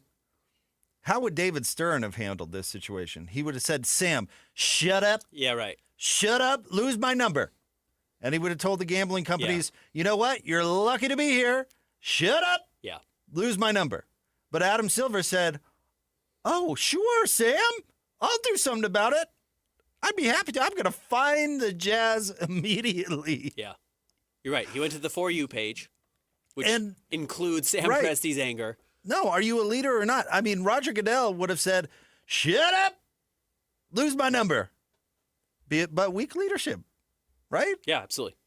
And it's a real bad sign. If the gambling company having sway with the NBA commissioner, if that is true, which I don't doubt it, by the way, but if that's true, then that's as good a reason for any for a guy to go. Like, he's got to go. If you're in the pocket of gambling, because we're already playing fast and loose with the line here. Correct. If you are in the pocket of big gambling, you have got to go. Yeah. There has to be a hard line in between that. There has to be. So, I don't know. He's brought a lot of this on himself, though. No question about it. By poor leadership, by weak leadership, and you're exactly right. By being inconsistent, and by, he has let the fox into the hen house with the gambling, and he doesn't know how to get it out. No. Obviously. And he made everybody rich. The reason why people have rejected this probably in the first place, outside of the fear of the games becoming fixed, which, has already started to happen with Chauncey and Jonte and Terry Rozier and all these different people who are involved in, at the very least, trying to get personal unders or potentially fixing games altogether. The fear beyond this is that, you become beholden to this more powerful entity, or this enormously powerful entity that nobody wanted to get in bed with. At least the smart people recognized, it's a lot of money, but you're selling your soul, essentially. And it seems like Adam Silver was willing to sell the league's soul. So it's hilarious to me because they've really created all of this. But I assure you, to bring it back full circle, no, I can't. I say assure. I have no idea. But I think the finding is over. Be interesting to watch. And I think the news yesterday is the reason, because now they can point at something and say, we are doing something about it. And it's fair and just because we're not going to do it this year. But guess what? The problem's going to be solved in the offseason. When none of the garbage that they put out yesterday. You know what it reminds me of, honestly? It reminds me of the bubble, where, do you remember when they released, Monson wrote a whole column about it, when they released all of the rules about the bubble? Mm-hmm. And some of them were just ludicrous. Nonsensical, yeah. Like, one of them was you could not play doubles ping pong. Singles ping pong, fine. Right. Doubles ping pong, however. But you couldn't reuse a ball after a play. There were all sorts of rules. Just silliness. And Gordon said, well, why would they do it if it wasn't for a reason? And I said, to get you to write about it. Yeah. Or to get you to think it's okay. Yeah, to look how seriously that we are taking this, to get you out of the way, to get you to stop complaining. This is how serious we're taking it. No doubles ping pong at any time. Draw the line. At any time. Now, beer pong's fine. I mean, let's not get crazy here. But doubles ping pong? I mean, absolutely not. These guys were playing basketball against each other that same day, breathing and sweating and bleeding on each other. But doubles ping pong. It's out. No, so they can point at this stupid stuff. And they're going, hey, we're getting rid of top 8 protected picks, so look out. Yeah. We're taking this super serial. Super serial, everyone. Yeah. All right, stay tuned. Top 3 stories of the day at KSLSports.com. Coming up next, Jacob Mann, 97.5, the KSL Sports Zone. This past summer, we introduced the first ever Top 60 and 60 watch list. And now that the season is over, it's time to rank the best players in the state of Utah.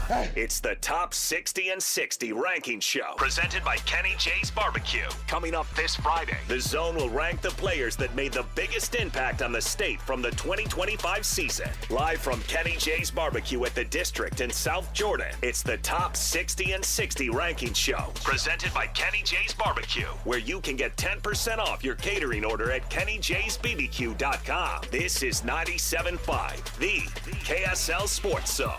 Doug Wright here with Monty at Connecticut Quality Water Systems of Salt Lake, an authorized independent dealer. Monty, give it to me straight. Why is Connecticut the premium choice over those standard electric softeners? Doug, it comes down to this. Do you want an appliance you have to babysit?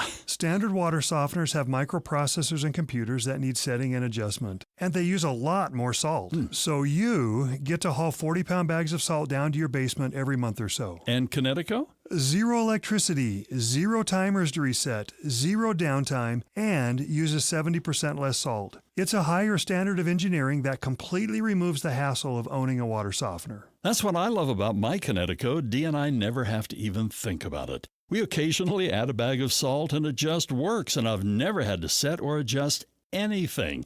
Do what I did and get the one that just works.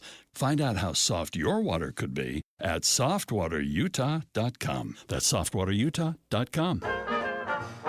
Business technology has changed a lot over the last 70 years. But one thing hasn't. Les Olson is here. As the years have passed, there's been one constant. And after 70 years and still counting, Les Olson IT is here with the technology and the people to make life easier, more productive, and more secure for your business.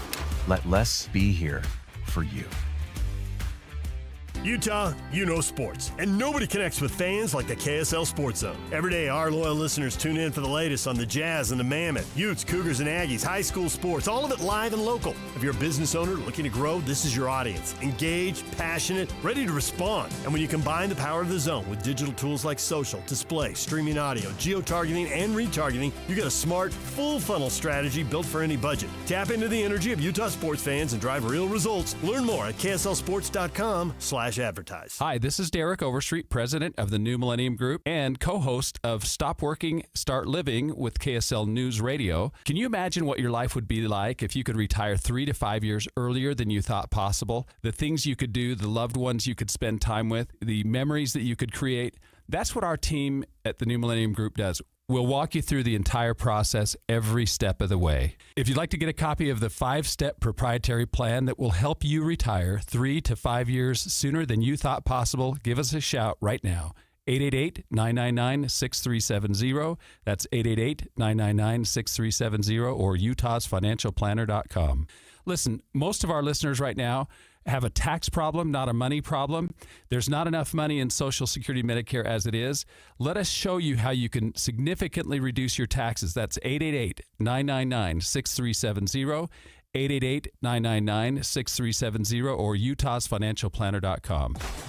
Be advised, this is your opportunity to save up to 40 to 80% on a hot tub or swim spa. This weekend only, today through Sunday. Mountain America Expo Center, Sandy. Be advised, this is your opportunity to save up to 40 to 80% on a hot tub or swim spa. This weekend only, today through Sunday. Mountain America Expo Center, Sandy. 18-month interest-free financing. Our factories have demanded we sell 1,000 hot tubs and swim spas this weekend. Mountain America Expo Center, Sandy. Huge factory incentives, factory rebates, this weekend only. Mountain America Expo Center, Sandy. We can remove your old hot tub. Free delivery of your new hot tub. Deep, deep discounts. Mountain America Expo Center, Sandy. Free delivery of your new hot tub. Just relax and enjoy. Mountain America Expo Center, Sandy. Today, 2 p.m. to 8 p.m. Saturday, 10 a.m. to 8 p.m. Sunday, 10 a.m. to 6 p.m. Free admission, free parking, free delivery. Mountain America Expo Center, Sandy. Call 833-SPA-SALE or visit hottubandSwimSpaSale.com. Planning a party or office lunch? Let Kenny J's Barbecue bring the flavor to you. From 10 to 1,000 guests, Kenny J's has you covered with slow smoked ribs, juicy brisket, and all the homestyle sides your crowd craves. Join Kenny J's Text Club for 20% off your next order. Text Kenny J to 833-643-5686. Visit KennyJ'sBarbecue.com. Kenny J's Barbecue, where every event becomes a celebration. It's time to break down the biggest stories of the day. This is the top 3 stories of the day on KSLSports.com. 97.5, the KSL Sports Zone.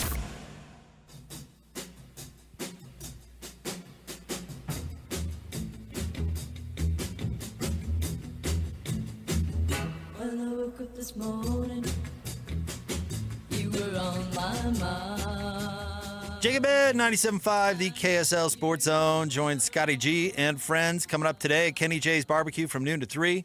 It's the 60 in 60 ranking show at Kenny J's Barbecue, located 11610 District Drive in South Jordan. Go get some delicious food and help with the 60 and 60. Absolutely. Sounds like I can't believe that we're starting to crunch through 60 and 60. It just goes to show. Oh, it's the re-rank today. I was going to say it goes to show how college football truly has become a year-round sport, which is... It is true. Which definitely is true. Although it does feel like we are in the quietest of times. Yeah, for college football. Yeah, I mean spring ball. Just wait until the rash of transfers after spring ball, right? Yeah, absolutely. Even though there's only one window, how is that? How did that ever work? And how is that going to work this year? And will we actually see spring practices because coaches will trust that their players won't transfer? No, we will never see spring ball again. Remember, Bronco wouldn't even let anybody in the building at Utah State. I think Scotty wanted to go, and they were like, sorry, voice of the Aggies. You the lunatic? Yeah. Sorry, Scotty G, but you could let something slip. Yep. A player caught a pass at a Utah spring game, and he transferred immediately, and that was the end of it. Last time you got to watch a Kyle Whittingham practice. But, I mean, I don't know how much I guess the big discussion, how much are the regulations they're even trying to put in, having a transfer portal, how much does that even matter? Because could you just transfer and sue and play right? I mean. Yeah. You can just withdraw from school. You're not even in the transfer portal at that point. You're just not in school anymore, right? That's the workaround we've seen for a lot of players. Do they handcuff you to the radiator in the math building? Only if you're a quarterback in the Big Ten. Only if you play at Washington. No, if you're a quarterback in the Big Ten, you get to smoke out the locker room. Yeah. Did you see that video? Which one? The Michigan. They were smoking out. They were smoking out the locker room. Okay, that's what I thought you were talking about. Yeah, but if you're the star quarterback, you get to do that sort of thing. Absolutely. But you can't transfer. I'd laugh if the smoke alarm went off and it's like, don't worry about it. All right. It's time for the top 3 stories of the day. KSLSports.com.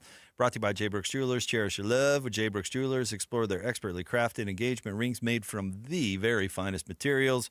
J. Brooks Jewelers. All right. What is number 1 today, Christian? Number 1, the Jazz back in action after the All-Star break, and that injury report is lengthy. The Utah Jazz here, I will just read it for you. Larry Markkinen has been downgraded to questionable with an illness after not being on the injury report last night. Keontae George is still out with his right ankle sprain. Jaren Jackson obviously out for the year. Walker Kessler out for the year. Yusuf Nurkic out for nose injury management. Something happened over the break. And Oscar Tshiebwe is questionable with Did you concussion. say nose injury management? He's got a nose injury? Nose, semicolon, injury management. Must have taken an elbow to the face. Okay. Yeah, that's very specific. I like it. As we said, I don't know how much Nurk we're going to see the rest of the year, especially in games of this ilk. Well, yeah, he's got a sprained nose. Yeah, his nose. He's got ingrown nose hair, which is a real doozy. Some serious nose those are issues. the worst. I had a friend who seriously broke his nose, and it has absolutely impacted his life from then on. Oh, nose pain is the worst. Yeah, deviated septum still absolutely impacts his life. Poor guy. No question about it. So prayers up for Nurk's nose. Nurk nose. He's got a bad case of Nurk nose. I don't know if he could recover. Let me see if I can NBA injury reports. Let me see if I can pull up what the Memphis Grizzlies injury report is so far as well. 15 healthy noses. The Grizzlies have Santi Aldama is out. Kentavious Caldwell-Pope is out for the season. I think he's getting his pinky finger rearranged. I'm not kidding. I think that's what they said, realignment. Brandon Clark is out. Walt Clayton Jr., doubtful, unfortunately. Right calf contusion. Cedric Howard, their good young player, their rookie top 10 pick, out with a right knee hyperextension. Zach Edey out. Stress reactions at his foot. He just might not play very long. Too big. Ty Jerome out. Injury management. John Morant out, UCL sprain, and Scottie Pippen Jr. out with left great toe. Injury management. How many players do you have? 7? You have to have at least 8 dressed. 8? Yeah. Are they going to make it? The Grizz? Going to be close. It's going to be very tight. That's 9 players on the injury report right now. Mm-hmm. Solved. Problem solved. Ben, you got a Grizzlies jersey? I can probably go get one. Go to the thrift store and see if they have, old Zach Randolph jersey floating around or something I can throw on. Kyle Anderson. Kyle Anderson's available. He's in uniform. Slow-mo is ready to go. The slow-mo revenge game. We'll see Taylor Hendricks play tonight. We'll see him try and take it out on his old team. And then on the flip side, Jazz will probably play John Conchar and Vince Williams Jr. So Jazz are still going to have a good chance to win this game. The Grizzlies are terrible, and they're resting everybody as well. But early game, 5 o'clock. It's not always the case on Fridays or in Memphis, so get a little bit of a extra time tonight. Underrated, hilarious bit in a movie is when Jim Carrey has the nose whistle in Me, Myself, and Irene, and he's running to catch the train, and you just hear the whistle. Whistling. I think Nurk has a little bit of the nose whistle going. Probably, yeah. Rough. It's not great. What's next? Number 2, Team USA Hockey. The women take gold yesterday against Canada. Men taking on Slovakia later today. Can I ask you this? Do you think a hockey player, man or woman, has ever missed a game due to a nose issue? I bet a puck to the face will, change your availability pretty quickly. But for this type of nose issue, there's no way. I mean, even if they were missing the game because of a nose issue, there's no way they're putting that on the report. I mean, no. Well, they don't. They it would be upper body. No. But I mean, like call it like an orbital bone or something. Yeah, like right. You can't put nose. I agree. You can't put nose injury on the report. Yeah, you're not going to put nose, questionable. Yeah, like you're out with the nose.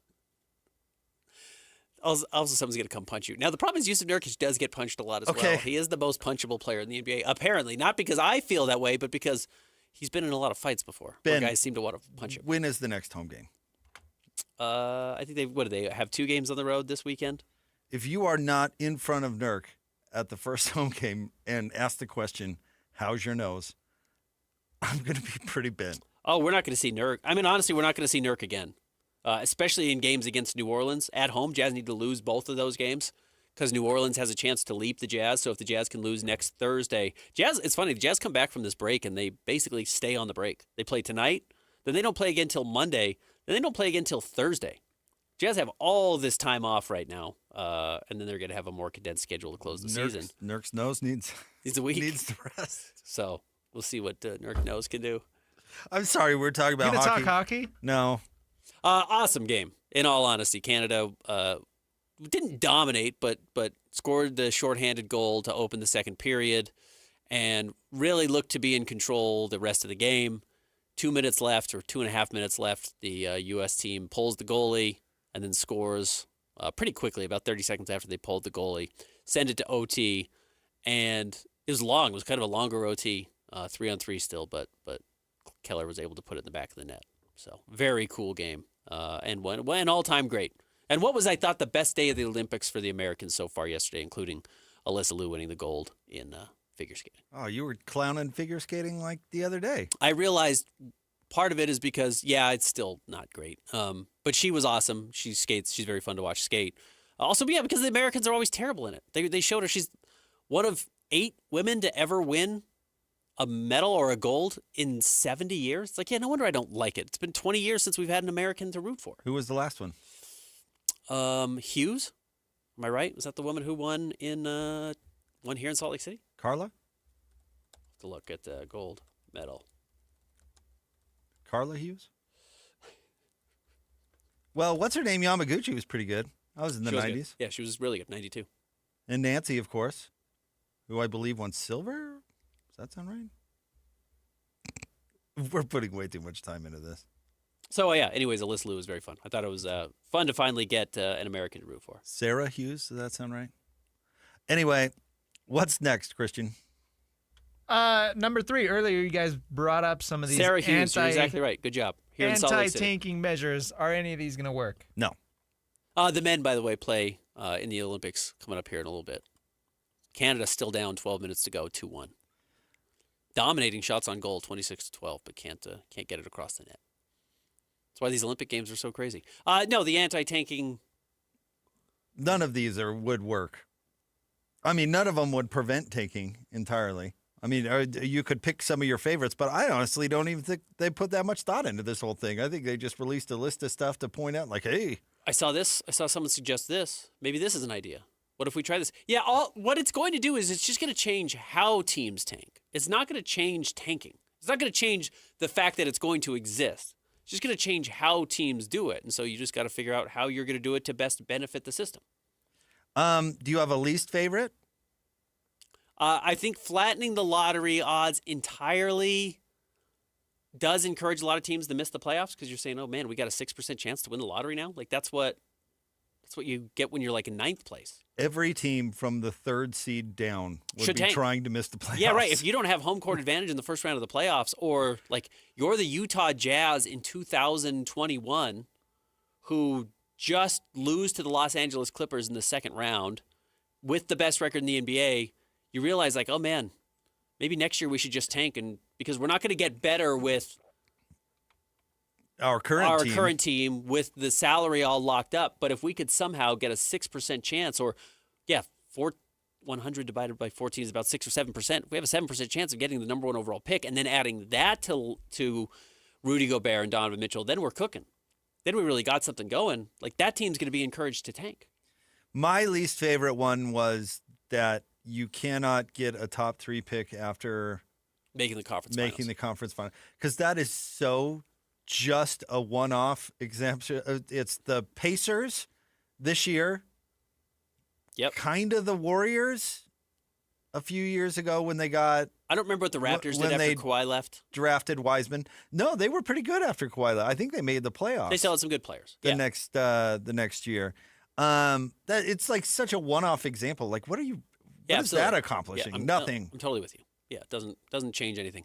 If you want, again, I have said maybe the top 30 or all 30 teams have equal opportunity to win the lottery. And if you wanted to say yes, but the teams that made the conference finals the year before can't win the lottery, they don't have the ability to move into the top 2 draft picks. Okay, that way, this year's Thunder don't end up drafting whoever, Darren Peterson or AJ DeBonza. Okay, maybe that's it. So the other 26 teams are actually the ones competing and everyone gets a 4% chance. Maybe that's more interesting, but they didn't even put that on the list. That's not out there. Nope. So we'll see what they actually do. But you're going to have to really significantly flatten tanking altogether if you want to actually change it and stop teams from tanking, and they're not going to. I still think just get rid of the draft. Keep the cap, get rid of the draft.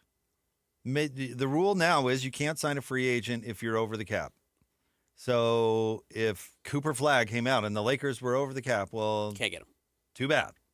And by the way, the whole shoe company thing people were throwing out, that's dumb. Because if the shoe company's player isn't playing, then the shoe company isn't marketing that shoe. And that applies to maybe 2 or 3 players, and pretty much no rookie ever has gotten their own shoe outside of Donovan Mitchell, and it was because he was with Adidas. Yeah. That's the only reason. Yeah, they needed him.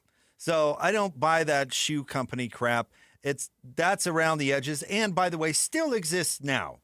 So I don't know how getting rid of the draft would have that. I've seen that narrative everywhere. In fact, I saw an agent yesterday on the Snap Talk say, yeah, that's not a thing.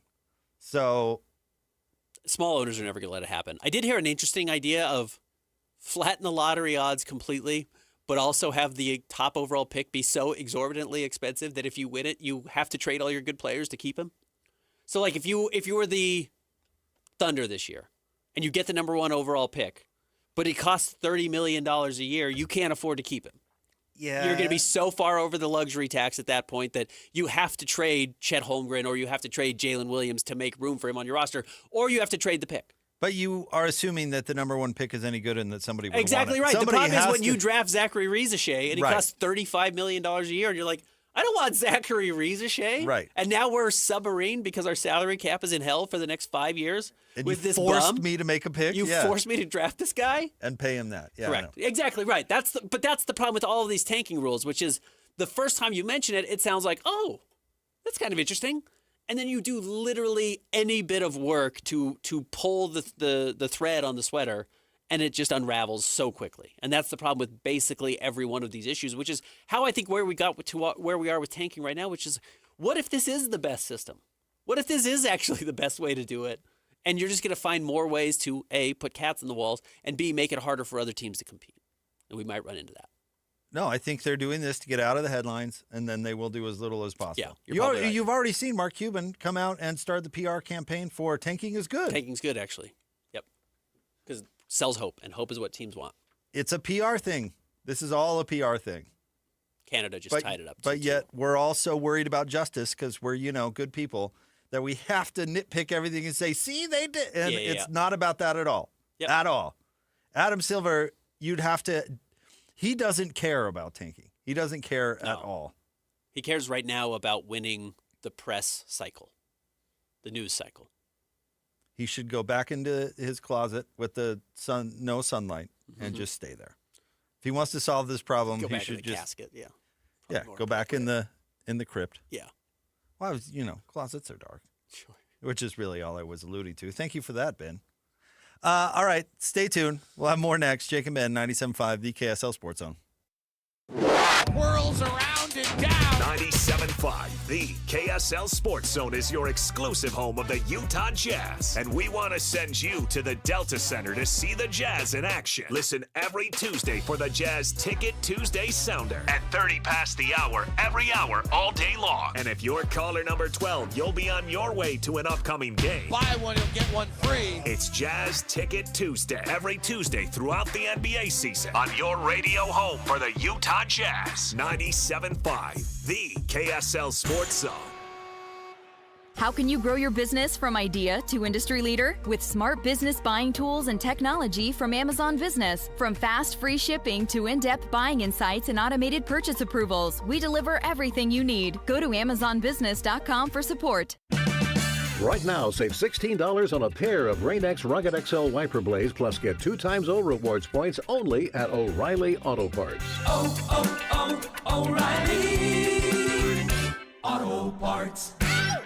This message comes from Viking, committed to exploring the world in comfort. Journey through the heart of Europe on an elegant Viking longship with thoughtful service, destination-focused dining, and cultural enrichment on board and on shore. With small ships that bring travelers closer to the destination, there's more time to explore. And every Viking voyage is all-inclusive, with no children and no casinos. Discover more at Viking.com. Do you feel behind in your retirement planning? Call Teton Wealth Group now, 435-255-6331, and our team will create for you your own complimentary Ascent plan that will show you how you can have a retirement full of purpose, prosperity, and joy. Just call Teton Wealth Group, 435-255-6331. If you're anxious about your finances in retirement, call Teton Wealth Group at 435-255-6331 for your own Ascent plan. That's 435-255-6331. The 11th Annual Salt Lake Off-Road and Outdoor Expo, coming February 27th and 28th at Mountain America Expo Center.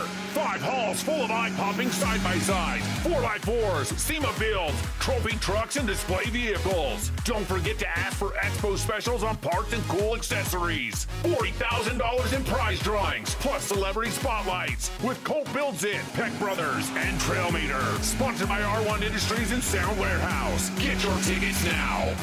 Hey guys, Alex Curie here. Are you considering GLP-1 injections for weight loss? Before you get started, let me ask you this. Are you prepared to spend $3,000 to $5,000 a year and stay on the medication long-term to maintain those results?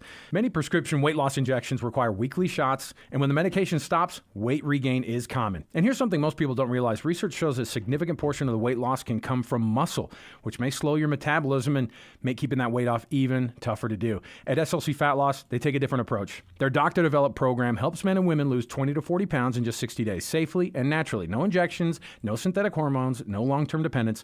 Instead, they use real food to reset that metabolism, control that hunger and cravings the natural way, and help your body burn fat and not muscle. That's why thousands of clients have trusted SLC Fat Loss for real, lasting results. And right now, you can schedule a free 15-minute phone consultation to see if that program is right for you. There's no pressure, but availability is limited. And if you want a safe, affordable alternative to weight loss injections, go to slcfatloss.com to keep the weight off for good. That's slcfatloss.com. Results may vary. Tim Jr. here from RGS Exteriors. Did you know that we offer 3 distinct styles of gutter protection? Each one meant to handle a specific leaf problem. You might not even know there are different styles of gutter protection, but there are. And if you pick the wrong one, it could be a huge waste of money. Now, the big gutter guard companies won't tell you this. They try to sell you a one-size-fits-all gutter guard. And it could be completely wrong for the amount and types of trees and leaves you have. Not RGS Exteriors. We understand which kind of leaf problem needs which kind of gutter guard. We'll do an in-depth evaluation to assess the types, locations, and numbers of trees in your yard. Based on that data, we match your home to the right gutter guard. So don't risk wasting money on the wrong gutter protection. For a free evaluation and estimate, call RGS Exteriors at 801-280-3110 or visit rgsexteriors.com. That's 801-280-3110 or rgsexteriors.com. Hey, this is Chris with JCW's. Are your kids picky eaters? Bring them in and try our chicken fingers or a grilled cheese sandwich. They'll be smiling big in no time. JCW's, quality and a lot of it. Who's got it better than us? Your home for the best sports coverage in Utah. You're listening to Jake Scott and Ben Anderson on 97.5 The KSL Sports Zone.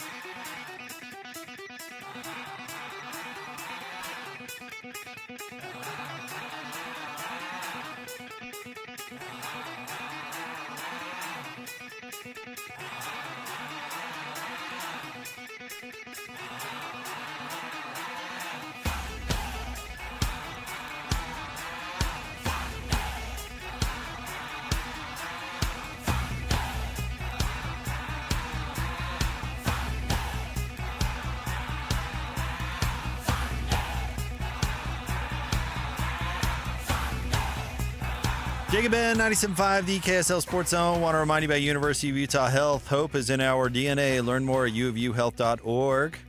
Also, Win Ticket Wednesday, your chance to win big every week on the station. Coming up next week, Ben, Stained. Tickets to go see Stained. Okay. You seem like a Stained guy. Do I? Break the Cycle 25th Anniversary Tour featuring Seether with special guests Hoobastank and Hinder. Wow. The Utah First Credit Union Amphitheater on October 7th. Tickets on sale now at livenation.com or listen all day on Wednesday. Stained, Seether, Hoobastank, and who was the fourth? Hinder. Hinder. Okay. Like breaking the rules in racquetball. Hinder. Hindering the rules.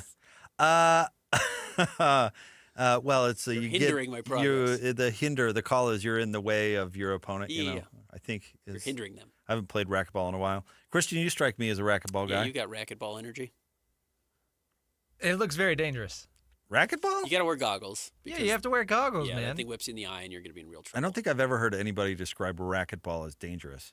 You ever been hit with a racquetball? That's why 40-year-old plus people it doesn't play hurt that bad. And they have, I bet you the racquetball industry is absolutely reeling right now with pickleball. I love pickleball. It's the same level of danger. You're just as likely to blow out a knee. But you're not going to lose an eye because you get hit in the eye with a pickleball. So in that sense, so it's not the same. Well, you're not quite going the to same. lose an eye getting hit with a racquetball either. We used to play a game where I can't even remember, but the punishment was you had to go stand up by the wall and they got to serve it at your back. Yeah. Yeah. It hurts, but it's not like I didn't have to go to the doctor. Yeah. I didn't fracture my humerus. You guys played with actual racquetballs? Yeah. Not ping pong? You play racquetball with ping pong balls? No, sting pong. Yeah, sting pong. Oh, or sure, bareback, we've done that, but ping we did pong, it or with whatever it's racquetball called. too. Okay. That sounds painful. But yeah, it's not going to kill you. That wasn't To your bad. point. Well, don't make a mistake. Don't lose. Yeah, don't lose. That should be the punishment for tanking. Racquetball, bareback racquetball. I've said Just it. don't lose. I've said it. I think it should be the punishment for losing a challenge.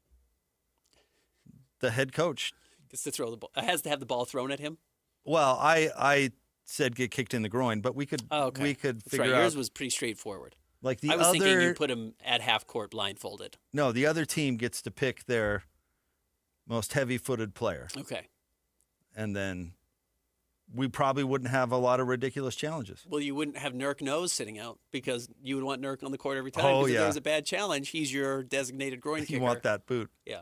Yeah, you want that there. The yeah. Bosnian boot. Yeah. Exactly. But who was it? It was several games before the All-Star break. So was some coach challenged a call in the last minute of the game when they were up like 15? Yeah. Who was that? You remember what I'm talking about? I don't think it was the Thunder, but it could have been. It was like win or lose. Yeah. That person should be punished severely. Yeah, right. Who cares at this point? We're just trying to get out of here. Everyone's trying to wrap this game up. It's like dunking in the final seconds of a game that's already been decided. Like Why are you like calling those a challenge? classless Aggies.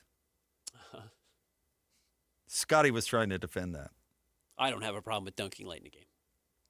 It's classless. It's not against the rules. So am I. Yeah, I don't care. It's That's just why I don't, classless. Yeah, so am I. So is the entire state of Florida. Who cares? We let them vote. But Coach Calhoun was trying to couch it as, well, this matters. When, margin of victory matters. It's like, they have 4 points? Yeah. I don't think it really does matter. No, it doesn't. So just own it. Yeah. So we were happy to beat them. Glad to dunk. Dunk right in their face. Guy wanted to get out there and dunk, and glad he did. That's what I do. That's what we do. We're classless. That should be our identity. Mick Cronin's classless. Sportsmanship is not a priority. Mick Cronin doesn't hide it. Not a priority at Utah State. Other things a priority at Utah State? Sportsmanship? Nope. Doesn't need to be. Not a thing. Bronco would have a real problem with that. Is Bronco a good sport? I have no idea. I don't think he's a good loser. Like, not necessarily he's a sore loser, but I don't think he is all that gracious or warm after losing. But I suspect he's a good sport. I don't know. He took a job at Utah State. I kind of doubt it. Why? Because it's a classless university, is yes, what you're saying? Okay. Yes. Okay. Yes, I'm saying the entire organization Is that why Scotty works there? Class. Yeah, 100%. Why don't you work there? Oh, I have tons of class. I've been thrown out of classier places than this. I've said that Correct. while getting thrown out of a place that wasn't all that classy, honestly. Not at Utah State. Not at Utah State. No, you were not getting thrown out of the forum? No, I was not. The Spectrum. The Spectrum, excuse me. Mixing up my arenas. Yeah, you're not getting thrown out of the Student Union building. No. But yeah, classless. Yeah. Dunking on Penny Hardaway of all. He was complimenting the fans, not the team. Yeah, Penny was mad. Penny was frustrated. All right, stay tuned. We'll have more coming up next. Jake and Ben, 97.5, the KSL Sports Zone. Whether you're stuck in the office, I believe you have my stapler, in your car, or at your in-laws. You want a piece of me? You bet I do. The Zone is with you every step of the way. Download the KSL Sports app to get live streaming of your favorite shows and access to all the latest updates on your favorite teams. Your home for the best coverage of the Utes, Cougars, Jazz, and Mammoth is on air, online, and on the KSL Sports app. This is 97.5, the KSL Sports Zone. Hey everyone, Jake here for my friends at Trajan Wealth. That's Trajan, Trajan, Trajan Wealth. Listen, Ben and I talk about making right decisions a lot. The NBA, for example, has not made a lot of correct, productive decisions as of late, I would say. Well, when it comes to the financial well-being of yourself and your family, you want to make those right decisions, right? You want to do the best stuff you possibly can to set yourself up in retirement. And you know what? Trajan wants to be a team of good folks on your side to help you make those right decisions. They want to sit down with you and do things like set goals and when do you want to retire? What kind of lifestyle do you want to live when you retire? And then they'll show you exactly what they can do for you to help you get there. It's a very simple process. I've been through it. It's really easy. Give them a call, 801-210-6800. They will sit down with you for free and show you exactly what they can do for you. 801-210-6800, or you can go online to TrajanWealth.com. Advisory services through Trajan Wealth, LLC, an SEC registered investment advisor. Client paid advertisement. Additional disclosures at TrajanWealth.com.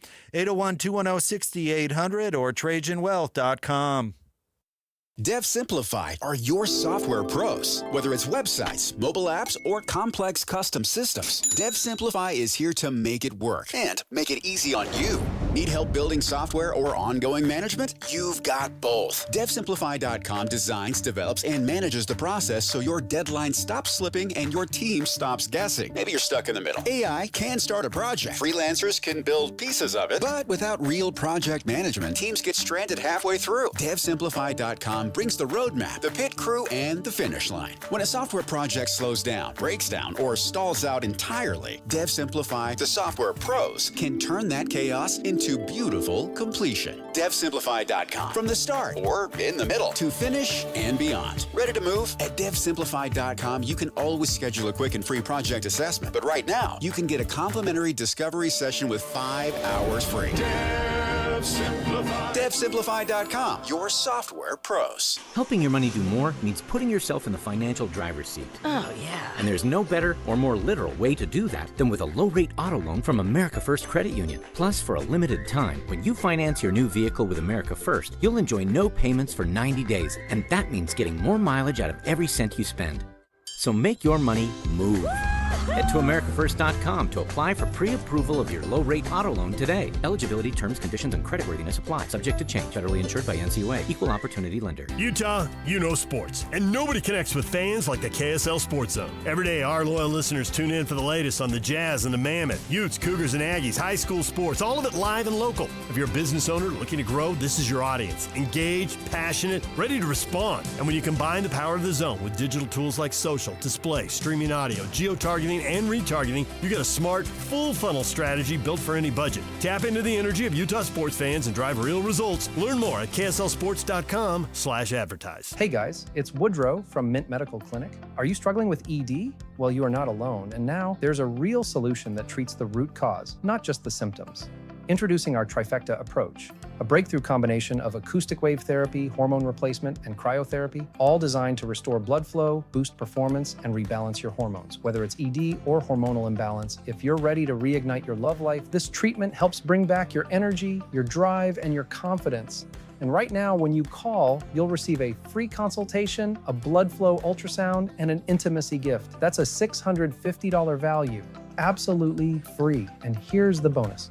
The next 20 callers will also receive a 5-night stay at a luxury resort in Hawaii just for taking the first step. But you must call now. With 2 convenient locations in Layton and Sandy, help is closer than you think. Call 801-804-8000 now. That's 801-804-8000. Mint Medical Clinic. We'll get you back to mint condition. Arrive in style for all of life's events, from the first suit to the first dance, from preparing to serve to starting a life together. At every age, at every milestone, for nearly 60 years, Mr. Mac, helping you look your best for all of life's events. Listen every Monday morning to DJ and PK and Monday afternoon with JJ and Alex for your Chevy Strong Play of the Game. Win great prizes from Rocky Mountain Chevy.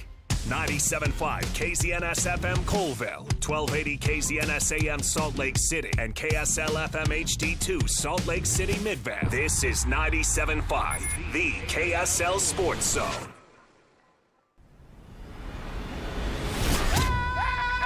The sports you love, the teams you can't live without. Get a sense of urgency! This is Jake Scott and Ben Anderson on 97.5, the KSL Sports Zone.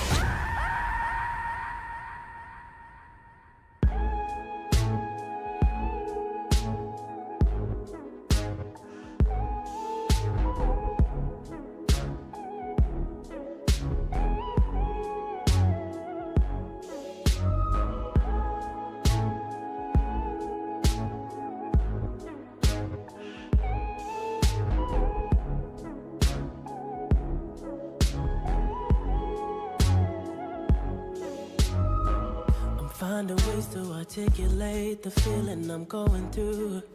I just can't. Jake and Ben, 97.5, the KSL Sports Zone. Join Scotty G and friends today. Kenny J's Barbecue, noon to 3. It's the 60 and 60 ranking show at Kenny J's Barbecue, 11610 District Drive in South Jordan. Finland is in the penalty box for a high sticking. There's a minute and 50 seconds left to go. Tied 2-2 with a chance to go to the gold medal game. So Finland on the penalty kill after giving up back-to-back goals over the last 2 periods. So Finns getting tense. Need to get it together. Need to get it together. Get their head in the game. Although NBC is certainly rooting for Canada. Yeah, probably. Get USA and Canada out there. What's the population of Finland, you think? Probably not very big. 38 people. 38 people. Two of them have played basketball in the state of Utah. Well, half of them make the hockey team. 5.6 million. Small. It's crazy. Yeah, it gets down to the fundamental unfairness of the Olympics, really. But yeah. Yeah. Right. Well, we were talking to Lloyd about how many Portuguese athletes that were in the Winter Olympics this year. And we looked it up, and I think it was, they hadn't won any medals. I didn't look up how many people were actually on the team. But on the flip side, Norway wins every medal, and they have 5.6 million people. It's almost exactly the same, and they win. I mean, they're the leader right now, smaller. right? Yeah, it's even they smaller. are leading. They lead every year. They're always. Yeah, but isn't that... they live in the snow? No, but this is like who are... Oh, Canada scored. That's too bad. But this is like the best distance runners in the world are from Kenya, right? Yeah. I think that's what we're talking about with Norway. Like, they have one niche thing, and that's cross-country skiing, but they win... Every single one. Every single one. So I even refuse to acknowledge their dominance. They're just a one-trick pony. All you guys do, well, you cross-country ski to get around town. I'm sure you're good at it. You'd be better than everybody else. Yeah, right. Yeah, of course we are. No, it is. I mean, we're kind of joking, but to salvage a serious point, I mean, there is a certain thing to cultures and what they focus on for athletics, for sports.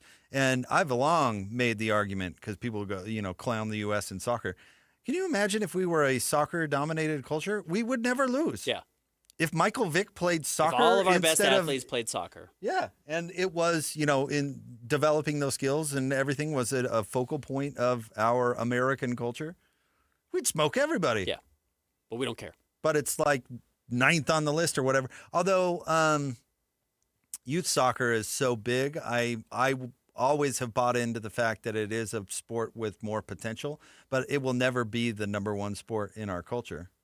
Well, and the hard part, again, is that if we do have good players, they get bought by European teams so young that they don't actually get to play here and then become the stars here to actually show off. Well, Major League, so that's why Major League Soccer doesn't stand a chance in the same way that, basketball could get huge in Italy. The best players are never going to stay in Italy. They're going to, that's just a built-in thing. But I would say, like, the World Cup coming here is going to be extremely popular. I think soccer as a sport is more popular today than it was 20 years ago or 30 years ago. Yeah. Like, who is it? Aren't there 2 European clubs coming to L.A.? Is it this week or in the next couple of weeks? And they're going to sell out the Coliseum or wherever they're playing. Yeah. Major League Soccer, if you want to talk about that, they just have the built-in disadvantage of they're not going to get all the best players. It could be way more popular here. I mean, you could look at places like Atlanta, where Major League Soccer is just thriving. By the way, I'd throw Salt Lake into that. We are still never going to attract the best soccer player in the world in their prime to this league. No. You're going to have to overpay them absurdly wildly, and then they're going to have to basically sacrifice caring about winning at the highest level. Well, and they do that when they're 40, not when they're... Yeah. Are you going to be able to get Mbappe in his prime? No, Probably not. There's Messi a reason all these guys are coming over when they're 40. Heck yeah, they're going to get a huge payday. Doesn't Messi have like a piece of the league or like a piece of the TV deal or whatever it is? Yeah, you're commissioner. What was Beckham making when he came over? I mean, it was something ludicrous. Yeah. He was making more than entire teams' payrolls. Right, for his age. Yeah. And all those guys are going to come over when they're geezers. You bet. That's one last huge payday and a victory lap, and then you get the American lifestyle that comes along with it. Right. But I don't know if Major League Soccer can ever be higher in the world's pecking order than it is, because in all honesty, those die have really already been cast. So much ground to make up. Yeah. And that doesn't mean, we can't have more American players. We are going to have more good American players. It's inevitable. Yes, the same way, you start watching the World Cup and the success the women had in the 90s, and men haven't really had any success ever, but the women continue to have and have been great. You're going to continue to grow there, and maybe the women's game has a better chance to flourish here. But yeah, the men's game. Honestly, I think women's soccer is a different story. Yeah. Other than women's sports in our culture usually has a little further to go. Right. But if you're talking about the potential to be the best league in the world, oh yeah, 1,000%. I think they could do that for sure with the right moves and resources. But it's just to get back to the basketball, example, Real Madrid owns a soccer club and a basketball team, and Real Madrid, the basketball team, will never be Real Madrid, the soccer club. Correct. Just like the LA Galaxy will never be the LA Lakers. It's just... Yeah, it's too much ground to make up, and it's not where we put our priorities.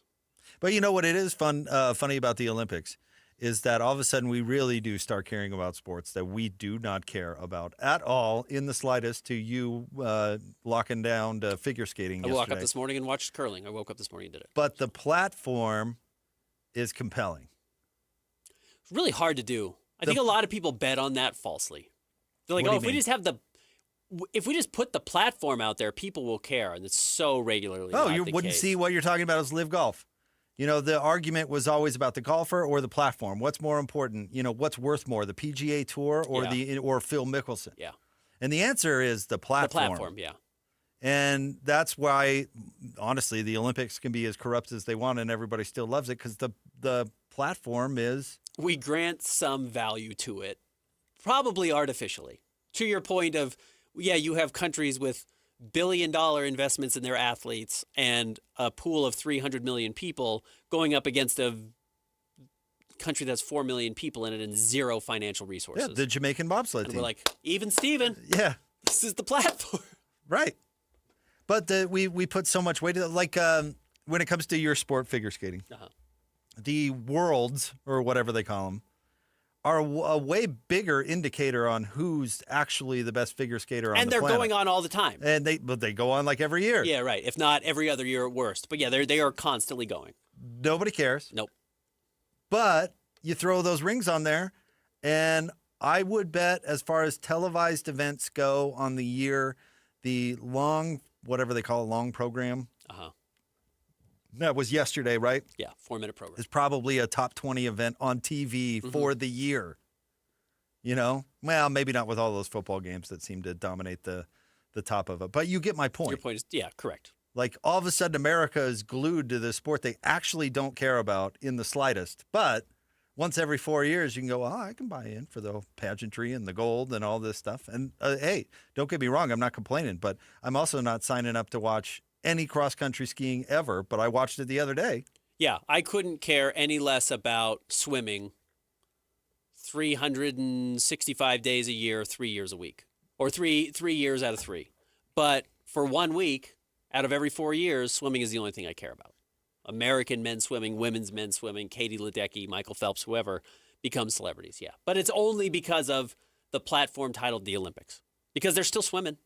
They're in college. A lot of these people compete at the college level, or yes, whatever their worlds are. Nobody cares. No, and they don't make a dang dime. Which is, I've talked to ski parents, like ski racing parents, and all the things you have to do. Talk to David about it to get your kids competing at the highest level in that particular sport. Like, even if you are the best, you're not going to make a dang dime. You're going to make, maybe if you're really, truly dominant, like Michael Phelps or whatever, you're going to make a bunch of money every 4 years and then be living off that for the rest of your life. And that's the top 1 of 1%. I know a gold medal winner. And, yeah, if you're in Utah, you know somebody who's competing in the Olympics. And she's living a lovely life, I'm sure. But she is far from a, wealthy person, at least last I checked. It's been a minute. Yeah. Are you connected in any way to a medal winner, Christian? Growing up here? I'm not. No. Really? I'm a little young. Okay. In my Spanish class in college, we had to do this thing. It was like, introduce yourself. I think it was 2 truths and a lie, just to like kind of get everyone comfortable because so much of it is just interactive, speaking Spanish to one another. And one kid stood up and was like, yeah, I'm a skater. I thought, okay, I was a skateboarder. I'm going to go see what this kid's all about. Same. I was like, oh, you said you were a skater. What kind? He's like, it's like speed skating. It's like, oh, cool. What level? He's like, I won a silver medal. I was on the relay team. It was like, wait, what? We're in Spanish together? No, you're in Spanish class with me? Shout out Alex. It's still my guy. Yeah. Alex was cool. I don't remember. It's is it ski jumping? It's one of the ski events where every single person on the Olympic team goes to the University of Utah. Aerials. Is it aerials? Women's aerials, yeah. Yeah. And U.S. ski team now has been here for a long, long time, pre-02. So, yeah, the fact that we have Olympians walking amongst us is not a surprise. Is U.S. skating still at the Kearns Oval? Is this still? Not sure if that's the headquarters, but it's still an It Olympic might be. rink. Yeah. He won bronze. Alex Izikowski. Shout out Alex. Not silver. Hey, I just want to get it right. Respect Alex. Former Spanish partner. Mi amigo. Or whatever. You can get a bronze medal at Savers. Bring it in one day, Alex. Getting back to congratulating Utah for winning a game on the road. Congratulations on winning a bronze. It was hard last night. I watched, I got home from work yesterday and was doing some writing, and I watched the women's gold medal game. And it was just an incredible game, and shout out to the U.S. for coming back and winning. But the bronze medal team was absolutely thrilled, right? Because they had won. Switzerland had to win the bronze medal game. So their last game, they had to fight for something. Winning the silver medal, being so frustrated to have that thing put around your neck. And then after they put the silver medal around your neck, they went down the line and hand them all the commemorative stuffed animals. After, you didn't do it in one motion. You got the silver medal, and then they went back to the start of the line and gave them the stuffed animal one by one. I guarantee you there were dumpsters full of those stuffed animals from Team Canada after the game because they didn't want anything to do with their silver medal, much less the silly little stuffed animal, which I'm sure is the coolest thing if you win a gold, but as a consolation prize with also your silver medal, it's got to be brutal. I had this conundrum in my mind last night, Ben. My daughter asked me what the kids were doing on the ice for figure skating. You know what I'm talking about? Uh-huh. And I said, honey, well, they go around and they collect all the flowers because people throw flowers onto the ice as a show of appreciation or whatever. If you absolutely had the dumpiest routine of your career, like you fell on the triple Lutz, you absolutely cost yourself a medal or whatever, you just totally booted it. Would you want their pity flowers? Because people are throwing flowers regardless, right? Like, would you tell those kids, like, hey, kids, love you. I didn't earn but these. Turn around. I don't want any of your pity flowers. You go throw those back. I don't need it. Yeah, I think that's fair. Right? Yeah. That's what I thought. There should be some judgment involved. There should be some nuance in the conversation. I didn't deserve flowers. I crashed on the triple toe. And they know that. Yeah. They're just, I feel so bad for him. I'm going to throw flowers. Dad's still going to hug you. Yeah. Mom's still going to hug you. Your siblings are still going to love you. Your coach is going to yell at you probably. But if it's Bella Caroli. But save the flowers. I didn't do well. Yeah, I don't want any of those flowers. Sorry, kids. I think that's fair. Okay. I was thinking about that. In fact, they should only do it after we get the scores. That's when the flowers come down? Yeah. After the scores? After the scores come, and if you're in the top 3, you're on the podium, even just momentarily, if you're going to get bumped off, that's fine. But you're on the podium, you get your flowers then. Okay. I was just thinking about that. Because she asked me about that tradition. I said, well, it's people showing their appreciation. But what if you sucked out there? Canada downs Team Finland 3-2. 3 straight goals. That's too bad. Including one at 30 seconds left. By the way, isn't Sidney Crosby hurt? He did not play today. Nathan McKinnon had the game winner. I think the general manager for the Penguins should be financially compensated by Canada. Okay. I'm serious. Can you imagine the bad day he's having? Yeah, I don't. Like the Penguins. I don't know the hierarchy if he's still the best player on the team or if he has adopted a. Either way, he's important, and the Pens are like sneaky decent, right? Is Kenny Malkin still playing? Is he still alive? Is he on the Penguins? Am I right on that? Yeah, I don't know if he's moved into the LeBron role where he's no longer the best player on the team, but is the figurehead. Yeah, absolutely. You lose your player in the Olympics. That's everybody's fear, and it's the biggest celebrity. 5th in the East right now with 70 points. That guy's having a bad day. Yeah. I would be so bent if one of my players came back from the Olympics hurt. Sidney Crosby is still leading them in points at 59 points. 15 more than Evgeny Malkin, who still does play for the team. So. Yeah, so that stinks for the Penguins. Yeah, it'd be brutal. The owner of the Penguins doesn't care about we're talking about platform and what's bigger, platform and all this. They don't care about the platform. They don't care about the Olympics. Right. He's got a gold. I saw him win a gold. I don't need him to win another gold. I want him to play for the Pittsburgh Penguins on his maybe retirement tour. I still feel bad for Dante Exum, who got injured playing overseas in not even it was not even the Olympics. It was like not even the World Cup. It was like a friendly or something like that. I would be so bent. Yeah. I just totally altered my career for nothing. Jumped into the middle of the lane. Blew out his knee. Aussie. Oi, oi, oi. Yeah, never came back. Screw that. Cost him millions. Yes, it did. Cost the Jazz. Yeah. Yeah, I wouldn't blame. I don't blame owners when they voice their opinion that they're not for international play. I wonder how Major League Soccer feels about it. They've got to be super conflicted because the World Cup is such a bigger platform. As are the Olympics, in all honesty. I mean, the Olympic hockey is a bigger deal for the NHL players, I think, than the NHL itself for a lot of these guys. Ooh, I don't know about that. But it's like, but it's like to the point, if you played the Super Bowl in Week 9, it was like, this is the biggest game we're going to play all year. They're like, no, you get the second half of the season. When you get back, everyone would be beat up. Because, you're going to put it all out there. All right, stay tuned. We'll have more coming up next. The Jazz actually play tonight. How about that? The NBA back in. Somebody with wearing a Jazz uniform is playing tonight. Somebody will. And we have word into the Jazz. We want the latest with Nurk's nose. We want to know up to the second info. I need it for the pregame. Big nose. We're going to do the Nurk Beak Report. Big news. Yeah. All right, stay tuned. More next, 97.5. The Bosnian Beak. The KSL Sports Zone. This past summer, we introduced the first ever Top 60 and 60 watch list. And now that the season is over, it's time to rank the best players in the state of Utah. It's the Top 60 and 60 ranking show, presented by Kenny J's Barbecue. Coming up this Friday, the Zone will rank the players that made the biggest impact on the state from the 2025 season. Live from Kenny J's Barbecue at the District in South Jordan, it's the Top 60 and 60 ranking show, presented by Kenny J's Barbecue, where you can get 10% off your catering order at KennyJ'sBBQ.com. This is 97.5, the KSL Sports Zone. Hi, David James here for Soda Weight Loss. 2 weeks in, I am down 10 pounds. I am halfway to my goal, 50% of the way there.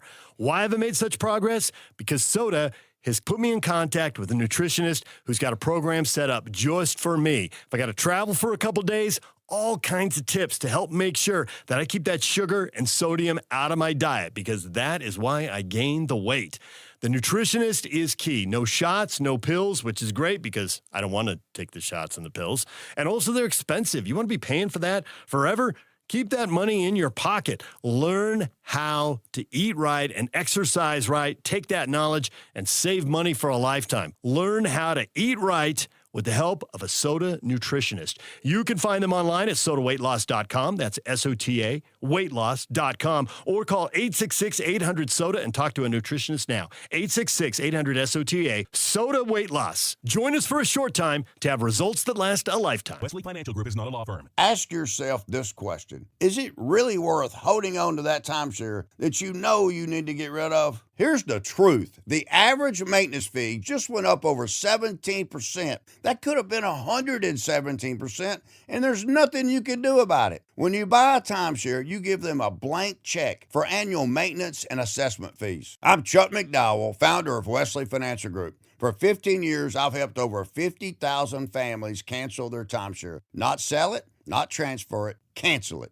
Did you buy a timeshare because they told you it was a great investment and your maintenance fees would never go up? That's a lie. Are you ready to get rid of your timeshare once and for all? Simply call us and I'll send you our timeshare exit kit that explains all your options for cancellation. Call Wesley now for your timeshare exit kit. 800-718-4040. That's 800-718-4040. 800-718-4040. The show may be over, but the deals are still on at Paris RV. How about an easy tow with a 25 Rockwood 190 OTG for only $7,995 or $129 a month? How about some bunks? Hook up to the 26 Heartland Prowler 2500 bunkhouse for only $17,995 or $205 a month. Want to stay put for a while? Then put the 26 Forest River Cherokee Timberwolf 20 OG destination trailer in the spot of your dreams for only $44,995 or $456 a month. Only at Paris RV. Paris RV is your locally owned, family-run RV dealership. We strive hard to find the very best RVs for the price. With 4 locations, over 1,000 RVs in stock, 42 service bays, and 4 super parts stores, we're sure to help take your family on the best RV vacation. Check out our perfect family bunkhouse trailer, the 26BH, that sleeps 9 for $19,995 or $227 a month. Zero down. Life is short. Enjoy it. North Murray, South Murray, Payson, and Pocatello. ParisRV.com. A family office is a team built to handle the 3 biggest financial responsibilities a family faces: wealth management, tax strategy, and estate planning. Most firms only manage your investments and refer the rest out, hoping everyone stays aligned. At Trajan, we built something different. Your wealth, tax planning, and estate planning are handled together inside one firm under one roof. There's no guessing whether your CPA, advisor, and estate attorney are truly in sync. because our team works together every day on your behalf. When your financial life becomes more complex, your advice should become more coordinated, not more fragmented. One plan, one trusted team. Call Trajan today. 801-210-6800. That's 801-210-6800. Trajan Wealth, an SEC-registered investment advisor. Additional services through Trajan Estate and Trajan Tax. Additional disclosures and accreditation at TrajanWealth.com. Catch the excitement May 14th through 16th with the Epson Tour Copper Rock Championship. Golf's next-gen LPGA stars competing on a course as stunning as it is challenging. Come for the game. Stay for the journey. Tickets and info at CopperRockChampionship.com. Hey, this is Chris from JCW's. If anything rivals our burgers, it's our bacon. It makes the perfect combination with our guacamole, jalapeno, or our hickory barbecue burgers. JCW's, quality and a lot of it. Whether it's the Jazz, Utes, Cougars, or Aggies, these guys have got you covered. Time to eat, fellas. You're locked on to Jake Scott and Ben Anderson. 1, 2, 3, move it. On 97.5, the KSL Sports Zone.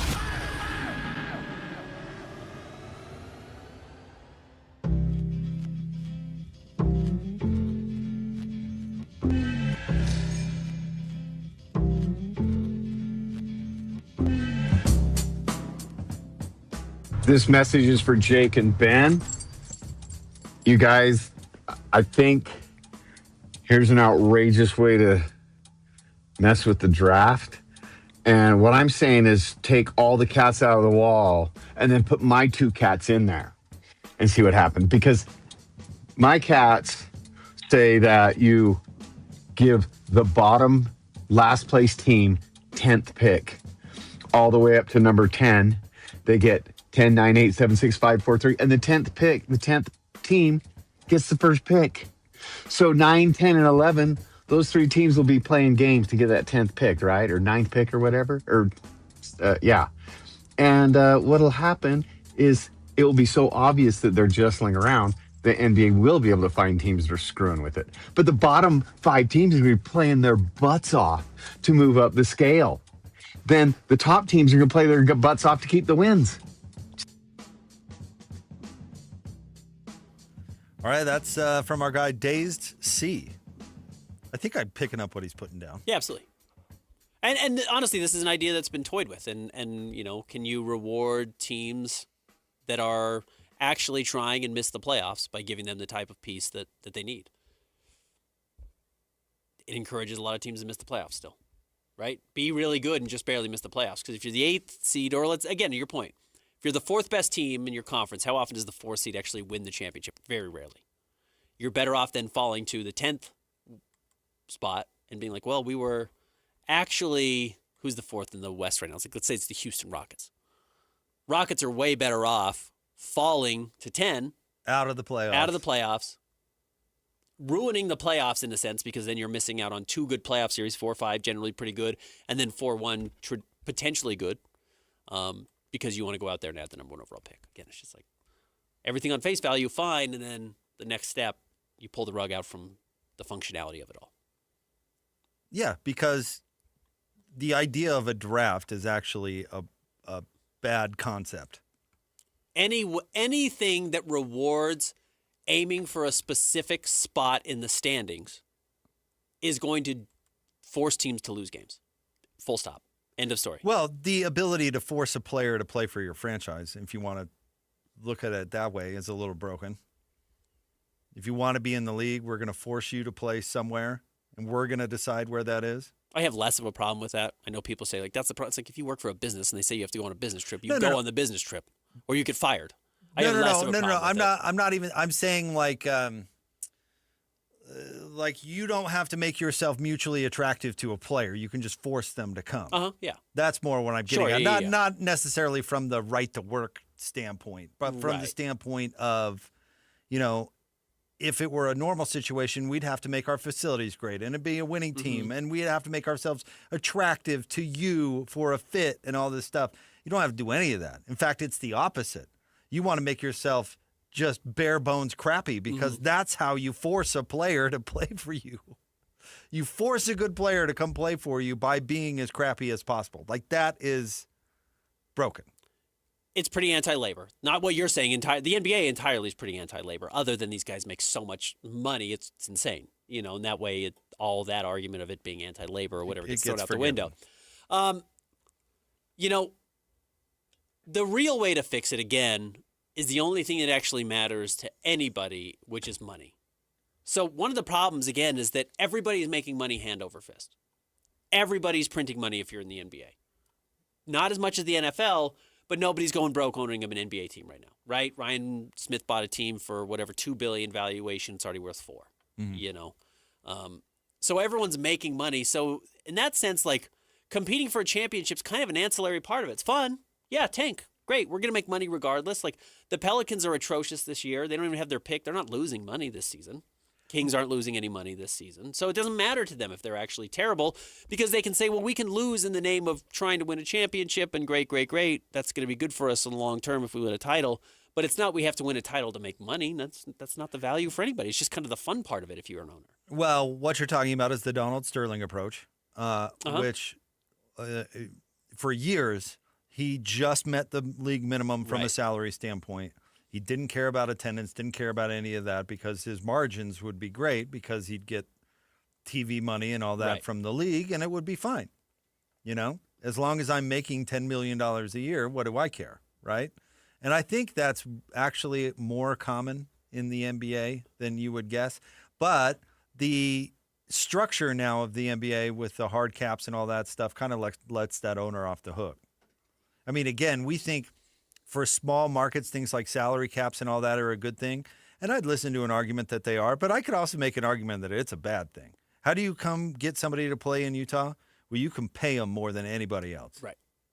Yep. And you can give them, and I think there is more than money, and this is where good agents, I think, come into play, is you're not going to make any of that ancillary money if you're not playing. So actually a role on the team is as valuable as money if you are talking to a player that knows the score. You know what I mean? Like Keontae George scoring 20 whatever points a game he's scoring this year, he doesn't have that role on the Lakers. Right.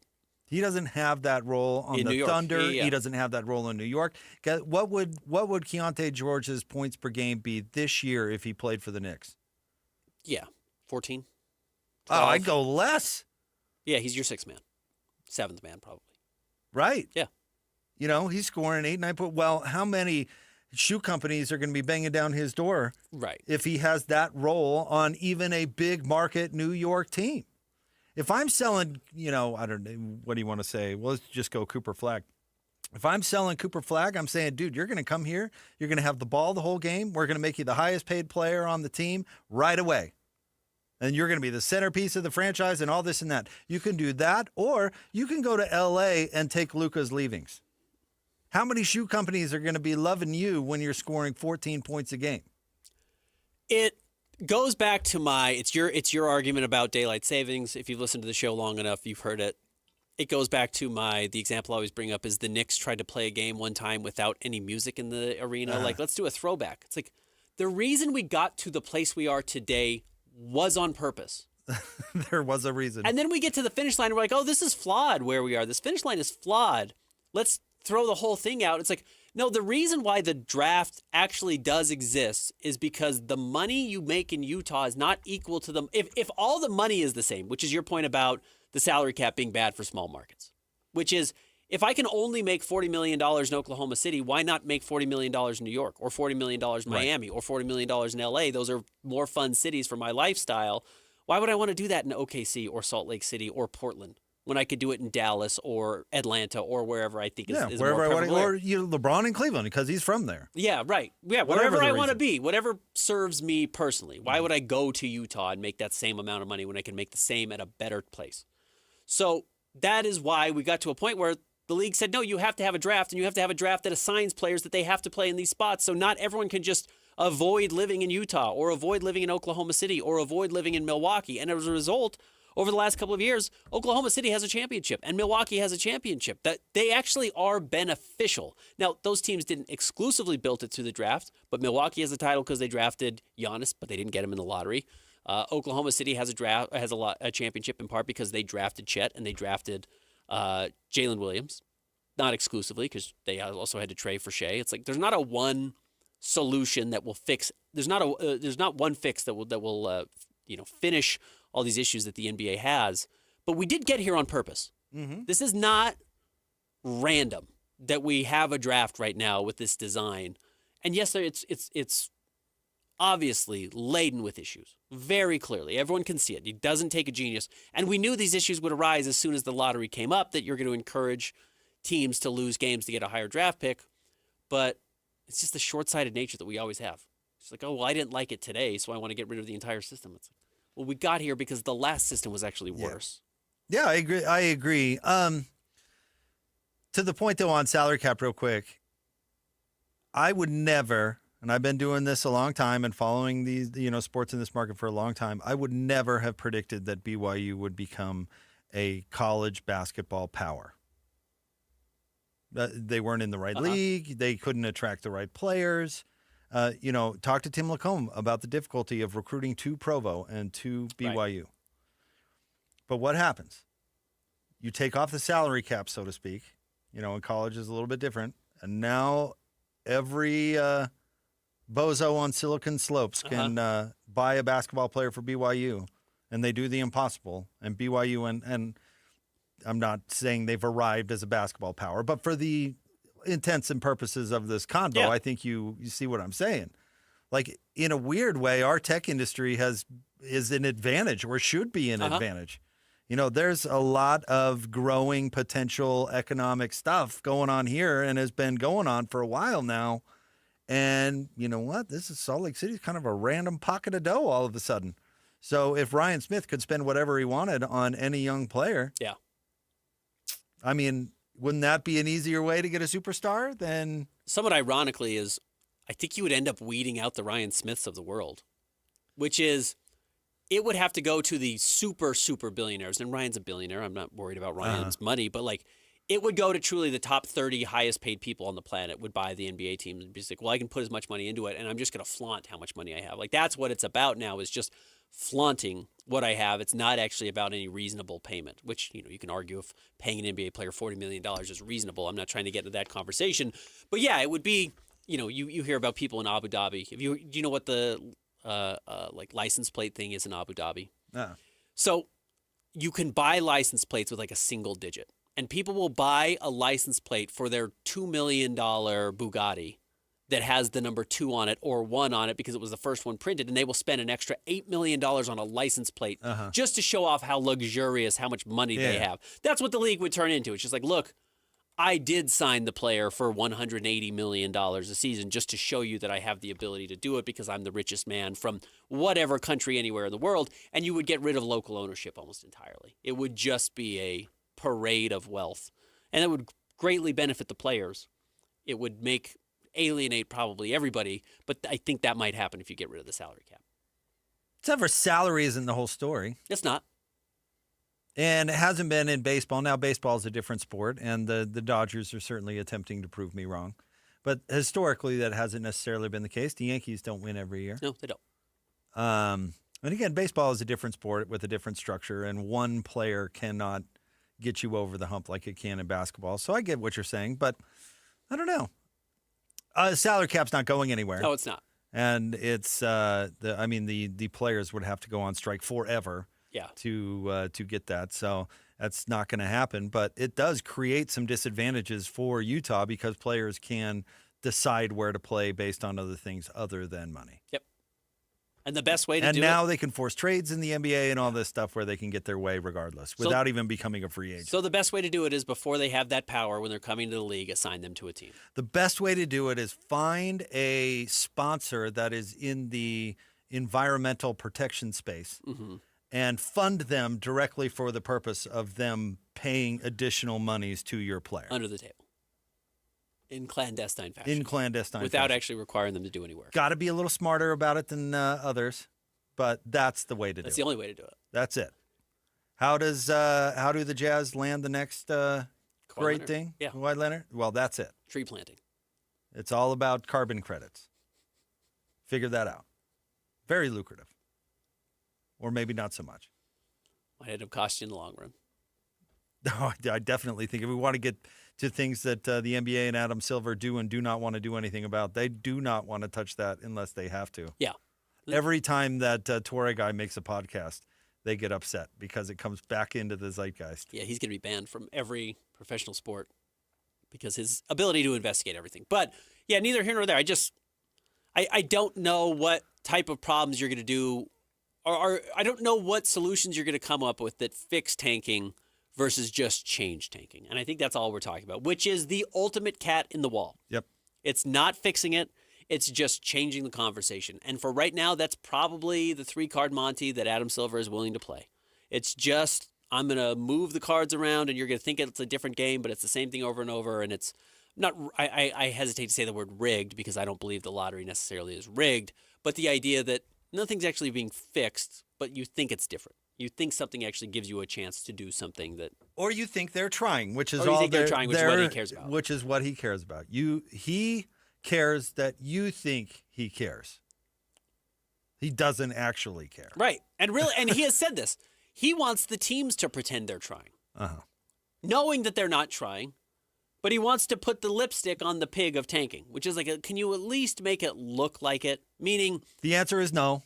Can you at least, don't even put him on the injury report, but just don't make Yusuf Nurkic play, but just don't put him on the injury report, please. I just don't want him to play. It's fine if he doesn't play. I just don't want him on the injury report because everyone's going to see that. It's in ink if it's on the internet. I just don't want to see that. That's quite literally a conversation that's been had. All right, stay tuned. Wrapping up the show. Coming up next, Jake and Ben, 97.5, the KSL Sports Zone.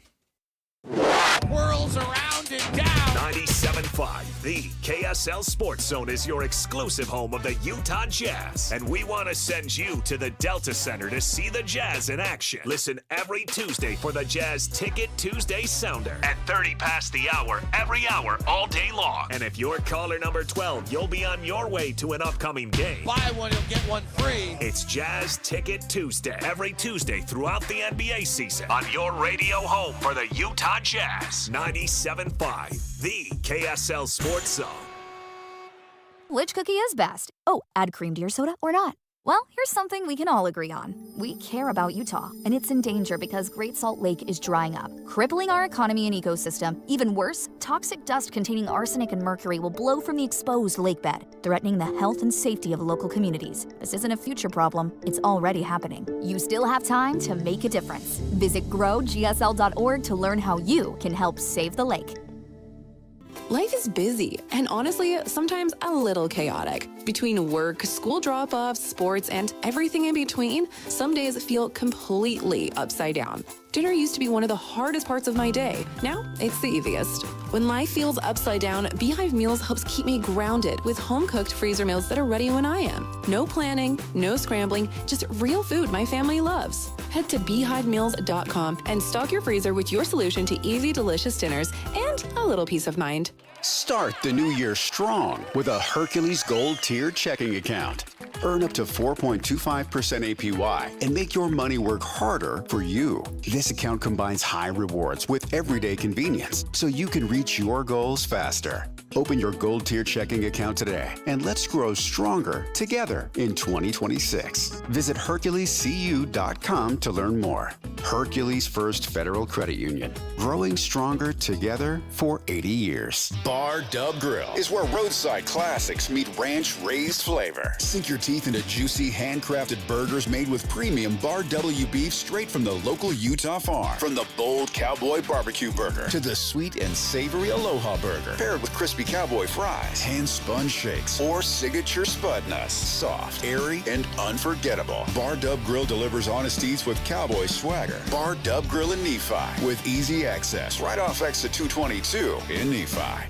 The KSL Sports Zone is your home for live local sports. Tonight, the Utah Jazz are in Memphis to play the Grizzlies at 5 o'clock. Listen on 97.5 The Zone. Tomorrow, Real Salt Lake's season opener at Vancouver starts at 5:30 on 97.5 The Zone. Utah State's at Nevada. Listen to Scott Gerard from Reno at 8 o'clock on 1280 The Zone. And Iowa State's at BYU for a Big 12 game at 8:30. Listen on 102.7 FM. If you want to hear your company's name here, email Stephanie Palmer at spalmer@ksl.com and join the winning team at the KSL Sports Zone. Hi, this is Derek Overstreet, president of the New Millennium Group and co-host of Stop Working, Start Living with KSL News Radio. Can you imagine what your life would be like if you could retire 3 to 5 years earlier than you thought possible? The things you could do, the loved ones you could spend time with, the memories that you could create. That's what our team at the New Millennium Group does. We'll walk you through the entire process every step of the way. If you'd like to get a copy of the 5-step proprietary plan that will help you retire 3 to 5 years sooner than you thought possible, give us a shout right now. 888-999-6370. That's 888-999-6370 or utahsfinancialplanner.com. Listen, most of our listeners right now have a tax problem, not a money problem. There's not enough money in Social Security Medicare as it is. Let us show you how you can significantly reduce your taxes. That's 888-999-6370. 888-999-6370 or utahsfinancialplanner.com. If you've gained 20, 30, or even 40 pounds over the past few years, listen to this. After age 40, your body naturally loses muscle and your metabolism slows down. That's why the weight keeps creeping up and the diets that used to work don't work anymore. JJ here for Salt Lake City Fat Loss. If you're considering weight loss injections, like GLP-1 injections, there's something important you need to know. Research shows a significant portion of the weight loss may come from muscle, which can slow your metabolism even more and make long-term weight loss control harder. Plus, those medications can cost $3,000 to $5,000 per year and require weekly injections and long-term dependency. At Salt Lake City Fat Loss, they take a different approach. Their doctor-developed program helps men and women lose 20 to 40 pounds in just 60 days, safely and naturally. No injections, no synthetic hormones, no long-term dependence. Instead, they use real food to protect muscle, reset your metabolism, and help your body burn fat, not muscle. Schedule a free 15-minute phone consultation. Go to slcfatloss.com. That's slcfatloss.com. Results may vary. Who's got it better than us?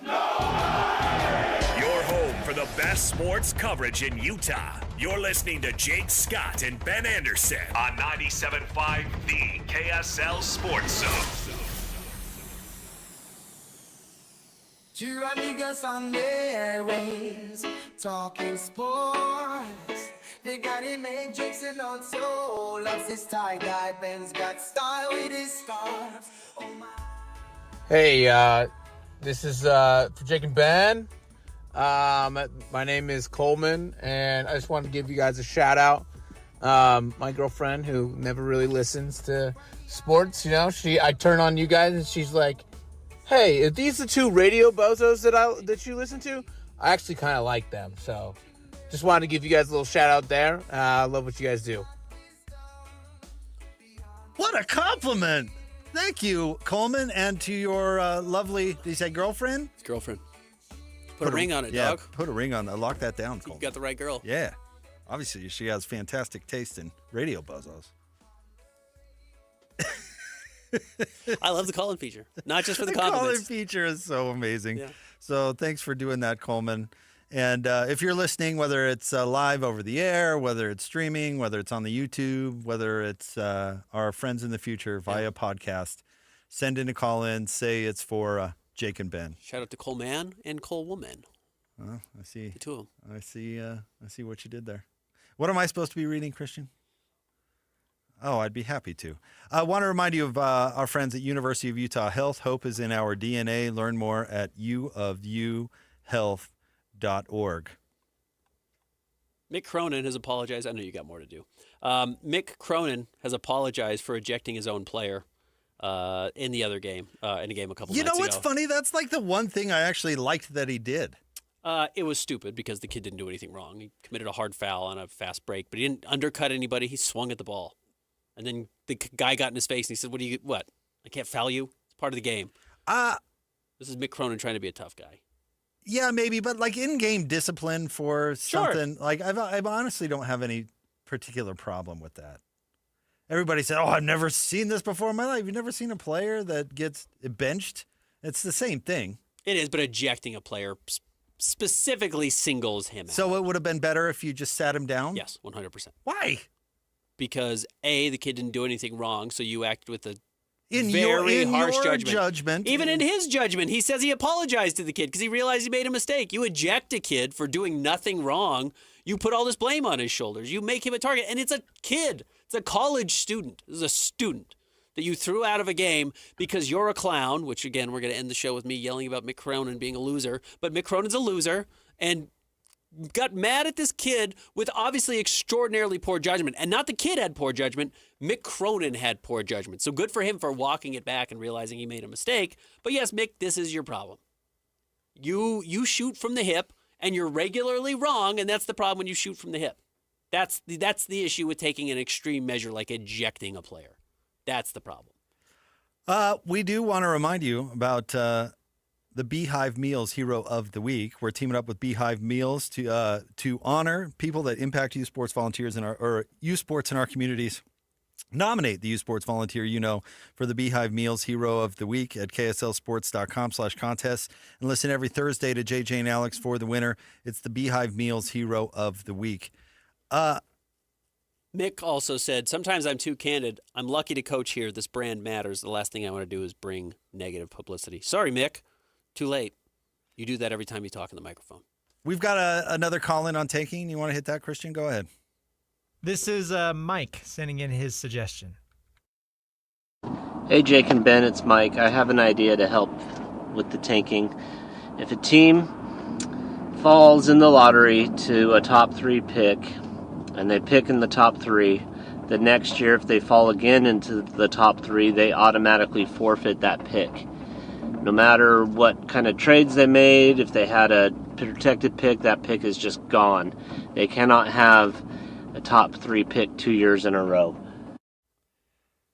Now, what I like about that is the punitive nature. Yeah, absolutely. I mean, less carrot, more stick. I kind of like that conceptually, but would that fix it? No, because for the right guy, it's worth it. For Victor Wembanyama, it's still worth it. And they know who's coming. Everyone knows. The reason the Jazz traded next year's unprotected first-round picks for Jaren Jackson Jr. is because nobody cares about that pick. It's not of the caliber of this year's pick, so the Jazz are going to go all out to finish this season holding on to their pick, and they don't care what happens next year. So, no, year to year, it probably doesn't actually hurt you that much. I am a little curious about the year-over-year tanking and how significant of an issue that actually is and how much that's actually a condemnation on what the problem of the product is, which, again, is it's just really difficult to get out of the basement in the NBA. I think, any team from New York or L.A. should be punished to pick every other year. Okay. Give them a pick every other year, but other than that, they should just lose it automatically. Just for fun. No, it evens the playing field Okay. because market size and shoe companies are too important. Does matter. Yeah. And actually, their salary cap or whatever, we could even call it the second apron, is $30 million lower than everybody else. Okay. I have heard, there are concepts of if you win the lottery, you get, or basically if you're one of the worst teams, you get more cap money to spend. Your salary cap actually goes up. So you have more allocation. The White Sox won the lottery in Major League Baseball. So they're going to get the number 1 overall pick. And then they get more money to go out and sign their second first-round draft pick or their next draft pick, whatever it is. They have more money in the pool to sign rookies. So that helps them actually dig out quicker. Now, you can't compare baseball to basketball because guys who get drafted in the 7th round in baseball regularly become all-stars. And that never happens in the NBA. How about buying picks? Okay.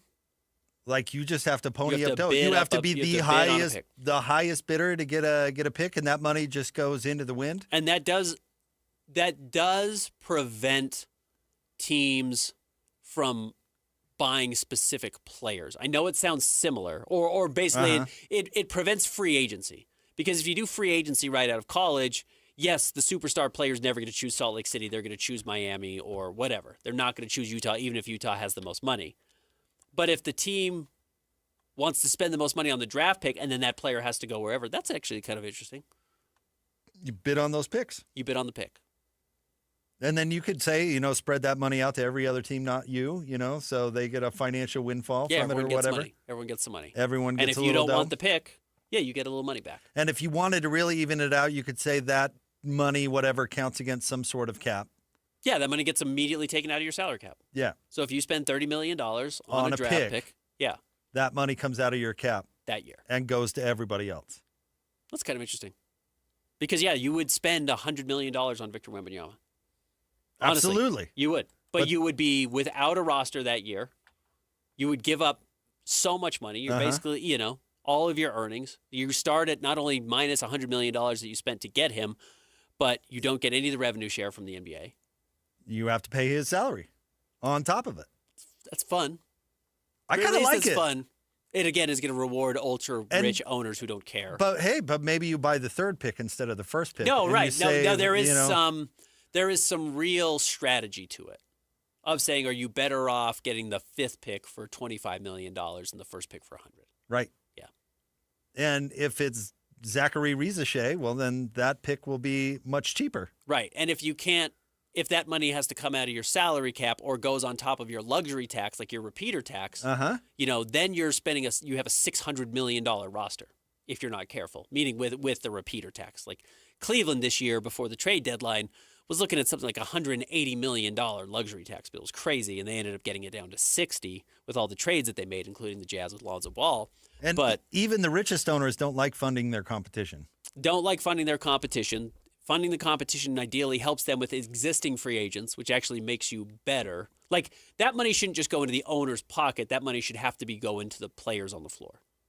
If you spend $100 million on getting the number one overall pick, that gets distributed on the court. Yeah, whatever. I don't care. You'd find a way to make it cost something to get that pick. And you don't have to buy a pick. And you don't have to buy a pick if you don't want. It would get rid of trading picks, obviously. Or you could buy it and trade it, I guess. If teams want to buy multiple picks, so be it. Great. You're investing in all your young group of people. The only other players you can sign once you hit the salary cap is vet minimum players on top of that. So you have Victor Wembanyama, and maybe you get whoever else was in that draft at number 10, Taylor Hendricks. Mm-hmm. But you're at that point, you've spent $140 million just for the right to draft them. You can only sign veteran minimum players. Like, you're not going to be good. That's the battle you're paying. I'm sorry, you're just not going to be good. But you can't you're probably not going to have any money to spend next year on picks. You could smooth it out over years or whatever and come up with the rules to make it work. But yeah, that's kind of interesting. That's one of the more interesting ones I've heard. See, we're accomplishing something. All right, stay tuned. Well, I like it. You're going to like it more than my solution to tanking, which I debuted last week while you were gone. 2 lotteries. The ultimate cat in the wall. 2 lotteries. 2 lotteries. Wow. You know what the solution is? More lotteries. I like it. Yeah. All right, stay tuned. I almost said Hans and Scotty. You didn't almost say it. You did say it. I did say it. Scotty G and friends coming up next at Kenny J's in the District, 97.5, the KSL Sports Zone. Whether you're stuck in the office, I believe you have my stapler. in your car, or at your in-laws, You want a piece of me? You bet I do. the Zone is with you every step of the way. Download the KSL Sports app to get live streaming of your favorite shows and access to all the latest updates on your favorite teams. Your home for the best coverage of the Utes, Cougars, Jazz, and Mammoth is on air, online, and on the KSL Sports app. This is 97.5